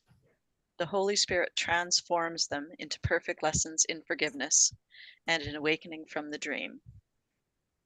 Yeah, and read in alternate, the remembrance of perfect love. The remembrance of perfect love transforms them into perfect lessons in letting go and awakening from the dream. Each one is an opportunity to let go of perceptions to be healed and errors corrected. Each one is another. Sorry. Read that again, because I'm sorry, you skipped a bit. Each one is another chance to. Each one is another chance to let go of one's limited self-concept by letting go of my negative thoughts and emotions towards the other. And each one becomes yet another invitation to remember pure, formless awareness of perfect love. So the original was, each one is another chance to forgive oneself. Just read the originals and you'll see how practical the translation makes it. Because you read it in the original, a lot of people just struggle to penetrate and understand the language. Each one is another chance to forgive oneself by forgiving the other. And each one becomes still another invitation to the Holy Spirit and to the remembrance of God. Yeah, that's fairly impenetrable. A bit abstract, a bit yeah. What does that actually mean? Each one is another chance to forgive oneself by forgiving the other. Okay, but what does that forgiveness actually mean? But if you translate it into letting go language, you say, well, each one is another chance to let go of one's limited self-concept. That's all you're letting go of, by letting go of negative thoughts and emotions towards the other. Okay, I can do that. It's much more practical. I must let go of my negative thoughts and emotions towards another, because in that negative thought and emotion lies my own limited self-concept that I'm now expressing and extending, projecting to the other person. So it reinforces my limited self-concept, which is the whole problem. That limited self-concept is what I need to liberate myself from. So it's enlightened self-interest to let go, because you stop suffering when you do that. Mhm. You're not doing it for any other reason than that you want to stop your suffering. And yes, it will benefit others, and it can help and heal them and all of that. Yes, but you're doing it because you're tired of suffering. You don't want to suffer anymore. You realize there's only one way out of that, which is that you have to drop or let go of the negative thoughts and emotions that you experience towards the other person. Because that's your problem. Do you see? There's no other problem. It's your own negative thoughts and emotions towards the other that negate your happiness, your peace, your love, and your joy, and block it out and stop you from experiencing it. That's enlightened self-interest to let go of the negative thoughts, not because you're being so pure, holy, or spiritual. It's because they're just not true. None of that is true. It's all just a false perception.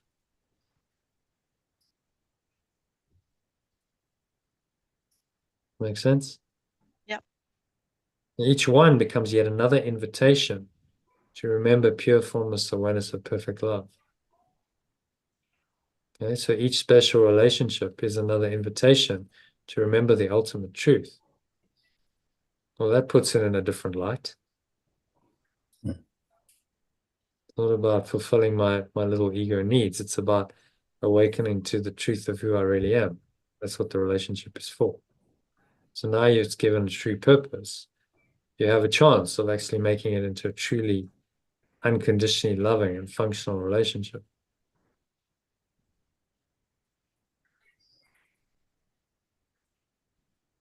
Okay, so carry on. Perception is a function of the body.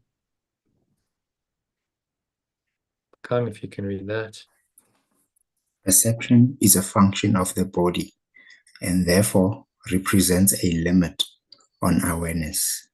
Perception sees through the body's eyes and hears through the body's ears. It evokes the limited responses which the body makes. The body appears to be largely self-motivated and independent, yet it actually responds only to the intentions of the mind.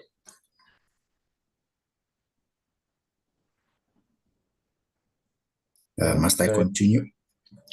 If the mind wants to use it for attack in any form, it becomes prey to sickness, age, and decay.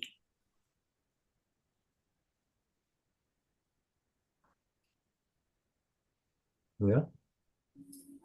So, hold on.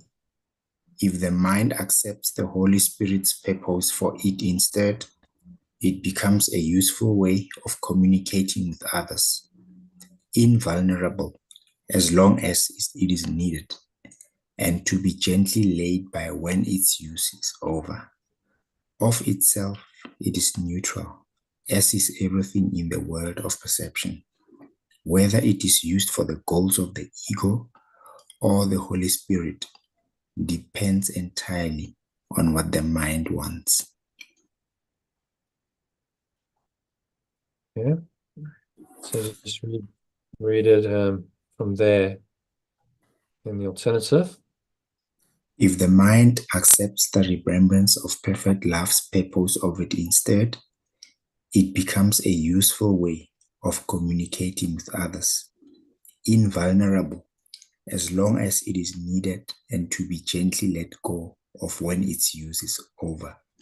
It is neutral of itself, as is everything in the world of perception, whether it is used for the goals of the belief in separation or the remembrance of perfect love depends entirely on what the mind wants. So at the very core of this, you have a decision. What do you want? What are you going to decide? It's kind of demonstrated quite well in this diagram. So I'm just going to show you. There we go. And this is a levels of mind diagram. we'll go through again in more detail in the course, but it shows you the levels of mind seem to exist. You've got perception at the top levels. That's just what you're thinking about someone or something.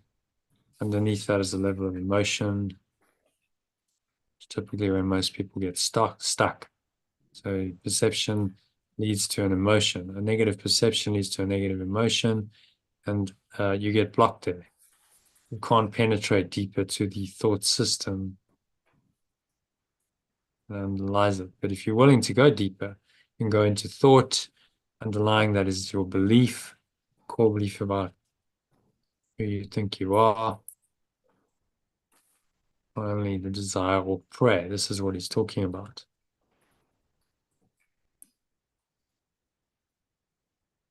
Right, so whether it is used for the goals of the belief in separation or the remembrance of perfect love depends entirely on what the mind wants. So what do you really want? The core of it. Do you want to be a separate self? Have your own individual identity, be human with everything that entails? And pain, suffering, sickness, death, aging, it's all, inevitable part of the human condition. That comes from your desire for falsity. Or the prayer is the intention to surrender to the truth. I just want God. I want perfect oneness or love, and that's my only desire.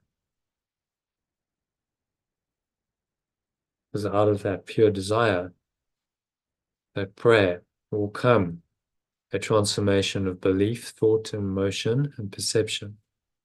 So all of those ripple up and they change. And at the top level, your perceptions of everyone and everything change. You no longer blame anyone else. You just choose to see everything and everyone as one.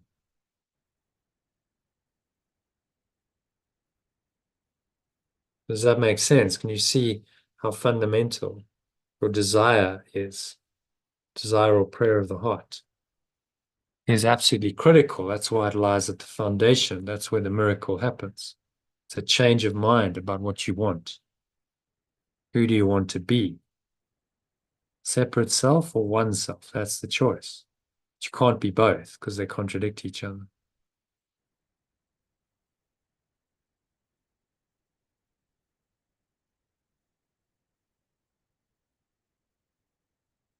Yeah, so any other thoughts on that?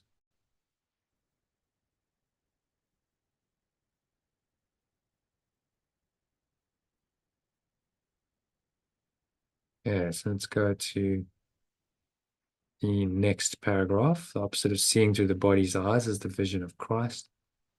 Karen, if you can read that in the original and the alternative, please. The opposite of seeing through the body's eyes is the vision of Christ, which reflects strength rather than weakness, unity rather than separation, and love rather than fear. The opposite of hearing through the body's ears is communication through the voice of God, the Holy Spirit, which abides in each of us. His voice seems distant and difficult to hear because the ego, which speaks for the little separated self, seems to be much louder. This is actually reversed. The Holy Spirit speaks with unmistakable clarity and overwhelming appeal. No one who does not choose to identify with the body could possibly be deaf to his messages of release and hope, nor could he fail to accept joyously the vision of Christ in glad exchange for his miserable picture of himself. Alternatively, the opposite of seeing through the body's eyes is the vision of your true self, which reflects strength rather than weakness, unity rather than separation, and love rather than fear. The opposite of hearing through the body's ears is communication through the voice of pure, formless awareness of perfect love, the remembrance of perfect love, which abides in each of us. Its voice seems distant and difficult to hear because the belief in separation, which speaks for the little separated self, seems to speak much louder. This is actually reversed. The remembrance of perfect love speaks with unmistakable clarity and overwhelming appeal. No one who does not choose to identify with the body could possibly be deaf to its messages of release and hope. Nor could he fail to accept joyously the vision of his true self in exchange. I'm gonna edit this. Nor could they fail to accept joyously the vision of their true self in glad exchange for their miserable self-image. So what's he saying? I have to be honest, my brain is really fried at this point. I have no idea. Okay, well, that's good. Yeah, I well, kind of read it and it went in one ear and out the other. Yeah, which is not uncommon, and this is what happens with Yeah. the course. Well, Yeah, what am I actually reading? You know, what are the words? yeah, What do the words actually mean? It means that you know, there's a point where you kind of go, I can't actually process this anymore, mm-hmm. and that's okay. You know, that's fine. Just understand it's going in on some level. Mm-hmm. That's all going into the subconscious, and ultimately this course starts to make absolute sense. Yeah. You know, the clarity with which this other voice, the true self, speaks is unmistakable. It's so clear. It explains everything in very simple, clear terms, and it's just it's a choice as to whether you're going to listen to it or not. Someone who does not choose to identify with the body could possibly be deaf to its messages of release and hope, nor could they fail to accept joyously the vision of their true self in glad exchange for their miserable self-image. So it's saying, but the problem is, you see, we identify with the body. Mm-hmm. No one who does not choose to identify with the body. Well, most people do identify with their bodies, big time. Yeah. They think they're a body. They look at the world we've created. People, you know, spend inordinate amounts of money on all kinds of body stuff, you know, cosmetics, jewelry, perfume, plastic surgery, just to, you know, I mean, you just obsessed. They think they're a body. Well, if you think you're a body, then you're going to be deaf to the messages that you're not a body, aren't you? That you transcend the body, and you try vainly. I mean, plastic surgery is a classic example. Well, vainly you're trying to reverse the aging process and avoid this process of inevitable decay. But it's futile. You're not going to do it because the body will age and die. So it doesn't matter how much plastic surgery you have. That's a done deal. You know, someone like what was his name, Michael Jackson, many other celebrities. Yeah. Well, they die in the end. It's like your plastic surgery Yeah. didn't help you at all. So you completely changed the appearance of your face, everything. Did it help you? Did it help you? No, you still died. So what was the point of all of it? Did it in the end mean anything? Spent, you know, how many hundreds of millions of dollars, maybe hundreds of thousands of dollars on this surgery so you could, you know, look like a better body. You die anyway. What does it matter? Why go to all that effort? This is what he's trying to say to us. Transcend the body and you realize, well, that's just pointless. All this body stuff that the world gets obsessed about really doesn't mean anything because you're never a body. You never have been a body. You never will be a body. But can you see how radical this is? Because like, well, whoa, if you're not a body, out go all these pursuits of human beings, all these industries. Some of them are, you know, multi-billion-dollar industries. Think of the cosmetics industry, multi-billion-dollar industry. Well, you're not a body, so why are you even bothering to pamper your body and make your body look nice if you're not even a body? What's the point? So, you know, it's not something the ego is going to accept lightly because it's very invested in the body identity and in perpetuating that, all of these defenses in the world. That's what this is really saying, which actually is quite evident. It's quite self-evident if you look at the world. with true perception, you go, well, what is all this stuff? Why are people so obsessed with their bodies? Why do they spend all this money on all kinds of stuff that's actually pointless and useless? Because they think they're a body, and then, they try and perpetuate that reality. And then a whole illusion of a world develops around this false self-concept, and we construct a world like we have. We've got all these industries that apparently feed off it. Think of the fashion industry, the beauty industry, the health and fitness industry. It's all body, body, body. You're a body, it tells you. But if it's not true, then it's all of that is BS. None of it means anything. That's what this is saying. I need us to say, that's not a message that can be accepted by most people. But if you truly want freedom, then you have to accept it. Because if you're a body, you're not free. You're confined by the limitations of the body. The body gets sick, the body suffers, the body feels pain, the body ages, the body dies. If you accept you're a body, you have to accept all of it, you see? It's an all or nothing deal. But if you're not a body, then you're free of all of that. You don't have to accept any of it. None of it's true. That's the choice in the end. You see how simple a choice it really is. Yeah. But it's radical. It's like, okay, because you're going to the very core of your existence. If you're not a body, then what are you? That's the question. Well, you must be something that's intangible, that's formless, that's incorporeal, that's beyond the body, but yet, exists and is permanent and eternal in a way that the body can never be. So then he goes on, Christ's vision, or true self's vision, is the Holy Spirit's gift, God's alternative to the illusion of separation and to the belief in the reality of sin, guilt, and death. So this is true perception, or true self's. Let's change that into perception. Your true self's perception is the remembrance of perfect love's gift, perfect love's alternative to the illusion of separation and to the belief in the reality of sin, guilt, and death. So it gives you an alternative thought system. It's the one correction for all errors of perception, the reconciliation of the seeming opposites on which this world is based.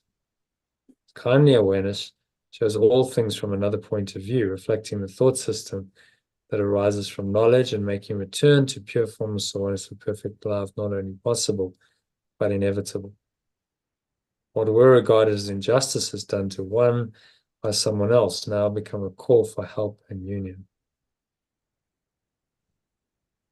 So all the negatives of the world simply become a call for the help. Okay, the help lies in this transformation of my perception. Sin, sickness, and attack are seen as misperceptions, calling for remedy through gentleness and love. Defenses are laid down because where there is no attack, there's no need for them. It's personalized. So what we also do with a lot of this text is we personalize it, make it me and mine. So it becomes very practical.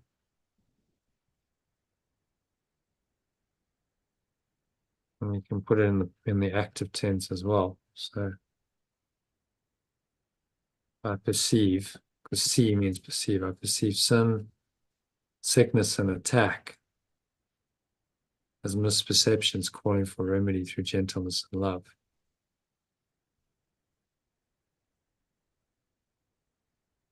And defenses are laid down, so I let go. Yeah, just change the language so it becomes more practical. I let go of my defenses.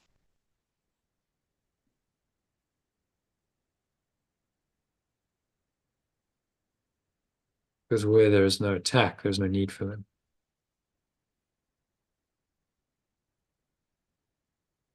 The companion's needs become my own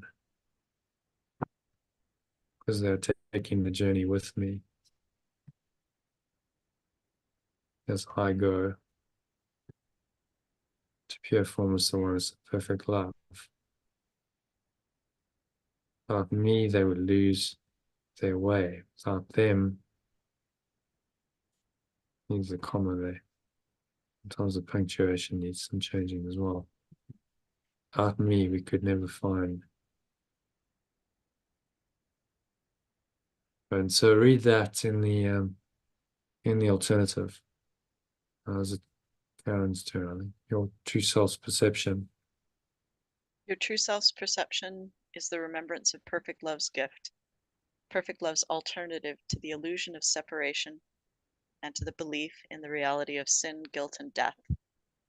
It is the one correction for all errors of perception, the reconciliation of the seeming opposites on which this world is based.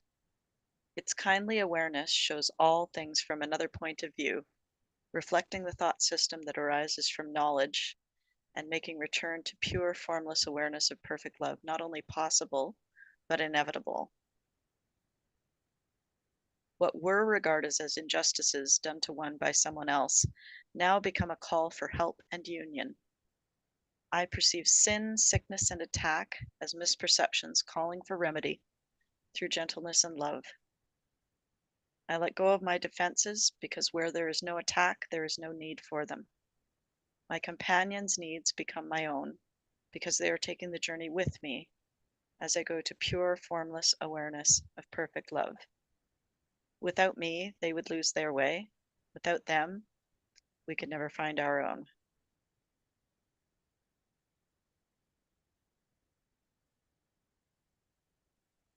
Yeah, so what's he saying in that? It's very profound, because he's saying that we need our companions to awaken. We need them to help us correct our mind, because they represent our own misperceptions. So the more you have an issue with someone, there's attack thoughts, maybe even downright anger and hatred going on, the more it represents an opportunity to let go of this thought system of separation, which relies on sin and guilt and fear and attack in your own mind. And they represent that, they give you that opportunity every time they trigger you into the state of negativity. They're giving you an opportunity to let go of this thought system, which is the real problem. Thought system is what has enslaved you, not them. So they represent the mirror that you can look in and you can see yourself clearly. And that's very valuable, because most of the time we can't see ourselves clearly. We're confused and deluded. So it has to come in a very clear way, which it comes in as a projection of, the world just becomes your projection. And you see that it's the mirror. The person, especially if you're in a special relationship with them, that person is your perfect mirror. They are showing you all of the stuff that you don't like about yourself. And they're doing that so that you can heal it, so that you can let it go. Choose again. And that's the purpose of the relationship, is healing.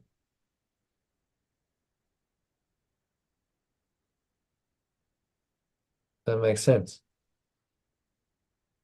Yep. So we Yep. go together. Yes, it does. Way.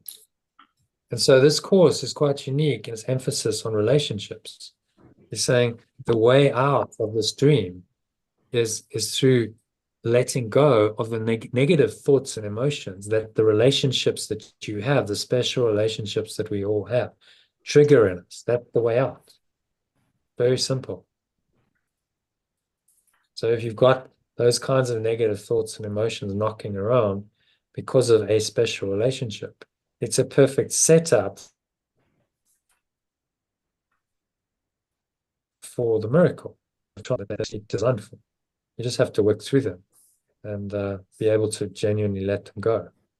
And that's the question. Can you do that? Well, are you willing to do that?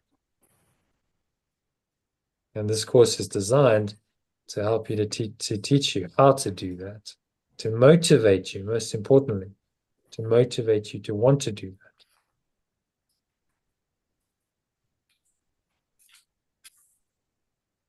that. Okay, so happy to go on.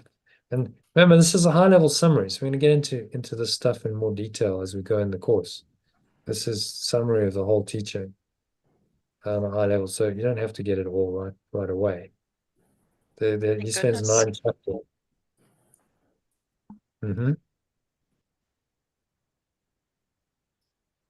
So read. Karen, do you want to read this? Karen, oh, sure. Sorry. Forgiveness is unknown in heaven, where the need for it would be inconceivable. However, in this world, forgiveness is a necessary correction for all the mistakes that we have made. To offer forgiveness is the only way for us to have it, for it reflects the law of heaven, that giving and receiving are the same. Heaven is the natural state of all the sons of God as he created them. Such is their reality forever. It has not changed because it has been forgotten. Alternatively, letting go is unknown in the state of pure formless awareness, where the need for it would be inconceivable. However, in this world, letting go is a necessary correction for all the mistakes that we have made. To let go is the only way for us to have it, for it reflects the law of pure formless awareness, that giving and receiving are the same. The state of pure formless awareness is the natural state of all the extensions of perfect love as it extends them. Such is their reality forever. It has not changed because it has been forgotten. Okay, what's he saying in this one?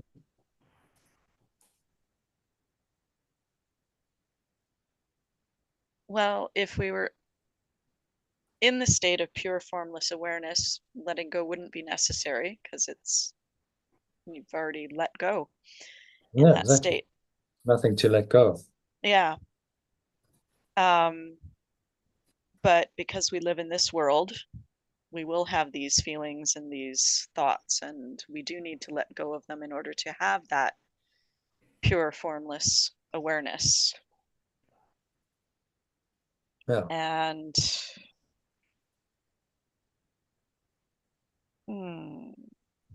it has not changed because it has been forgotten.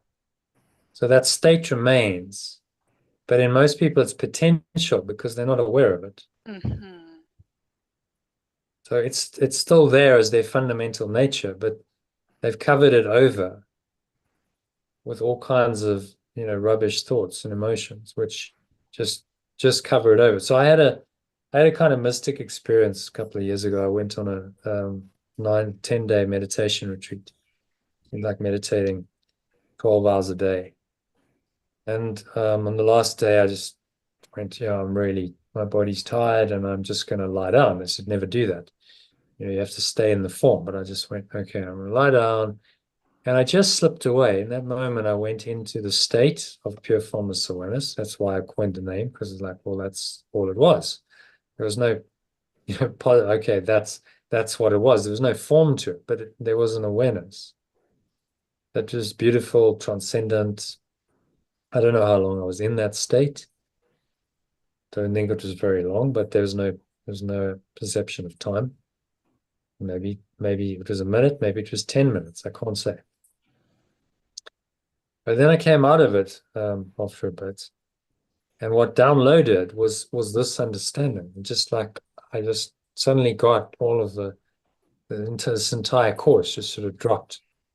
And I understood the key insight is that everything in this world is just an excuse. Whatever you perceive here is a setup. This thought system of the ego has created this world to justify the negative thoughts and emotions that keep it going. And that's all the world is for. That's why it's called a veil of illusion.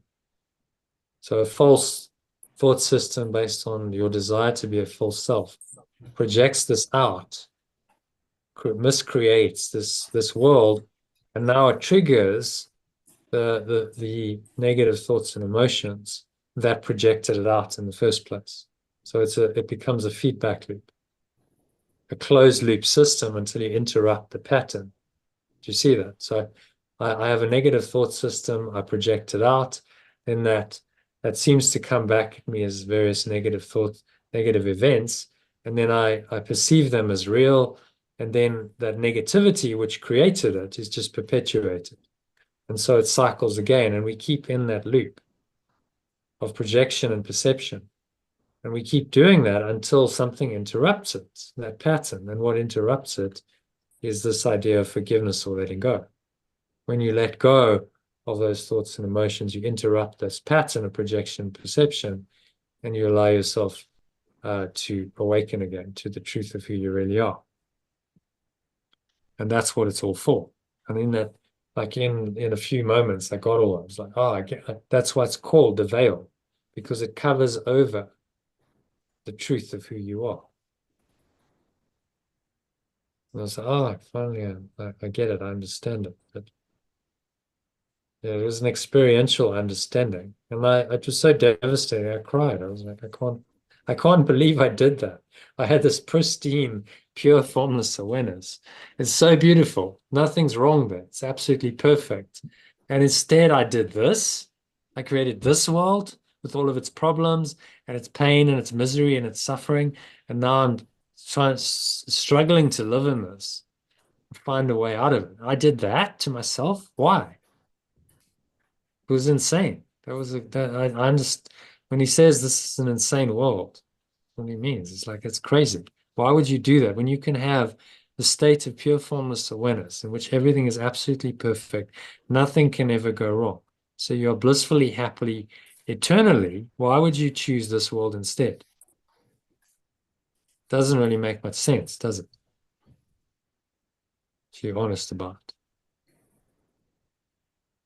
So the means, now that we made this insane choice, we can correct it.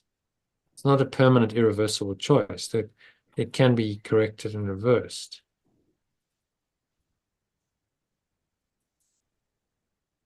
Okay, so forgiveness is the means by which, let's read it. Let's ask Bakang if you can read this, and then in the alternative. Forgiveness is the means by which we will remember. Through forgiveness, the thinking of the world is reversed. The forgiven world becomes the gate of heaven, because by its mercy, we can at least forgive ourselves. Holding no one prisoner to guilt, we become free. Acknowledging Christ in all our brothers, we recognize his presence in ourselves. Forgetting all our misperceptions, and with nothing from the past to hold us back, we can remember God. Beyond this, learning cannot go. When we are ready, God himself will take the final step in our return to him. Okay, alternatively. Letting go is the means by which we will remember. Through letting go, the thinking of the world is reversed. The freed world becomes the entrance to the state of pure, formless awareness, because by its grace, we can at last let go of our separate self-concept. We become free when we hold no one prisoner to guilt by accusing and blaming them. Acknowledging the true self in all our companions, we recognize its presence in ourselves. Forgetting all our misconceptions, and with nothing from the past to hold us back, we can remember pure, formless awareness of perfect love. Learning cannot go beyond this. When we are ready, pure, formless awareness of perfect love itself will take the final step in our return to it. Yeah, what's he saying? It's saying that letting go is the pathway or the answer to actually reach pure, formless awareness. It's basically freeing us, and it removes us from the ego world of accusing, blaming, and projections. And then once we learn to let go, we will transcend and, reach the awareness of perfect love. And then beyond that, it's just love itself. There's nothing else. Yeah. So learning cannot go beyond this. He's saying, I can't teach you the meaning of love. It's beyond what can be taught, but I can teach you how to let go of the blocks to the awareness of that love. And that can be learned and taught. And that's exactly what this course then. The scope of, you want to look at this diagram. It's demonstrated quite well in the Holy Trinity diagram. It's saying,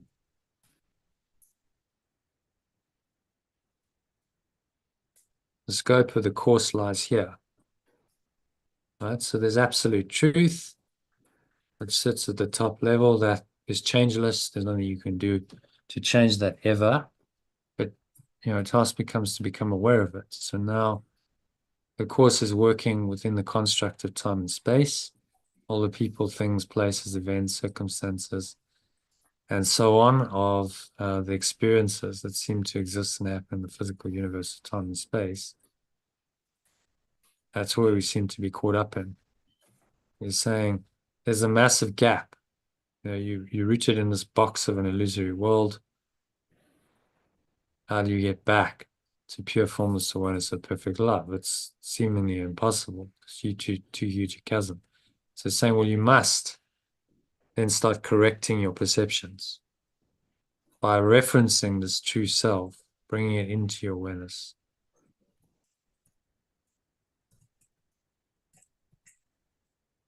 So the course is properly set. The framework for it is within time and space, and he addresses these ideas and these problems that we experience in time and space, but in a way that we can perceive them differently and correct.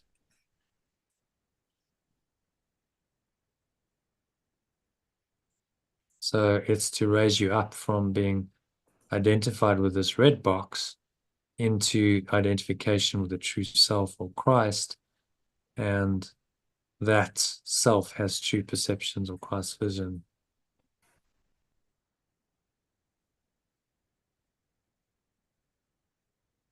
So is that clear? The scope is to help you to change your mind, correct your perceptions, and identify more and more with your true self. That's what he's saying is possible for you to learn. If you can learn that, then naturally what happens, he phrases it as the God takes the final step. In other words, you just merge back in to this awareness because your mind is so in that awareness, close to that awareness, that eventually it's a done deal. It's going to happen. But he can't really teach you that. He can't teach the meaning of love. So the course is not set at trying to teach you really anything about this, because he knows that'll come in experience.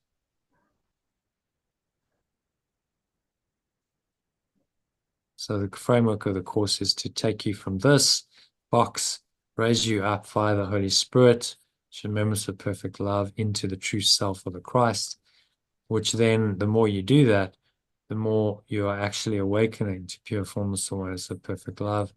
He's saying God will take the final step. So he's framing the scope of the course quite nicely, and telling us what's possible and what's not. And you can't go beyond learning. Okay. So any other thoughts on that paragraph?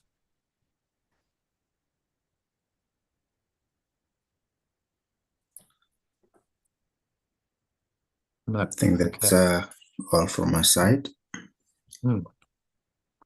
So that brings us to, we've done this introduction. So what I suggest is maybe we just close out with a meditation on the introduction. We'll do a bit of breathing as well, to finish the session on a very experiential note. How's that sound? You want to do a meditation? Sounds good. And just trying to, we've done the intellectual stuff, so now just try and feel into it. Okay, so what is it? What do these words feel like? Can I actually feel and experience and what it's pointing to? Okay. So, yeah. Any other thoughts, comments, questions on any of this? It's a high-level introduction, so don't expect to understand it all. It gives you an overview of the thought system, which hopefully starts to make a little bit of sense now and more sense as we progress. Which it will do. You start to see, well, is there any other way of perceiving it that makes any sense? No, it isn't, actually. But you got to discover that for yourself by journeying this. Okay, so let's do a final med on this.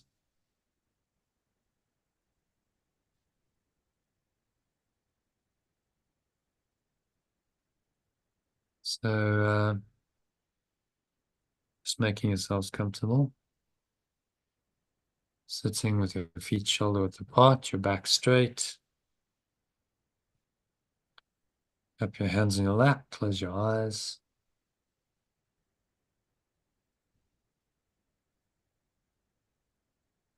Start off by taking a nice deep breath in through the nose.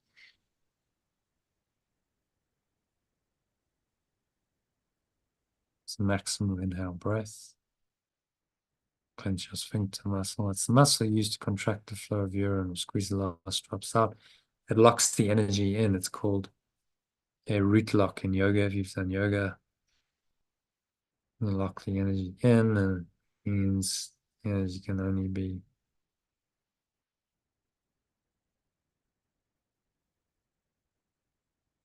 let go of. So breathe in again. Remind yourself of the simple truth that this introduction to the course teaches. That introduction says nothing real can be threatened.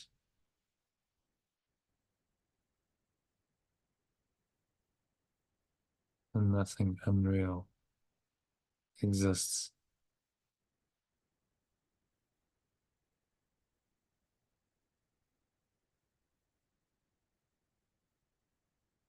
So nothing real can be threatened and nothing unreal exists. So just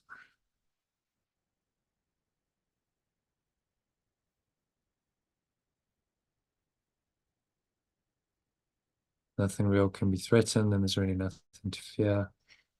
Nothing can go wrong. Breathe in again. Nothing unreal exists.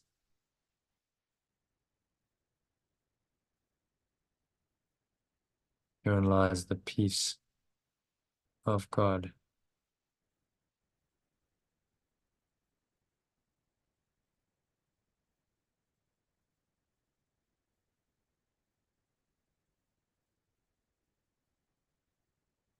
Nothing real can be threatened and nothing unreal exists.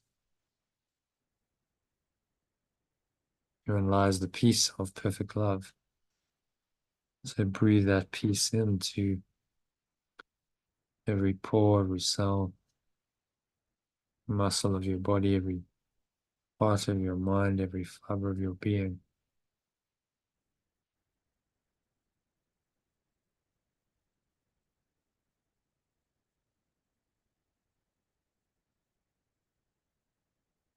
So try and feel into this, the peace of perfect love, just a state of mind which has no illusions, and free floating in this peace.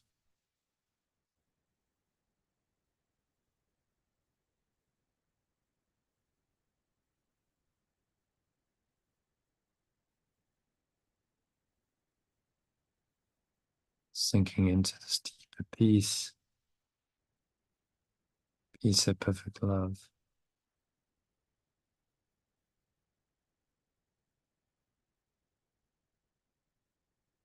Instead of trying to intellectually understand it, just experience it.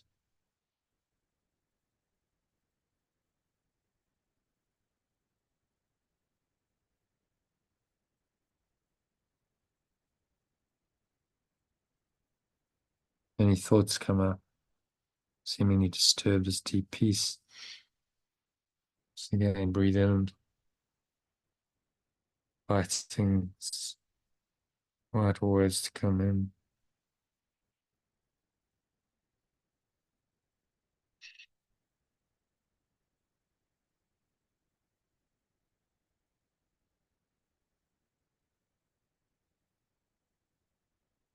So if you notice any thoughts, any emotions, related body sensations coming up, just observe them in this very calm, clear, detached way. Breathe in, so you're breathing in the light.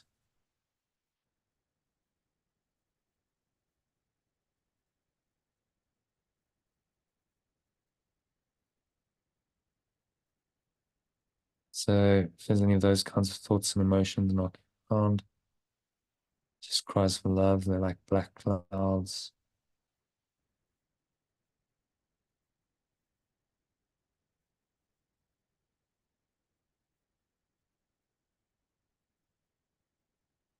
Imagine that these thoughts and emotions are like the blue sky, merging into that blue, clear sky. There's no other awareness.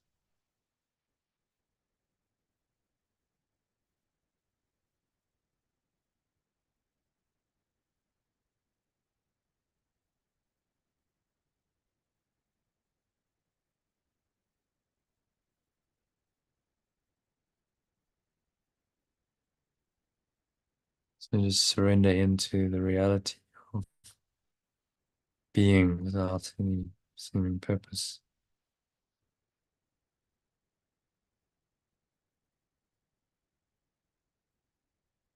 Just the blue sky, nothing else.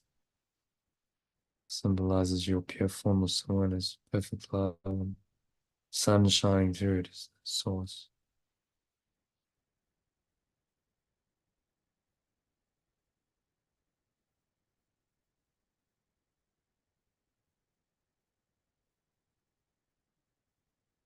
So you just merge into the blue sky, which is your own oneness. All problems disappear. You transcend the sky, the clouds entirely.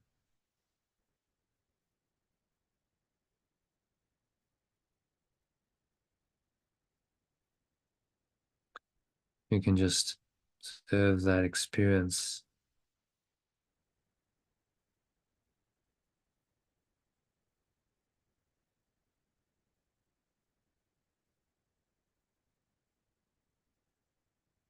You accept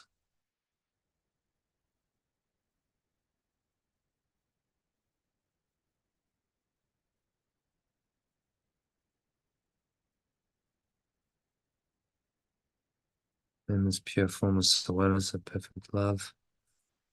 So nothing real can be threatened and nothing unreal exists.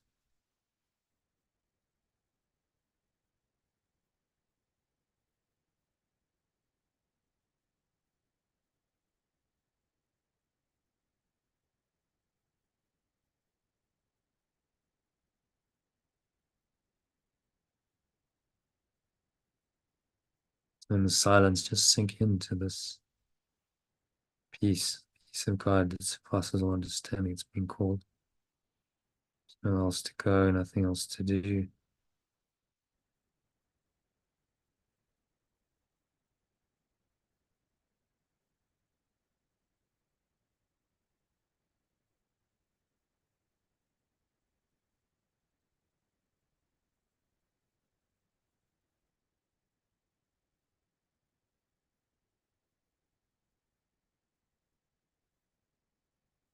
You just feel this deep peace arising in your mind, your heart.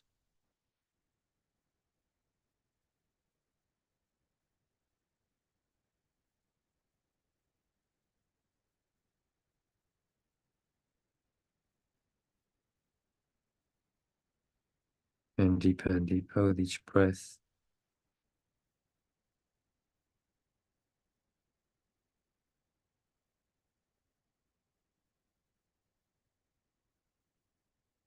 Feel the peace this lesson points to.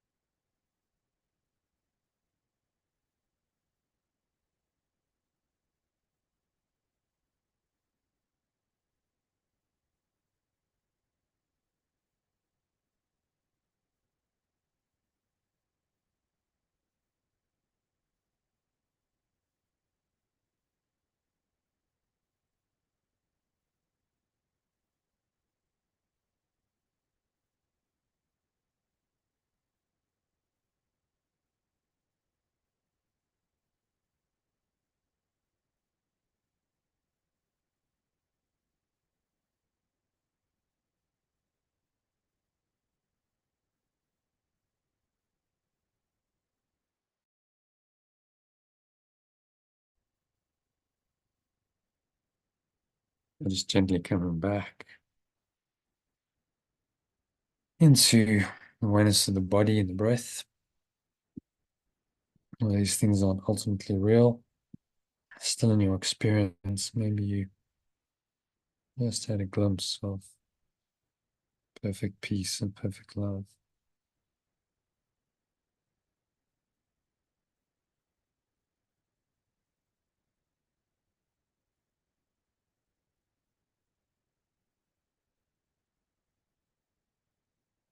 So on the count of 3, you're going to open your eyes. 1, just breathing in, noticing how the stomach rises and the chest rises, and the subtle flow of air in through the nostrils, pausing at the top of the inhales.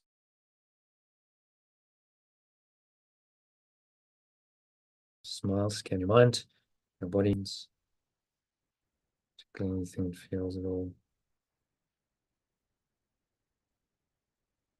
The gates of the truth, limiting, contracted, and constricting.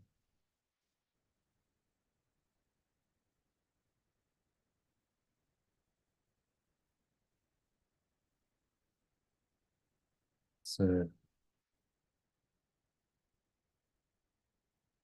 anchor the state in of peace, love, feel what it feels like in your body, in your mind, in your heart. Put one hand in your heart center, you can breathe in, imagine you breathing in this as a beautiful golden white light.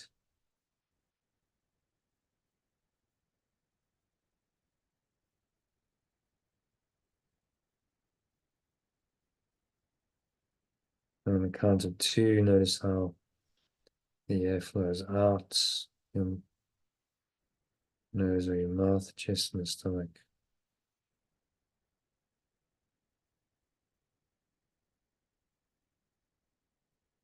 So as you exhale, just blowing out any remaining illusions.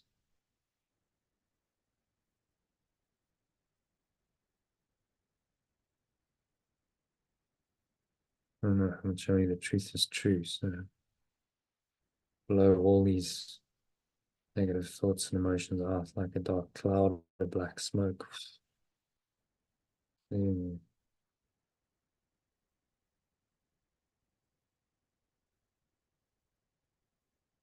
On the exhale, notice the weight of your body pressing down into the chair and your feet touching the ground. Noticing what you're feeling and touching.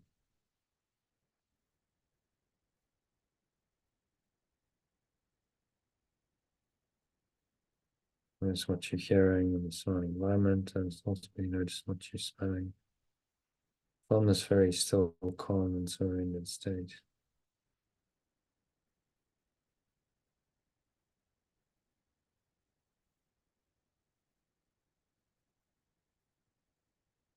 So you drop it all, you let go of any of the baggage you're carrying. Set the intention to do that for the next 6 weeks.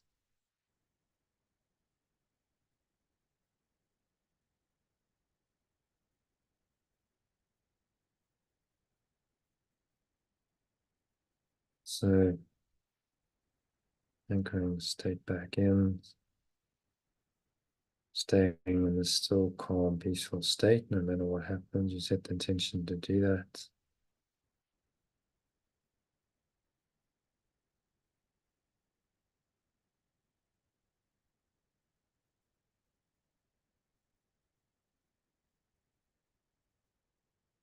So you're going to set the intention to stay here in this deep peace for the rest of the evening, the day. And in this case, set yourself up for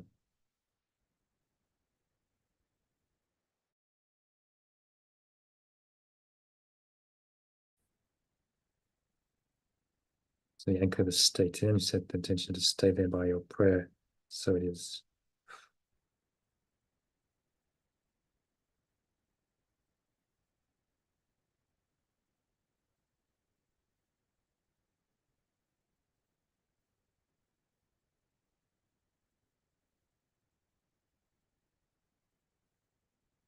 So herein lies the peace of God, the peace of perfect love.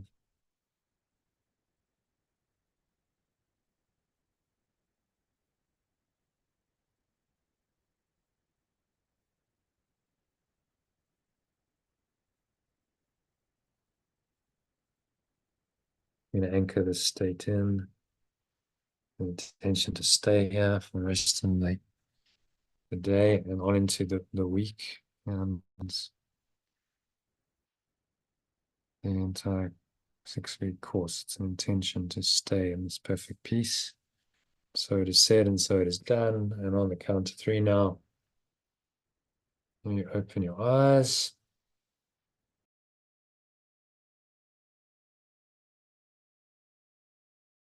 So take a moment to look around, noticing the various objects in the room, but in a very detached way, so you don't name or judge or label any of it. There's just this deeper awareness, this hopefully very peaceful awareness that you experienced in the meditation is still there.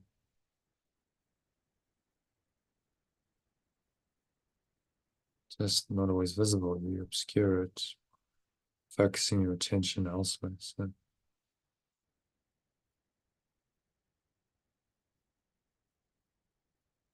remember that nothing real can be threatened and nothing unreal exists. Herein lies the peace of perfect love.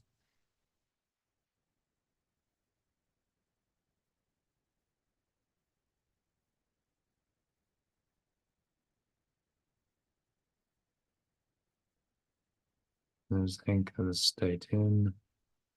Feel the peace in your heart. One hand in your heart center.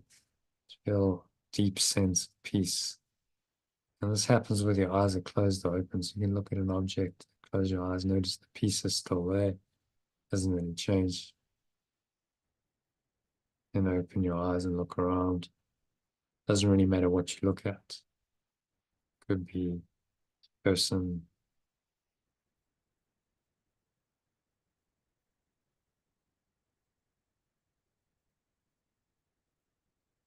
so you're going to anchor the state in of perfect love. Remind yourself that nothing real can be threatened. Nothing unreal exists. Herein lies the peace of perfect love. State that affirmation frequently.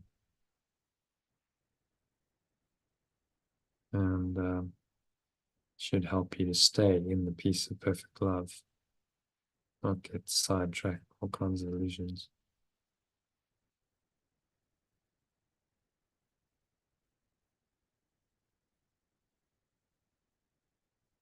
So then we open your eyes on count of 3, open your eyes.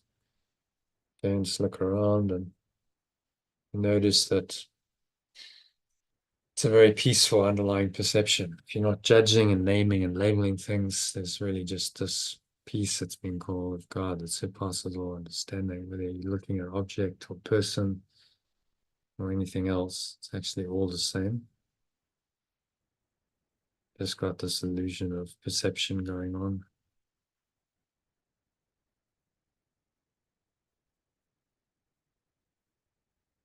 So you're going to stay anchored and rooted in this peace the rest of the day and on into your week ahead. And so it is said, so it is done.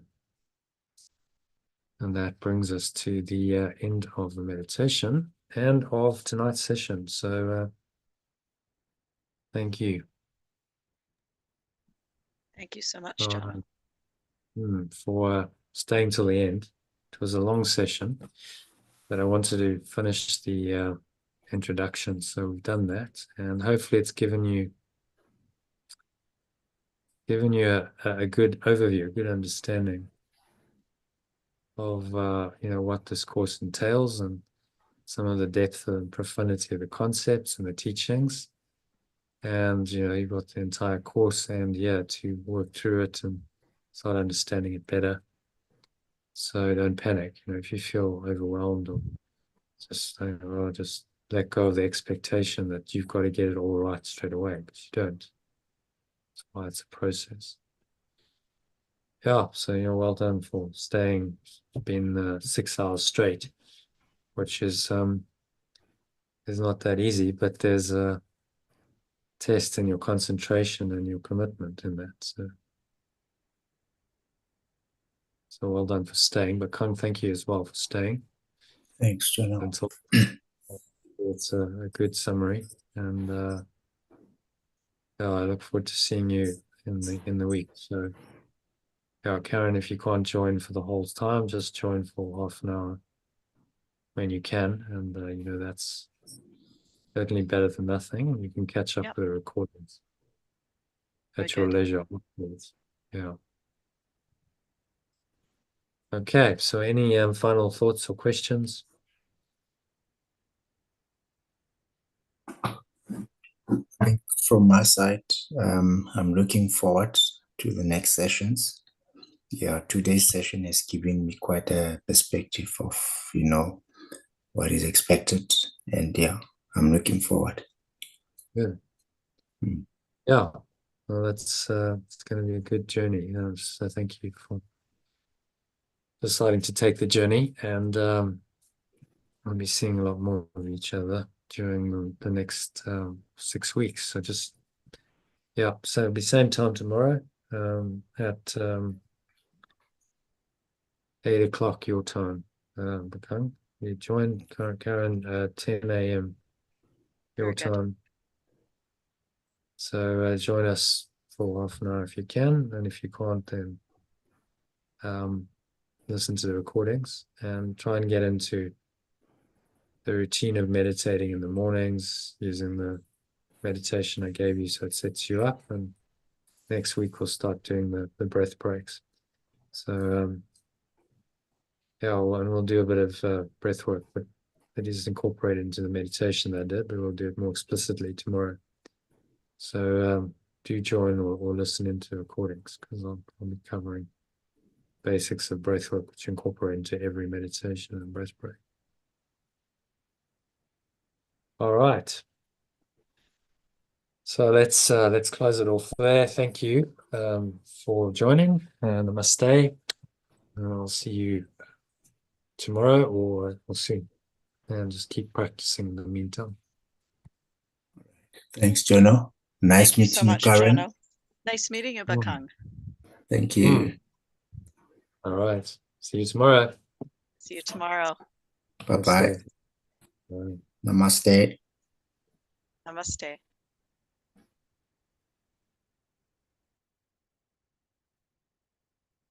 Yeah, so thank you to Karen, Bakang, Elaine, Karen, and Lynn, who all joined. It was a good session. If you enjoyed this, and why not join us on the journey?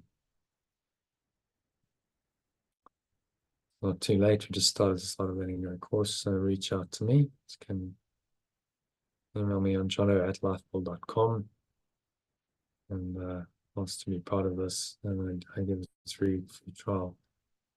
So the email I've put below in the text box, just check that out, and hope to meet you on the inside soon. Namaste again, which means the true self in me and truth in me acknowledges and honors that same truth in you. Peace.